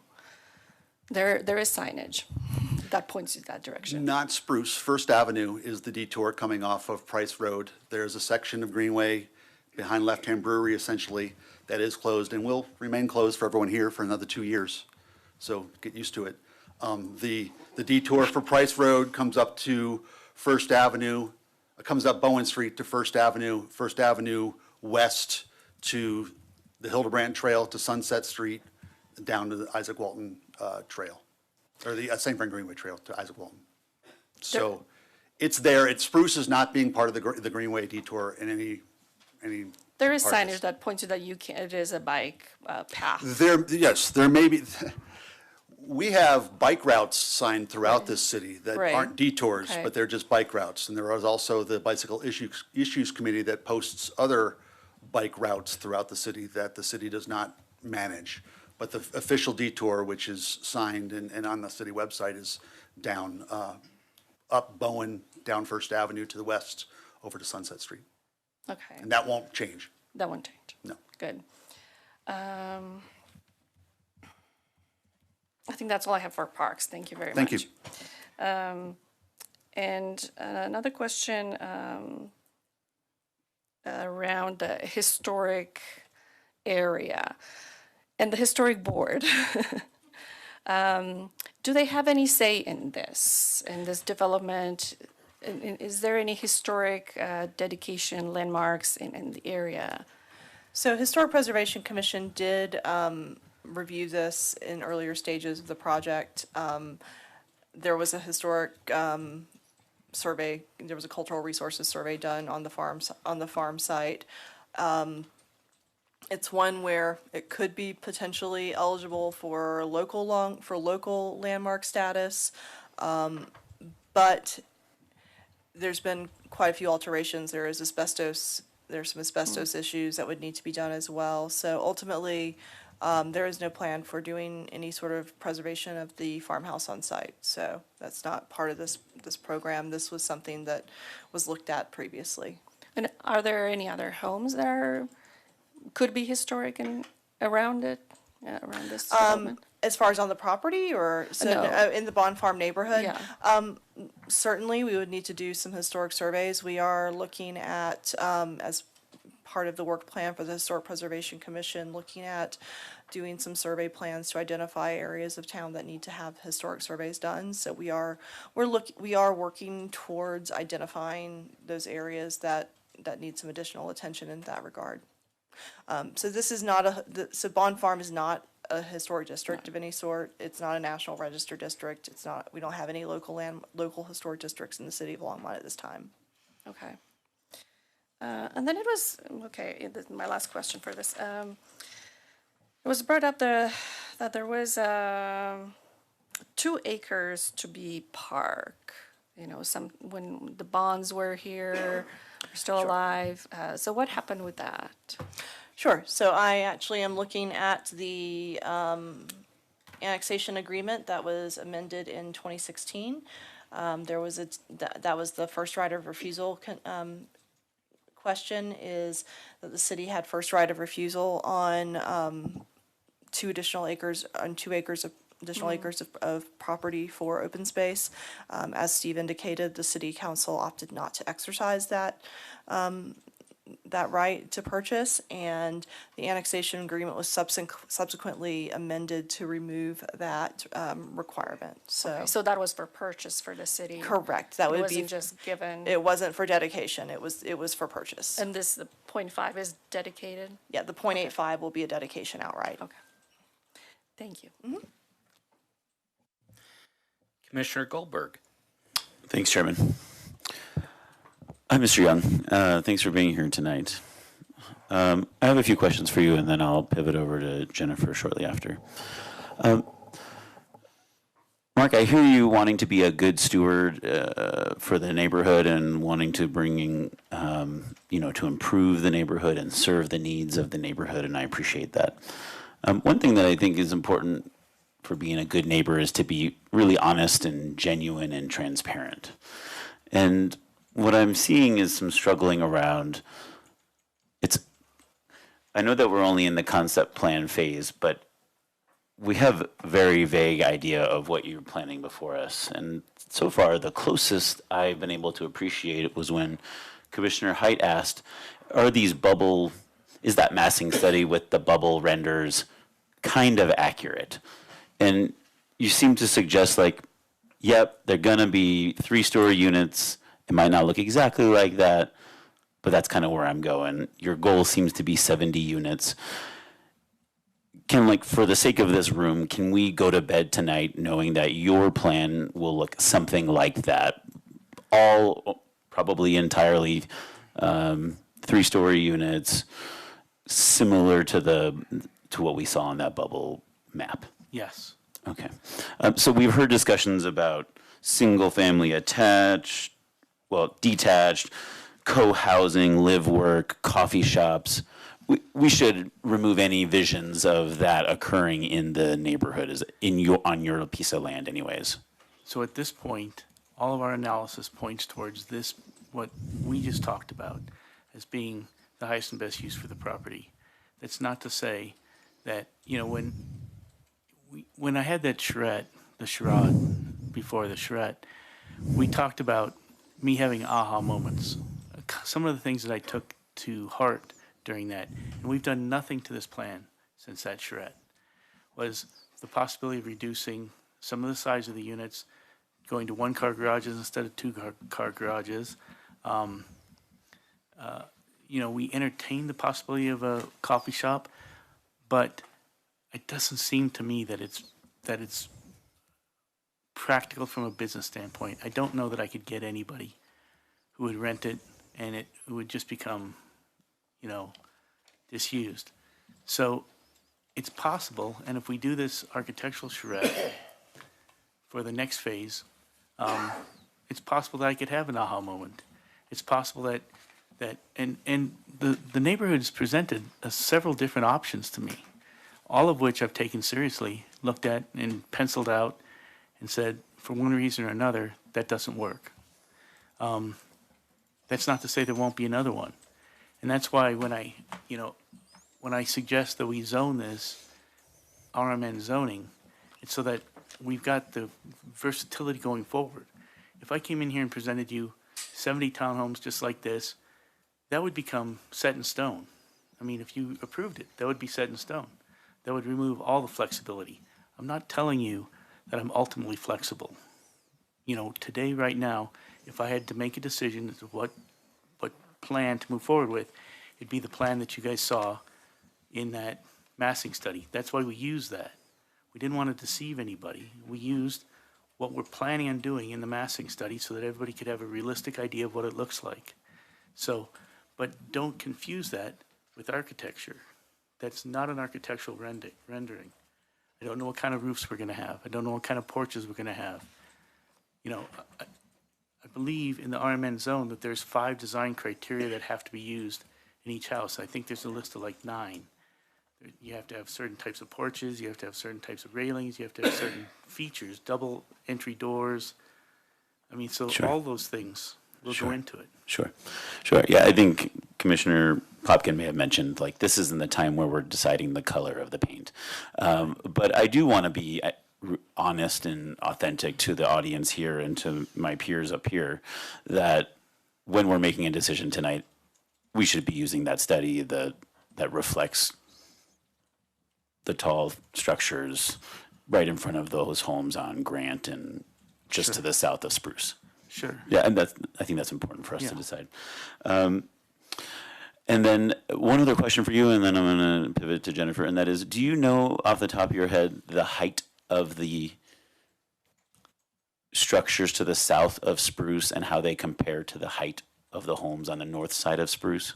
For a moment, there was a proposal that maybe the folks on the north side of Spruce could actually see over your proposed homes. Can we be honest here on what do you anticipate that to shake out like? So the houses that are going to be on, I have an architect here who could probably give us really precise information on that. We probably can't tell you the height of the houses north of Spruce, right? Because we don't It's not yours. Yeah, they're not ours. We haven't had a chance to measure it. But we can tell you that the houses on our side would look like. And Alex, do you want to jump in? Yeah, so one of sort of the important thing, oh, perfect, this blew up over there. Oh, and can you please give your name for the record, please? My name is Alex Gore, architecture firm F9 Productions. So this wasn't able to be seen as well. One of the criterias is this 35-foot height, and that is as measured from every different side of the building from the midpoint. Sure. Well, fire is very concerned, and that I believe fire is going to hold us to the strictest thing because that's Longmont's fire's jobs. So our 35-foot height comes from the back because that's where they're going to access it. So from the front of it where Spruce Street is, we are at, if we measure from the back there, obviously there was wiggle room and we haven't done final grading or anything like that. It's 23 to, what did that say? 25 feet above Spruce, which is very similar to the previous concept of Bond Farm. In your experience, how tall are the general houses across the street? Can you just ballpark it for me? Yep. Let me ballpark it correctly to the height comparison. We have a picture. 17. The roof height might be 20 feet. Okay, so these within 5 feet, rising above Spruce. Yes, Between the obviously north because side we're and the south lower. side. Yep. Mhm. Taller structure, but you're lower, given this slope of the land there. Yep. Okay, thanks. Okay, Jennifer, excuse me for being casual there. I have just a couple of questions for you. Sure thing. Number one, will this come before us again? We say we're focusing on this being the concept plan. This isn't the time to get into the weeds. Will this come before planning and zoning again if it's approved today? So if it meets the lot threshold for a preliminary plat, it absolutely would be. There are some provisions in the code where, Glenn, I'm going to turn it over to you. There is some discretion in the code as well. Well, certainly if they create lots more than 3, it's a preliminary plat and it's before you. If they do a site plan where it could be condominiums and they're not dividing land, that would be an administrative approval. Mark, do you have any opinion on whether we're going to be seeing you again or not? I do. I think, so there are some outlots that need to be created. I think a plat is going to be required. I believe that probably the outlots constitute more than 3. I also know that it's probably more beneficial for us to do this as a townhouse project than as a condo project. I'm not committing to that. But if it became a townhouse project, there would be 70 lots subdivided. Got it. So, Jennifer, would the public have the ability to weigh in with this if this project were to come back to us, given the terms Mark just mentioned? Absolutely. Would that be a public hearing item and there be opportunity for public feedback? Sure. So in terms of the process, if they meet the threshold for preliminary plat, it would be considered a major development application, which would require a neighborhood meeting. It would require all of our Noticing. which would require noticing by mail and by signs. All of our development applications, regardless of whether they're major or minor, require a notice of application to a particular radius as well as posted signs. So there are opportunities, and if it went to public hearing, again, there would be more opportunities as well for more noticing, and also for public comment if it were a public hearing item if it were an item that required approval of the Planning and Zoning Commission. So we do have opportunities even at our administrative levels for people to weigh in and provide comments. Okay. If that came back to us, would that be quasi-judicial? Believe so. So the Yes. members of the public would have to know that there would be a time frame there where they can come in and speak Correct. about it, but they Correct. would come down the day that it was reviewed. Correct.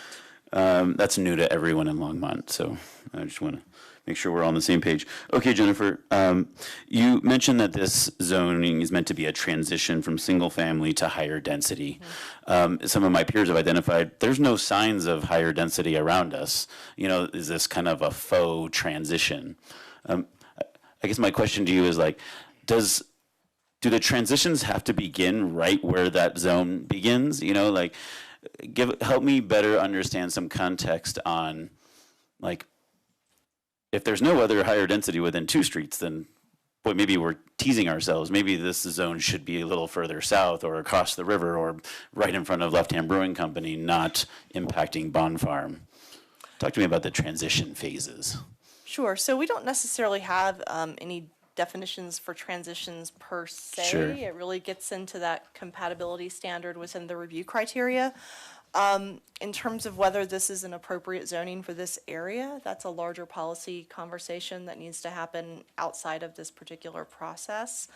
I will say that based on the, fairly quick and dirty density analysis that our GIS specialist did for us, this area south of Spruce Street is a little bit denser than what's north of Spruce Street. Maybe not by much, but there is a higher density. You do tend to have smaller lots.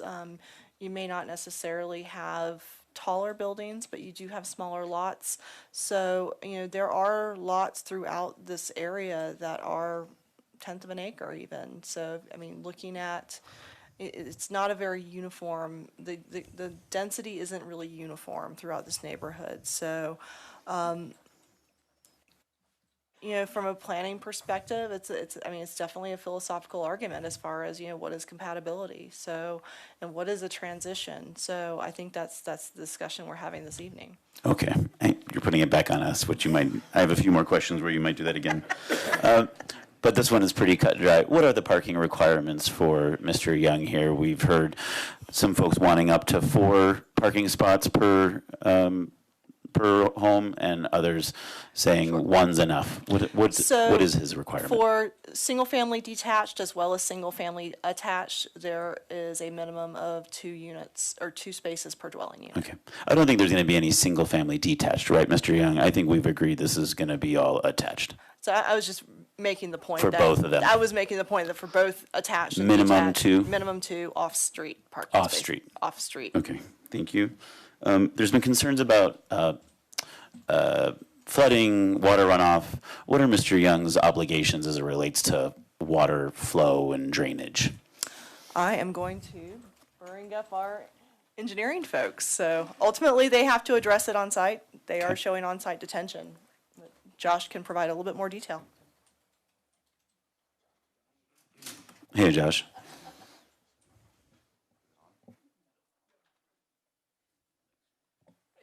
Thank you. Good evening, Commissioners. Josh Sherman, civil engineer with Public Works. The obligations for this development would be that they'll need to analyze their existing pre-development runoff for this development, and then not release more than that pre-development runoff with their proposed development. So there will be increased, stormwater runoff with development. Yep. And they'll be required to detain that. So traditionally in a detention pond, and then release that at a historic rate. Great. Thanks, Josh. Mr. Young, are you able to accommodate that drain runoff? Yes, we are, and my civil engineer's here if you'd like to hear from him. No, I believe you when you say that. Jennifer, do we have any other examples of, or can you give me an idea of the densities of other RMNs in our neighborhood, in Longmont? Where does 11 and change fall compared to other? That's actually a really good question RMNs. that would require a bit of research and some analysis by our GIS specialists. Okay, we can, Unless Glenn has some perspective.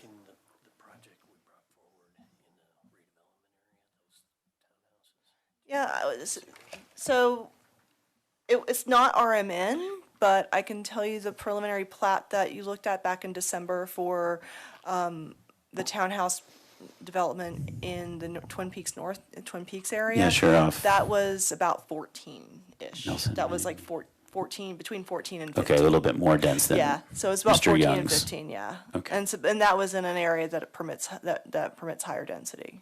Okay.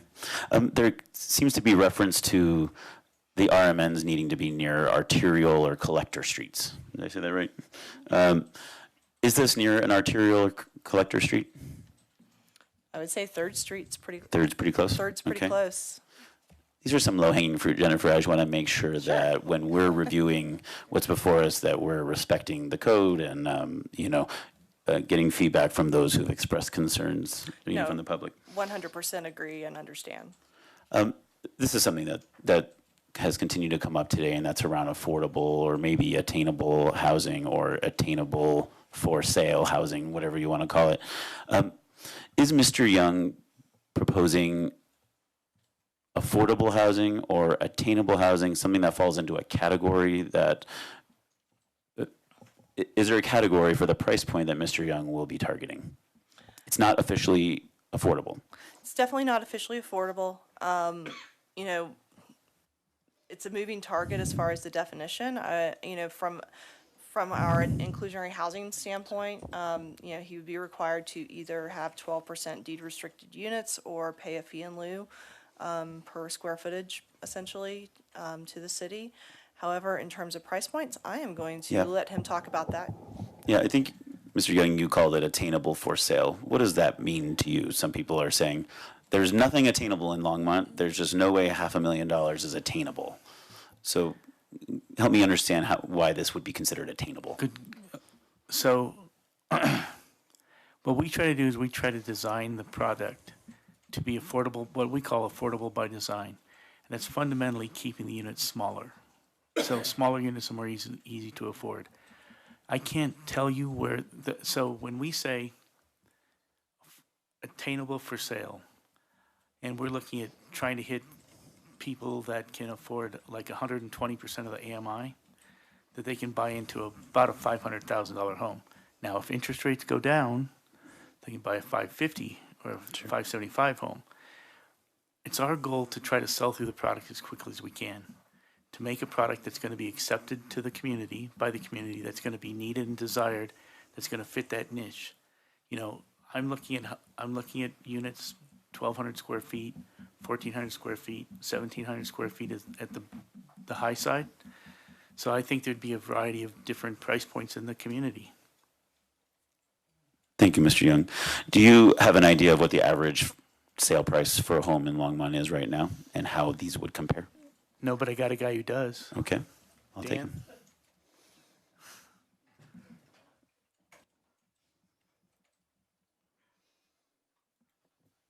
Dan Williams. I'm a developer who works with Mr. Young.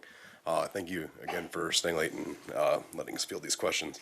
I believe off the top of my head, and I have to check, the prices have fluctuated given market conditions in the past couple of years, as I think most people are aware that it was historic highs prior to certain economic conditions, including hiking of interest rates. I believe in the Bond Farm neighborhood specifically, the average home price was around 600 to 680,000, and I've got a chart on my computer, and I could provide this as a supplement if you need, and provide as much market analysis as you need. But specifically with respect to the Bond Farm neighborhood, around that 600, 680 range. Okay, thanks. Yeah, if before we adjourn, you can come up with a citywide number, that'd be cool too. Yeah, I'll try and do some on the Jennifer planning has that. Quick and dirty source through Google, Realtor.com lists take it. the May 2023 median home listing, median sold home price of $625,000. Okay. Mr. Young, will these units sell for less than that? Yes. Okay, thanks. Jennifer, there was a question about the quality of the intersections. Dare I say there was references to accidents and maybe a death. Can you tell me how the intersections are rated when they're rated A, B, and C and worse sometimes? I'm going to bring our traffic engineers up to discuss that in more technical detail. Awesome. It can be high level, but it's something that I suspect not everyone in the room is proficient with. I have my traffic guy here. I'd like to defer to the city's traffic engineer if he or she's here. And then I can defer to yours, Mark, if there's any questions.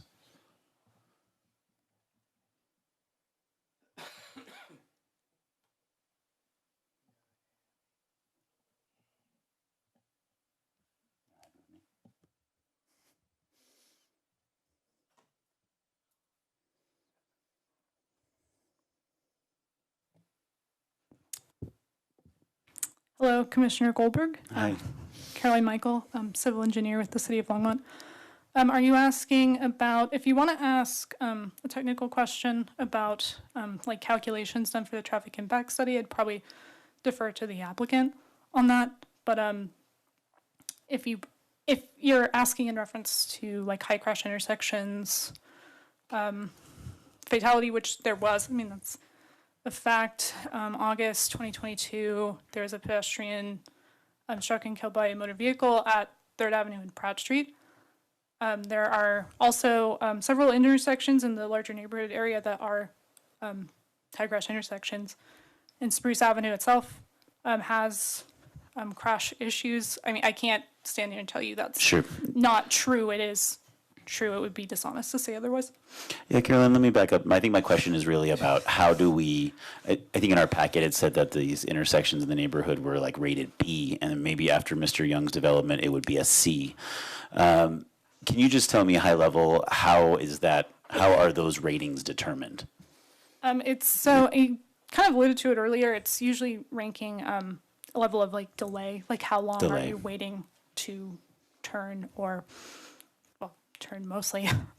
But yeah, so if it's just a scale. Got it. So if almost no delay, level of service A, you get down B, C, D, E, and F. Yeah, we have an F or two in our town, I know.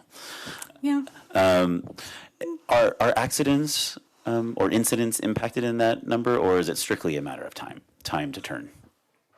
In terms of level of service, it's strictly a matter of time. Okay, thanks. That was my only question. Appreciate your help. Jennifer, there was repeated concerns raised about the quality of the roads around this proposed property.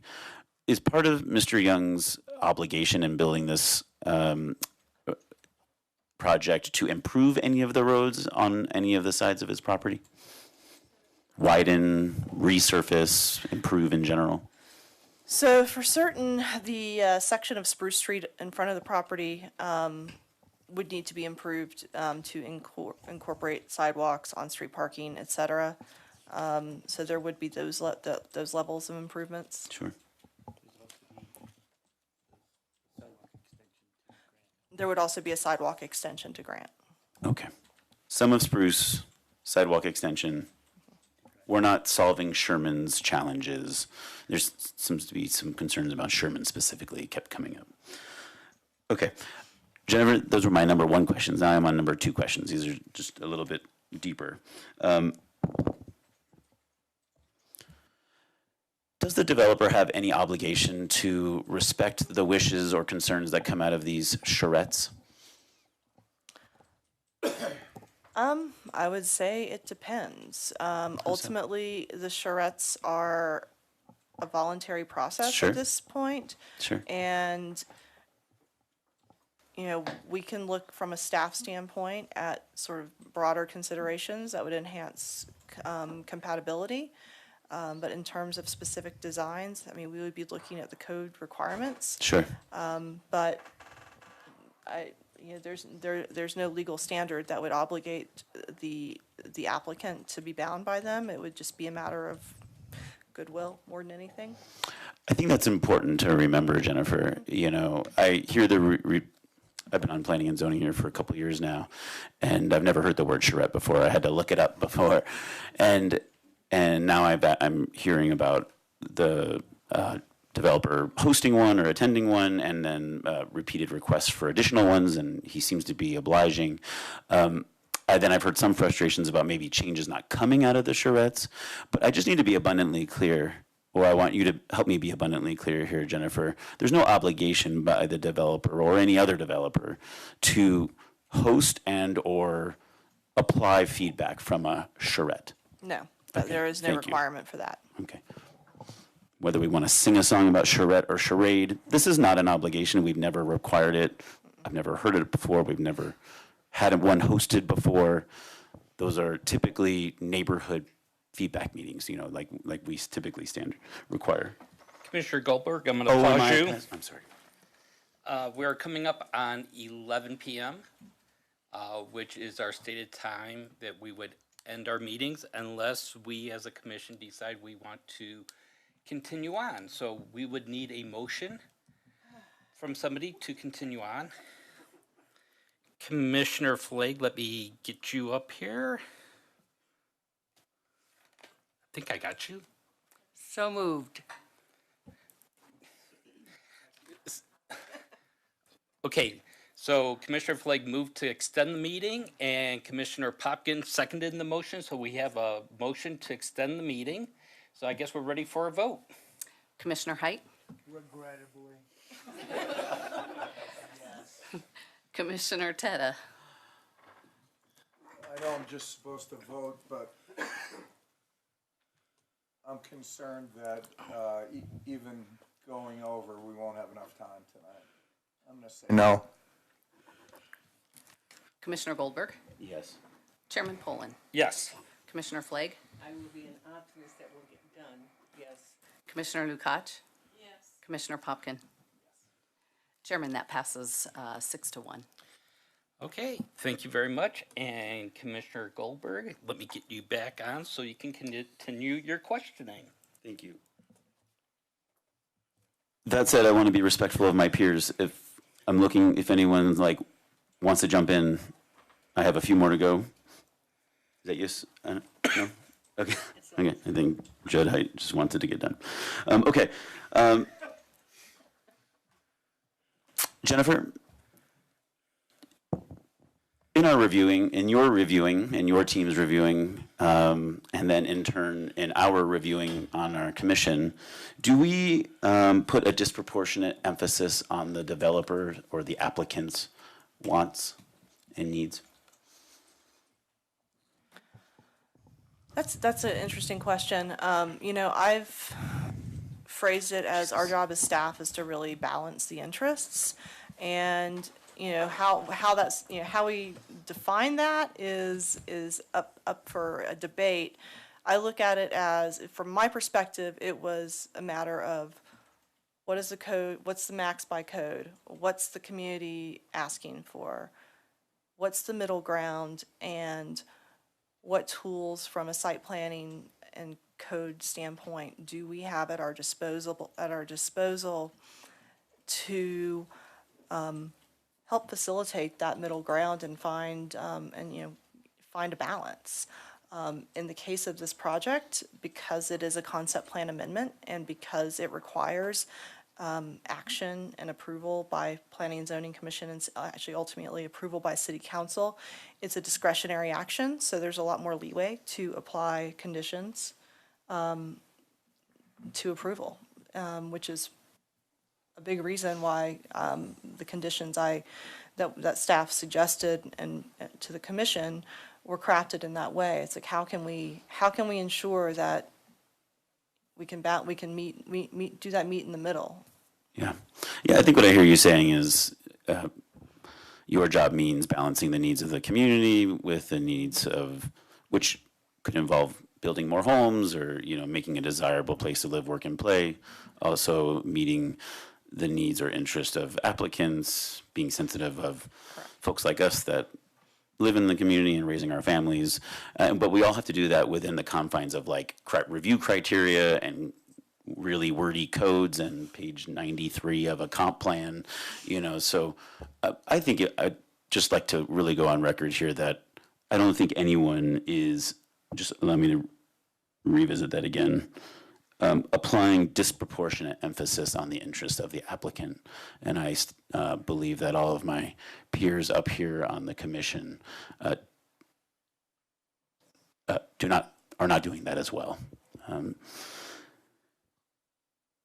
if I may jump in as well, I'll put it on the record that I've absolutely spent more time talking and meeting and corresponding with members of the community than I have the applicant in this project. Sure. Yeah, it's hard to see that when you're in the neighborhood. You think that they're getting all the FaceTime, right? Are you using, Jennifer, Envision Longmont inconsistently? Are we applying, let me just stop with that. Are we using Envision Longmont inconsistently or not? I would say that Envision Longmont is an advisory comprehensive plan. It's an advisory document. It is a policy document. Again, it's subjective, it's open, there are a lot of things that are open to interpretation. I would say as staff, we make every effort to be as consistent as we possibly can in how we apply both Envision Longmont, but also the Land Development Code. Okay, thank you. I guess my last question before I yield the mic here is, I thought there might have been a recommendation, or I might have heard you say that you were recommending that the neighborhood continue communications with the developer to identify better compatibility. Did you suggest that? I had never heard that brought up before. It was something I suggested in the staff report that derived from the community charrette. I didn't feel that it was something that necessarily could be put as an official condition. It was Sure. more of a broad, continue the communication that's been going on. Yeah. Okay. I think that benefits everyone. Definitely. I think there was members of the public who helped facilitate those, and I'm sure there was good value there. But at the end of the day, I think it's really going to fall between your team, us, city council, and the applicant to, find something that is workable, if at all. Okay. Thanks for your patience, guys. Okay, Commissioner Popkin. Commissioner Tata had his mic on before we did the voting before, so if you could. Thank you. Commissioner Teta.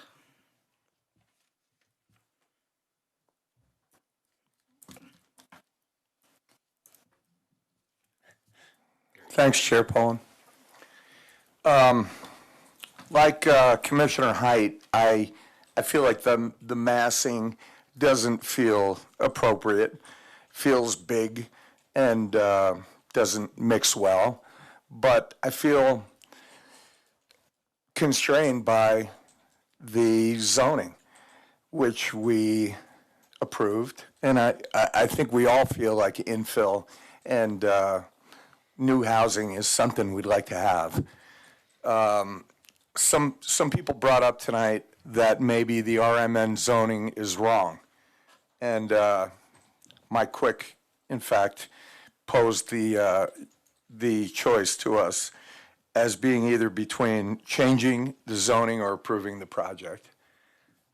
I think my question maybe is for Glenn.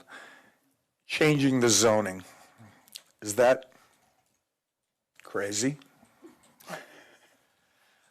Certainly, the city can initiate a rezoning of somebody's property. There is a process for that. I mean, the main thing we would look at, is it consistent with the policy of Envision? Is it a spot zone? And we've talked about that in the past. So we'd look for some adjacent zoning district, and, you know, I'm assuming you would say single family. You'd pull the single family down to this site, but I guess saying anymore, there is a process where the city can initiate a rezoning of the property. That's how we got RMN, basically.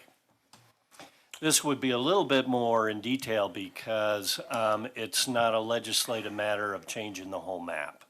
We're changing a specific property, so it would be a quasi-judicial initiation by the city rezoning the property. Spot rezone. I wouldn't use the word spot unless you wanted to throw commercial on it. Then I would say that is a spot zone.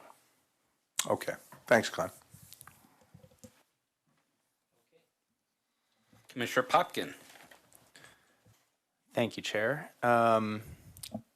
First of all, I just want to recognize we just extended the time of this meeting. I think this is like the equivalent of a Taylor Swift concert for us. So thank you to everyone who has been here already and offered comments or just listened. Because truly, as you've already seen, comments, questions, frustrations that were raised earlier have already been followed up on and sought to clarify. Can't say all of them have been, but many have been, because we very much appreciate that feedback, both written in the communication in our packets as well as for those of you who are here. So thank you all for sticking it out so far. Really do appreciate that.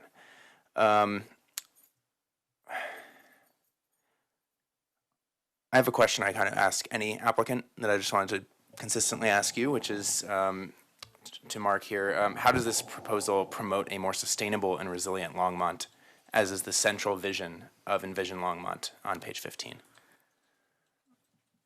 So I don't know what page 15 says, but I think I can speak off the cuff and say, first of all, there's more housing needed. And that's certainly one of the things that Envision Longmont calls for. Vision Longmont also, I think, is a guide for growth. It's not a guide for a stagnant process. You wouldn't need a vision plan if you weren't planning on growing. So I think that it provides a good guide for us. And I thought, quite frankly, when I read through the Envision Longmont, that my plan fell into it really, really well. You know, if I was wrong about that, I must have misread something. But everything, you know. This is not a trick question. I was just curious I as don't to think it's a trick answer. question. Yeah. And I want to give it the credit that it deserves. Yeah. Because, you know, if I build out this project, chances are it's going to be very green. It'll be, you know, no natural gas on site. It'll be very sustainable. I build sustainable product. And when I say affordable by design, I mean to say, like, you know, it's not, we've tried to do stuff all electric before. Electric water heaters, electric heat systems, ground source heat pumps, stuff like that. Now, you know, it has to be affordable as well. But, you know, I worked with the city of Boulder on their affordable housing program 25 years ago. And I said, it's not so much just to build something cheap. It has to be built to last. Because sustainable is not how much does it cost to buy, it's how much does it cost to keep. And those are really important factors. I spent 8 years before I went off on my own here as a developer, working for a company called Urban Green Development, that we were a B Corp. We were the first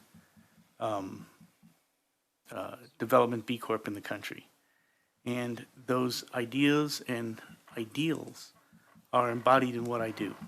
I'm a pretty small operation, so I don't have a B Corp status, but I have a B Corp life. Appreciate that. Just to clarify, I appreciate you already thinking ahead in terms of kind of how, I know this is well beyond the concept plan, but wanted to understand kind of at the utility connection, kind of what you were thinking about. I did, Jennifer did share the letter from Excel. I presume that was just a process that you had to go through and isn't committing you to a natural gas resource. You just had to file with them. Correct. Understood. Just wanted to clarify that on the record. I appreciate it. And if it's possible, so that you know, I will put solar panels all over the detention area, you know, and try to keep the whole site electrified that way. Appreciate you thinking about those things. Yeah. Yep.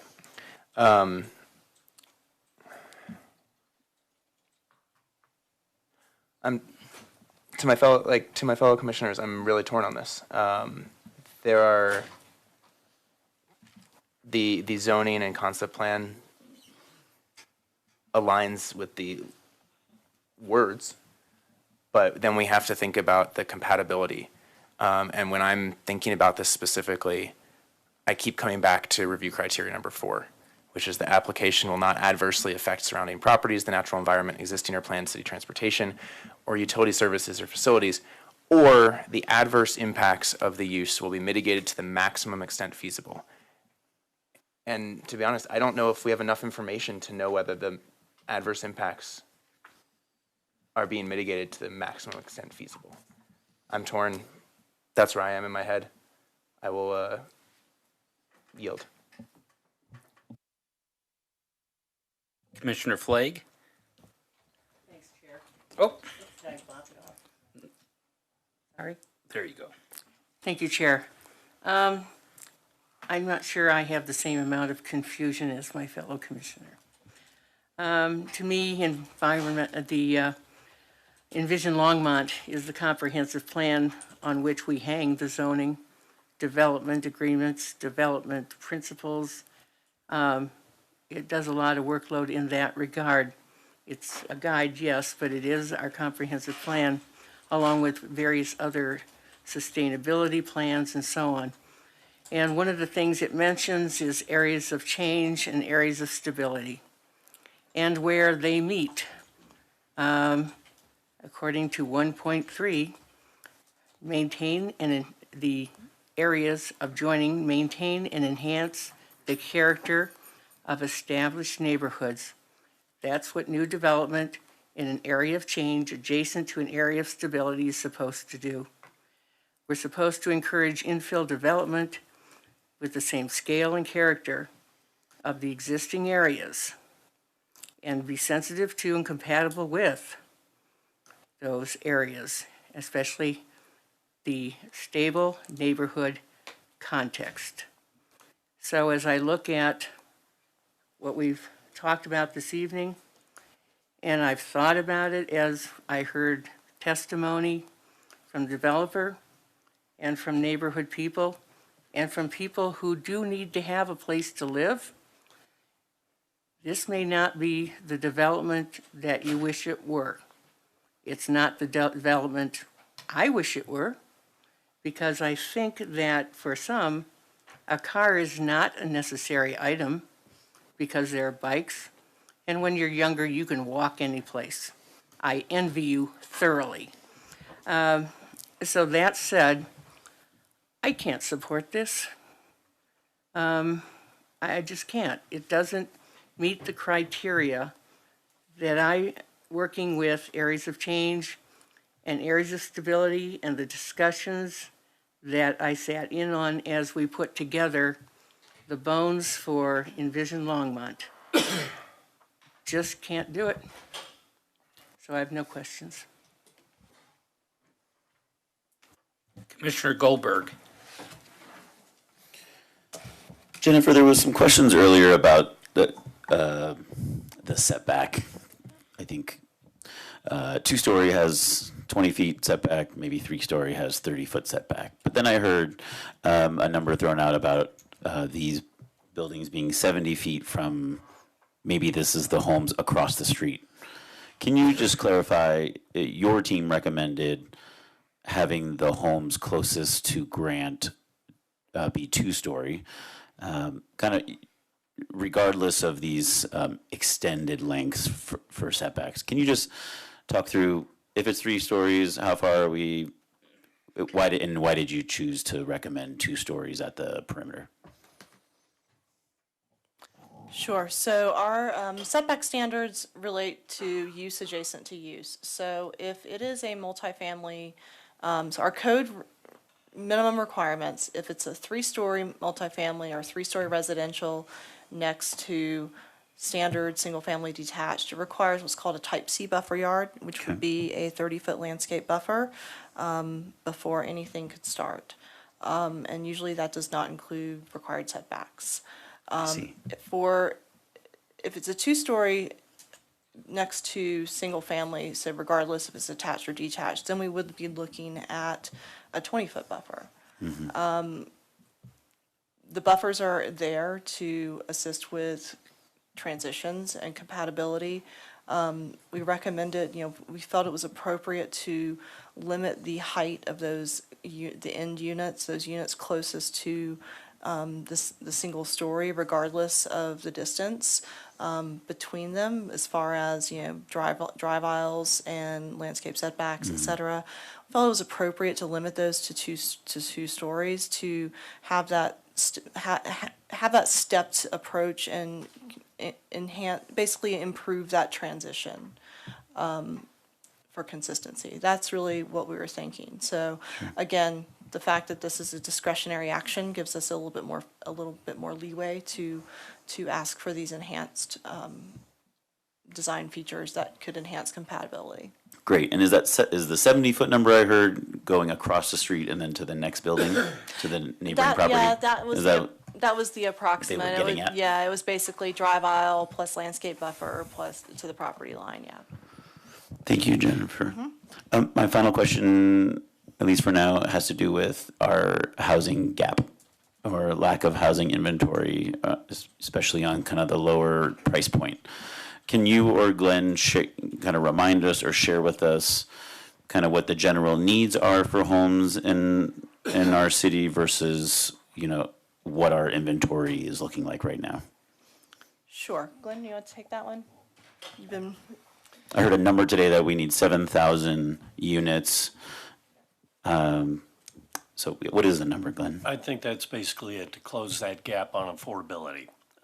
In fact, there's going to be a great presentation on Tuesday at Council with our consultant route policy, and they'll break that down even more into a more sustainable category. So affordable to us is 80% and below.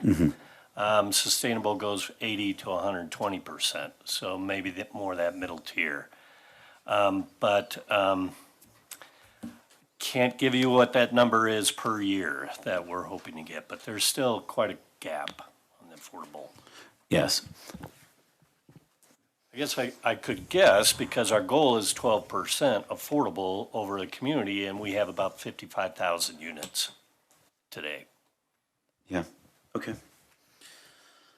Yeah, shoot. Well, I appreciate some of my peers sharing where their head's at, Commissioner Flake and Commissioner Height specifically. Admittedly, I'm not quite ready to make a declaration either way. I think that it's tricky because the applicant has met all the review criteria. Commissioner Height is the first one to ask, is there a variance? Is there a variance? Is there a self-imposed hardship? And this does not have that. The applicant is meeting all of the criteria, following the rules basically, except for this one, except for this one component about compatibility. Traffic studies, I know the community is concerned about, but we've heard from our traffic engineers that that's not going to be an issue, or that it's within reason. And So we've been able to kind of justify or find comfort. I've been able to find comfort in many of the other concerns, but it all comes down to this compatibility. That said, we know that Longmont is growing and becoming increasingly desirable, and we know that there's a housing gap, certainly on the lower price point. And that will need to come somewhere. And I'm just not sure where it's going to go, and we can, every time we have a project come before us, it's going to hurt. There's going to be neighbors who are going to be very concerned about how it'll impact their neighborhood, and how it'll obstruct views, or how it will negatively impact the community that they have built. I get it,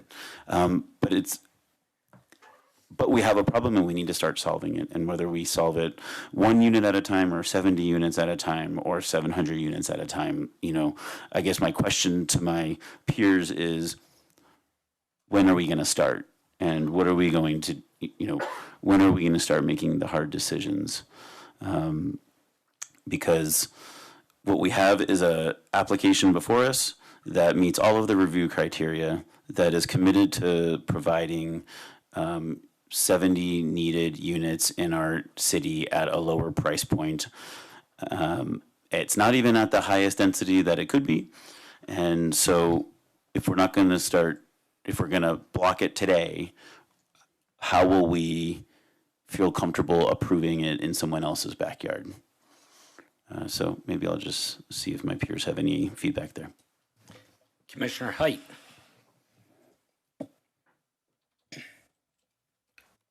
I'll get you in just a second. Back to the beginning. So thank you everyone for being here. Thank you, applicant. I think you have a great project. I actually really think you do. You are providing infill where it is needed. I apologize to the younger generation because what we have backed ourselves into is a legal standard that isn't being met here. Compatibility. We heard about traffic, we've heard about a million other different things that I think the applicant has met. There are traffic problems in your neighborhood, but this project is not gonna, it's not related to this project. 1502-055-3 requires that the application proposes development compatible with the surrounding properties in terms of land use, site, and building layout and access. I think what the density proposed by the developer and represented by his evidence, his massing study, is not compatible with the neighborhood. The neighborhood will change, and maybe the project becomes more compatible then.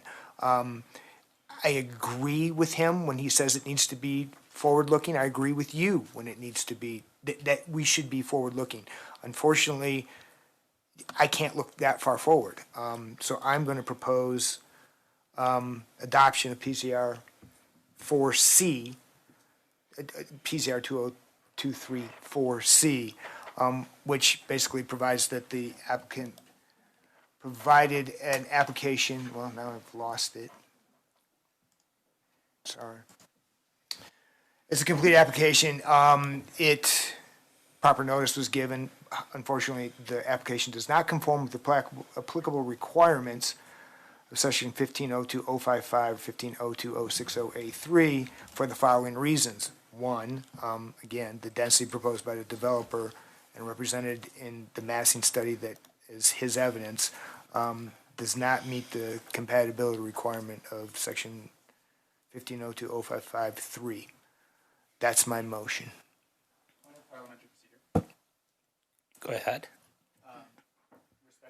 Commissioner's motion, I just wondered if the chair had a preference if there was another motion that was in a similar spirit but not adopting Nope. PZRC. Motion comes first. Okay.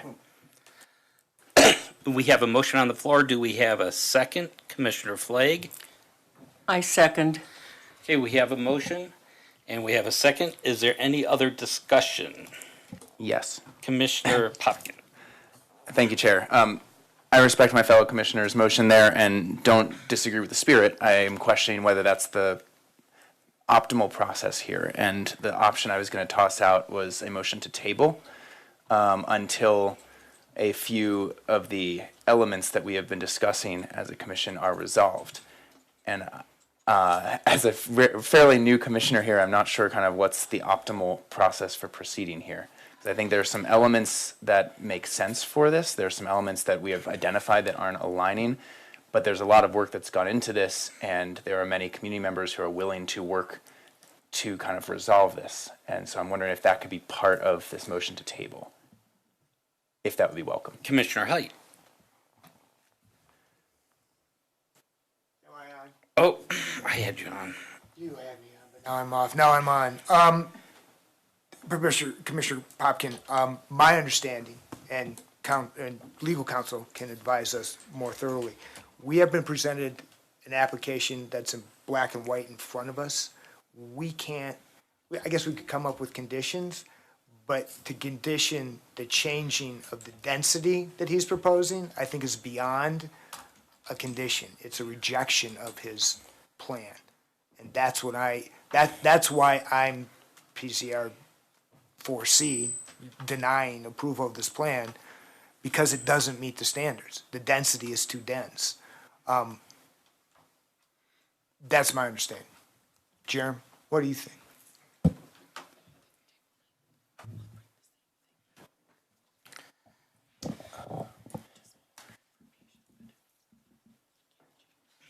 One moment. Let me add one more thing too. Oh. I wouldn't know what density to propose. All I know is that this density is too thick. Would you be open to just me reading what I was thinking about putting on the table? Just, and then I will absolutely let us carry on. The motion to table would have included at least these three things. The first, that the applicant host at least one design charrette in coordination with members of the Bond Farm community. A detailed multimodal transportation plan is completed, and that the concept plan is compatible with the surrounding properties in terms of site and building layout, site and building design, and access in an area of change adjacent to an area of stability. It doesn't let us set, we're not setting the density from that. It's letting the neighborhood continue to work with the developer to see if they can come to an arrangement that we would deem compatible. That was the thought process. You've heard it. I don't think I need to defend it any further. So I will be quiet. And Jeremy, I think this is interesting because I do know, I think there was the left-hand beer garden that we did go ahead and we did table so that they could go back, rework some things, and then come back to us without us denying it. Because if we deny it, correct me if I'm wrong, it's 6 months? 1 year. So the table, I believe, this is my interpretation, is it would give the applicant a chance to go back and see if there's a way that they could work something that may be more amenable to us for density. And maybe that's partly maybe going down from 3 stories to 2 stories, maybe a little less houses, but something that makes it look more compatible. As you said, I don't know what that is. It's kind of like I would know it when I see it. Commissioner Height. And I don't recall whether that was tabling or a withdrawal of the application. I wasn't there then, so I can't speak to that. No, it's. It tabled because we did it like 2 months later. Did we table it? We tabled it. Or did it come back? Well, obviously came back. Commissioner Height. Who are you saying? Oh, sorry. Commissioner Goldberg. Okay, thanks. Thank you.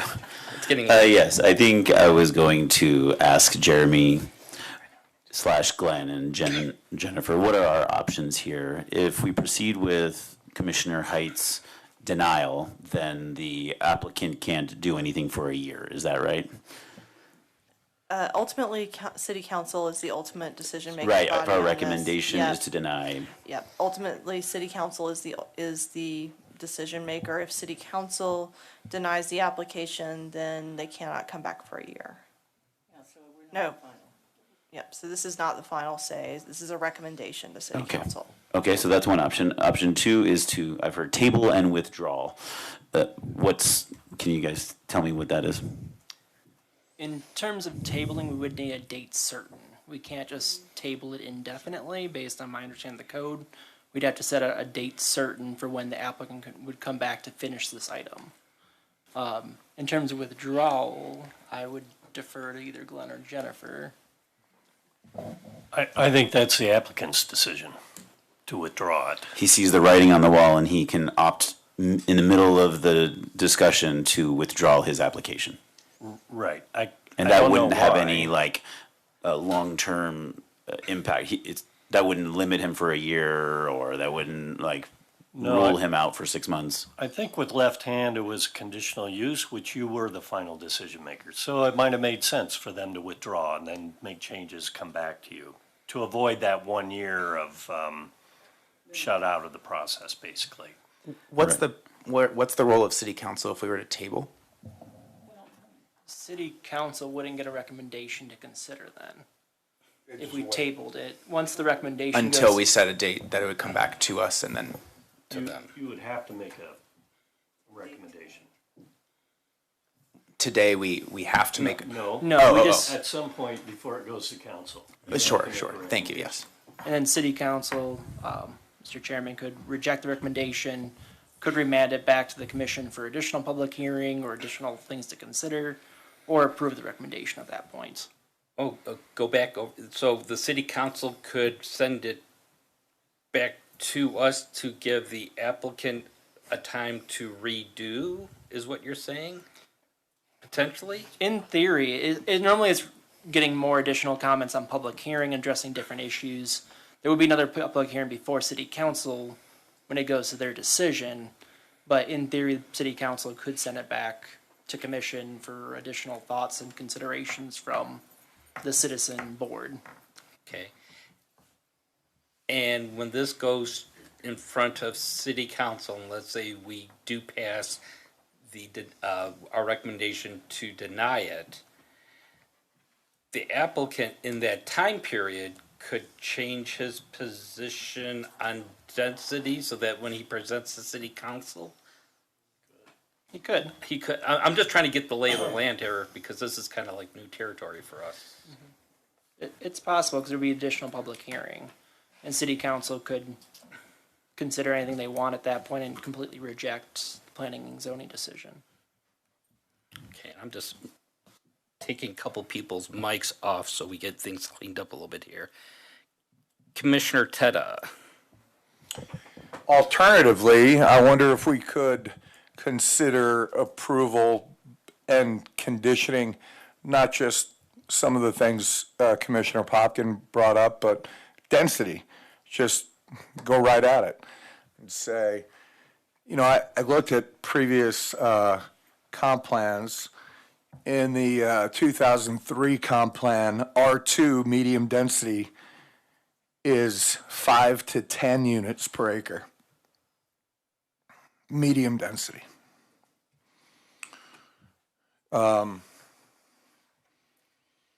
If that is everyone's biggest objection, density, maybe we could just ratchet down the density and condition it that way.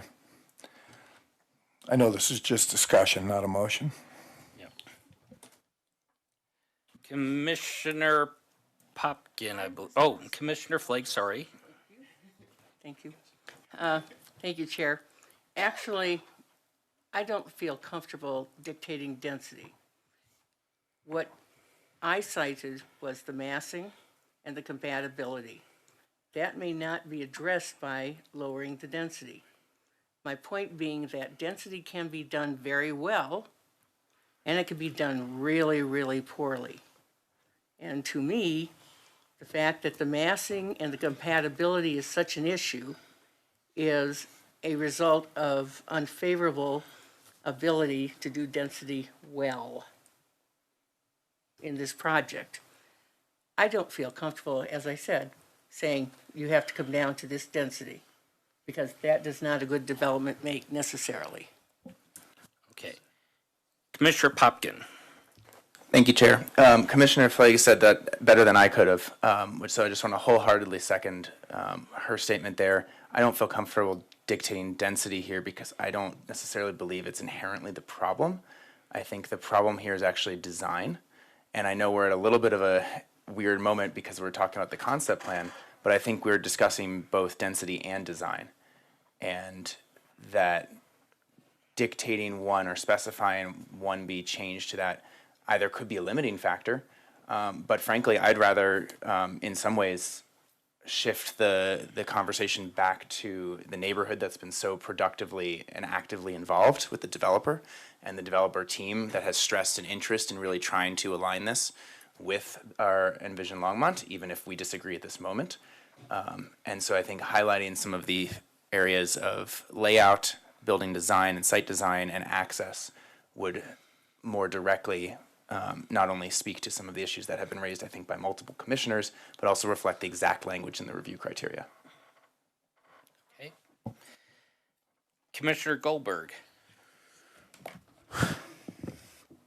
Yeah, I too echo Commissioner Flagg's feedback and also agree that I couldn't have said it better. Mr. Young, admittedly, this commission's in an unusual position.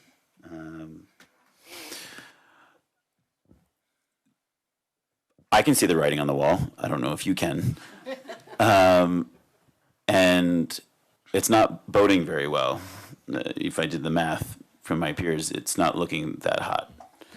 I guess my question to you is, is there a world where you can go back and we don't want to tell you how to design it.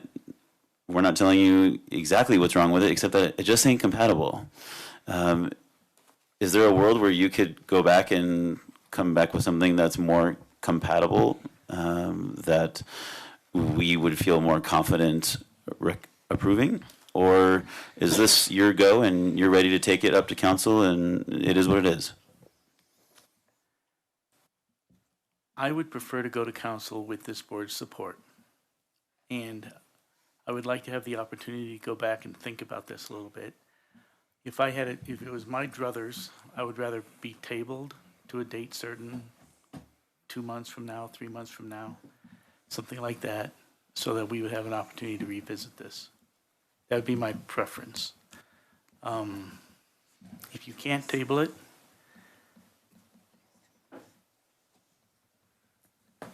I would have to, I'd have to seriously think about whether or not I take my chances in front of city council without a recommendation from planning board. Sure. I understand that and respect that. It sounds like if there was a world where the commission were to approve tabling it to, see, we're in June, July, August, like to October 1st or to our September or October meeting, barring scheduling by our staff, there could be a world where that you might be able to come back with something more attractive. I think so. I understand you guys don't want to dictate density, and listening to the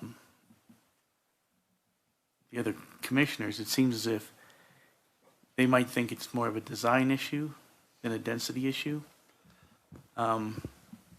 We have already done fairly extensive research on design. When we first were bringing this to you, we thought we had to supply a site plan and everything. So we're substantially further along than what's reflected in this plan. I thought this was simply establishing the code, recognizing the zone that it was in. So I would be prepared, if you guys wanted to do it tonight, for me to make an offer to reduce the density. I don't think I don't think my interest is for you to declare a certain density. I think Commissioner Flagg and Commissioner Popkin echoed why. I too don't think it's necessarily a result of the density. I think what I'm hearing from Commissioner Height, my gut reaction when I looked at the packet the first time and what I'm hearing from my peers is, man, we wish there was a way that this could look better, and fit into the surrounding neighborhood better. And we think I think there's probably a world where you could get there. So I do too. Okay. Thank you. Commissioner Height. So that said, Mr. Young, I appreciate you being frank and forward. I'll withdraw my motion. And I don't know how we move towards something with tabling, because that's not in my PZR selections. And I will be frank too, I don't know if it's a density issue, it's your massing diagram. You have a series of crystals that are, in the middle of a forest. It doesn't look right. I mean, it doesn't look right. It's not compatible. So I don't know how you fix that. That's up to you.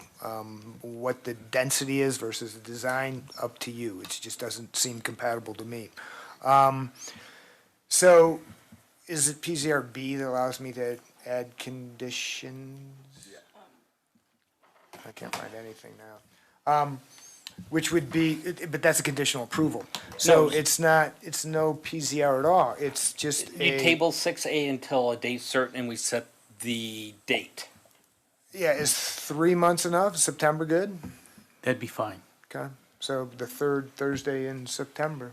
Wednesday. Wednesday, Thursday, what? It's Thursday. It is, oh, you're right, it's almost. Wednesday, yes. Tell me it's not the 21st. And I've got to be in Boulder County Planning Department then. I don't know. So then it has to be the Okay, It's the perfect. day Yeah, might as before. well do both at the same Go time. back to virtually. Heard we're meeting next week. That's a little quick. So, Chairman, would you care to make that proposal? To table? I will in a minute. I just want to hear, we have two people who are waiting with green lights. So Commissioner Popkin is next. I was just going to amend what I was originally talking about to basically add the date in and then make that as a formal motion. So if there's another comment that my fellow commissioner would like to make before I do that, or if the chair would like to make this unusual motion, I'd be happy to defer. Okay. Commissioner Goldberg. Thank you, Chairman. Thanks to the commission. I think I'm feeling better about this decision, where we're taking this, and I appreciate the applicant's willingness here. I'm going to say, I don't know if this is accurate, Mr. Young, but I'm going to say you get one chance at this. Are you sure September is good? Are you going to be meeting with the neighborhood? Are you going to need time to redraw maps? No one's holding your feet to the fire here, but let's pick a date that's really reasonable for you to get all the feedback you need to bring something fresh. Is that the right time?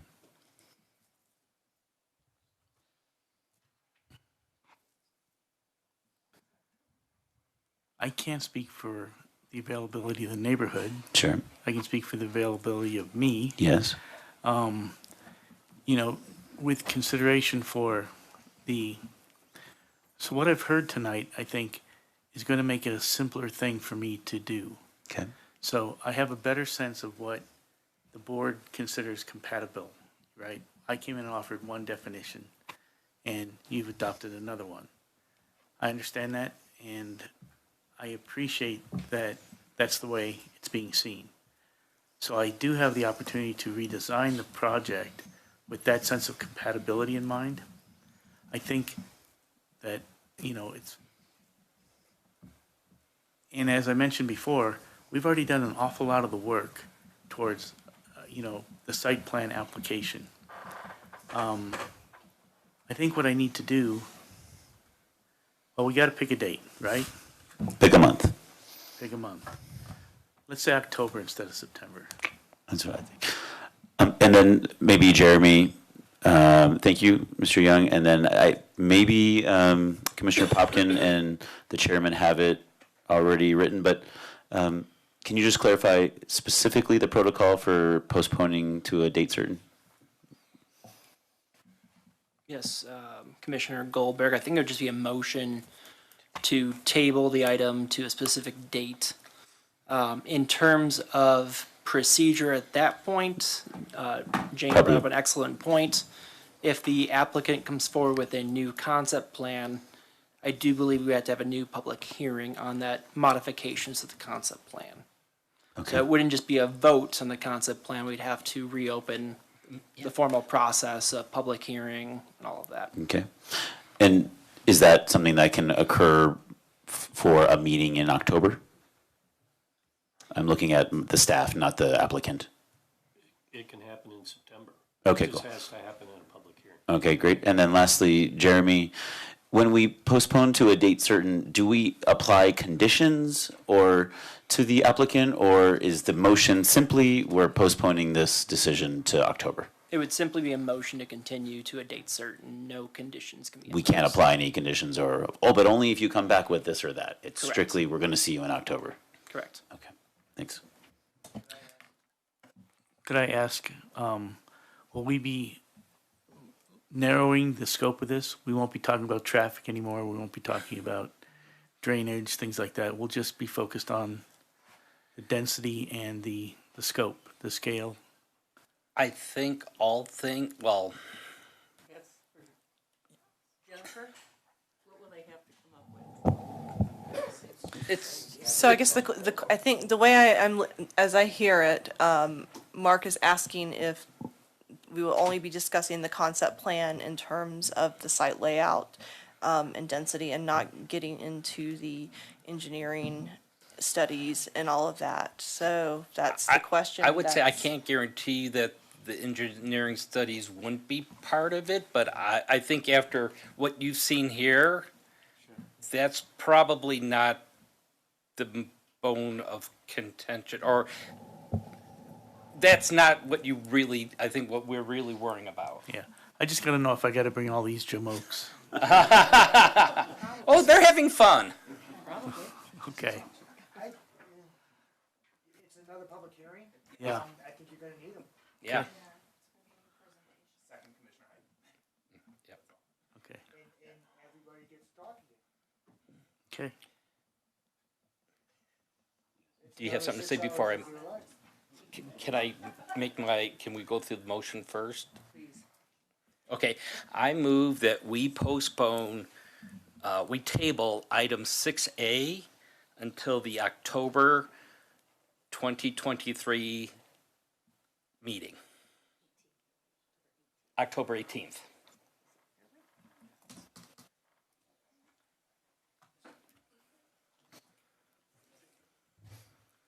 Commissioner Height. We'll second that.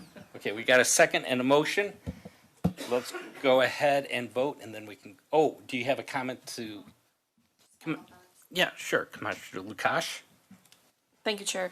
Yeah, just final comments, because I did come to the meeting, after reading everything and even after listening to everyone, I was still conflicted of what to do with this project, but I think my fellow commissioners helped me, and I am in approval that the massing is really what was bothering me too. So I'm looking forward to the next meeting where we can see this project again.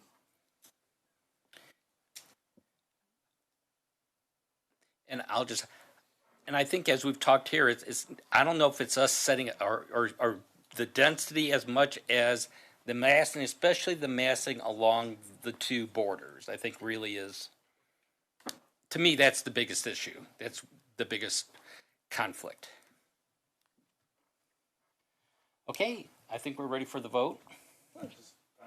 Oh, Commissioner Popkin. Thank you. Since there can't be conditions, I just wanted to state for the record here that I understand that the applicant and some members of the Bond Farm neighborhood have already come to an understanding that there will be another, that there'll be some kind of design charrette or other visioning charrette that comes from this.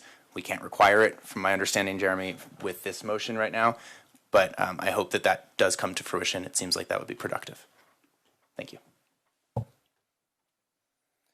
Jane? Commissioner Height. Aye. Commissioner Tedda. Aye. Commissioner Goldberg. Yes. Chairman Poland. Yes. Commissioner Flake. Aye. Commissioner Lukacs. Aye. Commissioner Popkin. Aye. Chairman, that passes 7-0. Thank you, and then I don't have to read the disclaimer. Okay, we can go ahead and I think move on to the next order of business. Item 7 is public invited to be heard, final call.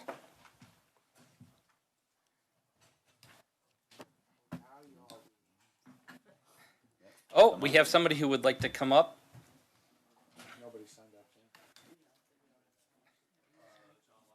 Oh, got to turn the mic on. Hello, hello. John Lockburn, 220 Sherman. And I just wanted, you mentioned about the two borders of the massing. And You can't talk about that. Okay. All right. Apologize. At this point. Okay. This is only for business that was not today. Oh, You know what? Let's hear what he says. No, we can't. Yeah. The public hearing on Bond Farm is tabled, so quasi-judicial proceedings would have to apply the comment. Through October. Correct. Commissioner Goldberg. Okay. Any other public want to come forward? No, then I'll go ahead and close out the public invited to be heard final call. Items from the commission. Commissioner Lukash. Thank you, Chair. At the last meeting, we discussed the land acknowledgement. At least we had a presentation, and I know some of my fellow commissioners were not present, and I promise I will not take you more than 30 seconds. I will just read the land acknowledgement, as I think we should all read it at some point during the meeting. If not just one person, there could be more people reading it. So I'm just going to read the statement that the City Council adopted for us. We acknowledge that Longmont sits on the traditional territory of the Cheyenne, Arapaho, Ute, and other indigenous peoples. We honor the history and the living and the spiritual connection that the First Peoples have with this land. It is our commitment to face the injustices that happened when the land was taken, and to educate our communities, ourselves, and our children to ensure that these injustices do not happen again. Thank you. Commissioner Goldberg. Yeah, I just wanted to applaud the commission to get to where we got to today with tabling the project. I think that was the best solution today. I definitely echo lots of the same concerns and feelings of my peers. And what I think just happened was,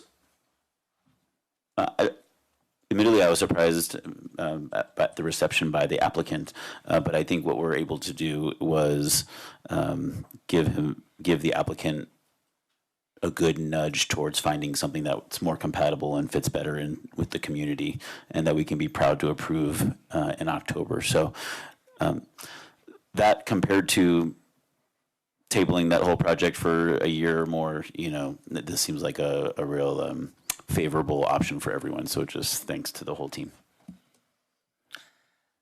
Okay, no other items from the commission. Items from Council Representative Rodriguez has left. Items from Planning Director Glenn Van Nimwegen. I wanted to mention that we've certainly have a staffing problem, and we've lost all of our principal planners have gone out the door. We did a national search. We got some great candidates, and I wanted to point out that our Jennifer Hewitt-Apperson is been promoted to principal planner, and we have another offer out there. So it was unanimous with the group that did the interviews, so we're proud about that. Next week, we have another public hearing on a preliminary plat at Sandstone Ranch, and then we had intended to bring back the land acknowledgement to kind of continue that discussion, to see if you want to give us direction to amend the bylaws or agenda. So that's what we have for next week. And thank you for that. So think about that. We have a week to kind of think of ideas of how we might want to move forward with it.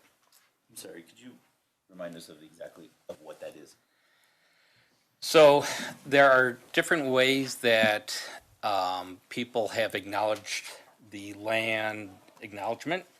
Sometimes it's stating it at the beginning of the meeting. Sometimes it's having it on documentation.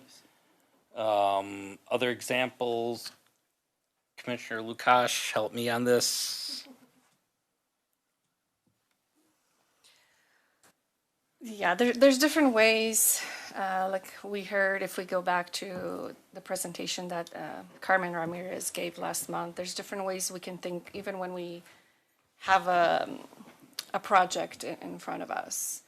Are there any is there any indigenous history on that land or on the name that neighborhood is named after, or the street, or things like that? And we can also think further to dedicating some land to the indigenous people that lived here on this land, and they were one with the land. And some other topics we discussed, some current names that might change in the future, but that's a hard thing to do and not our purview. Yeah. But just to think of when we are hearing people, in public comment, some seats are left open. Maybe those are some indigenous people that are not here with us anymore, because we took over and we created this city that we all love, but now we can all live together. And how do we honor that ancestry and those people that are not here with us anymore? And next week may not be all income, and this can always be done. Bylaws can always be changed. So I'm looking if next week we can talk about, and if anybody has something to put forward, next week. And I think there was a homework from Carmen to think about our why, and why would we want to add this land acknowledgement to our bylaws, to read it at the beginning of the meeting like some other boards are doing. So think about that. And she sent some really good resources. There's a movie that they did with the tribe in Northern Arapaho, and I recommend watching it. Okay, anything else, Glenn? The only thing I wanted to mention again is council is going to be discussing housing coming up on Tuesday. So if you're looking for some interesting presentation, that would be a good one. Okay, thank you. Then I guess with nothing else, we are in adjournment.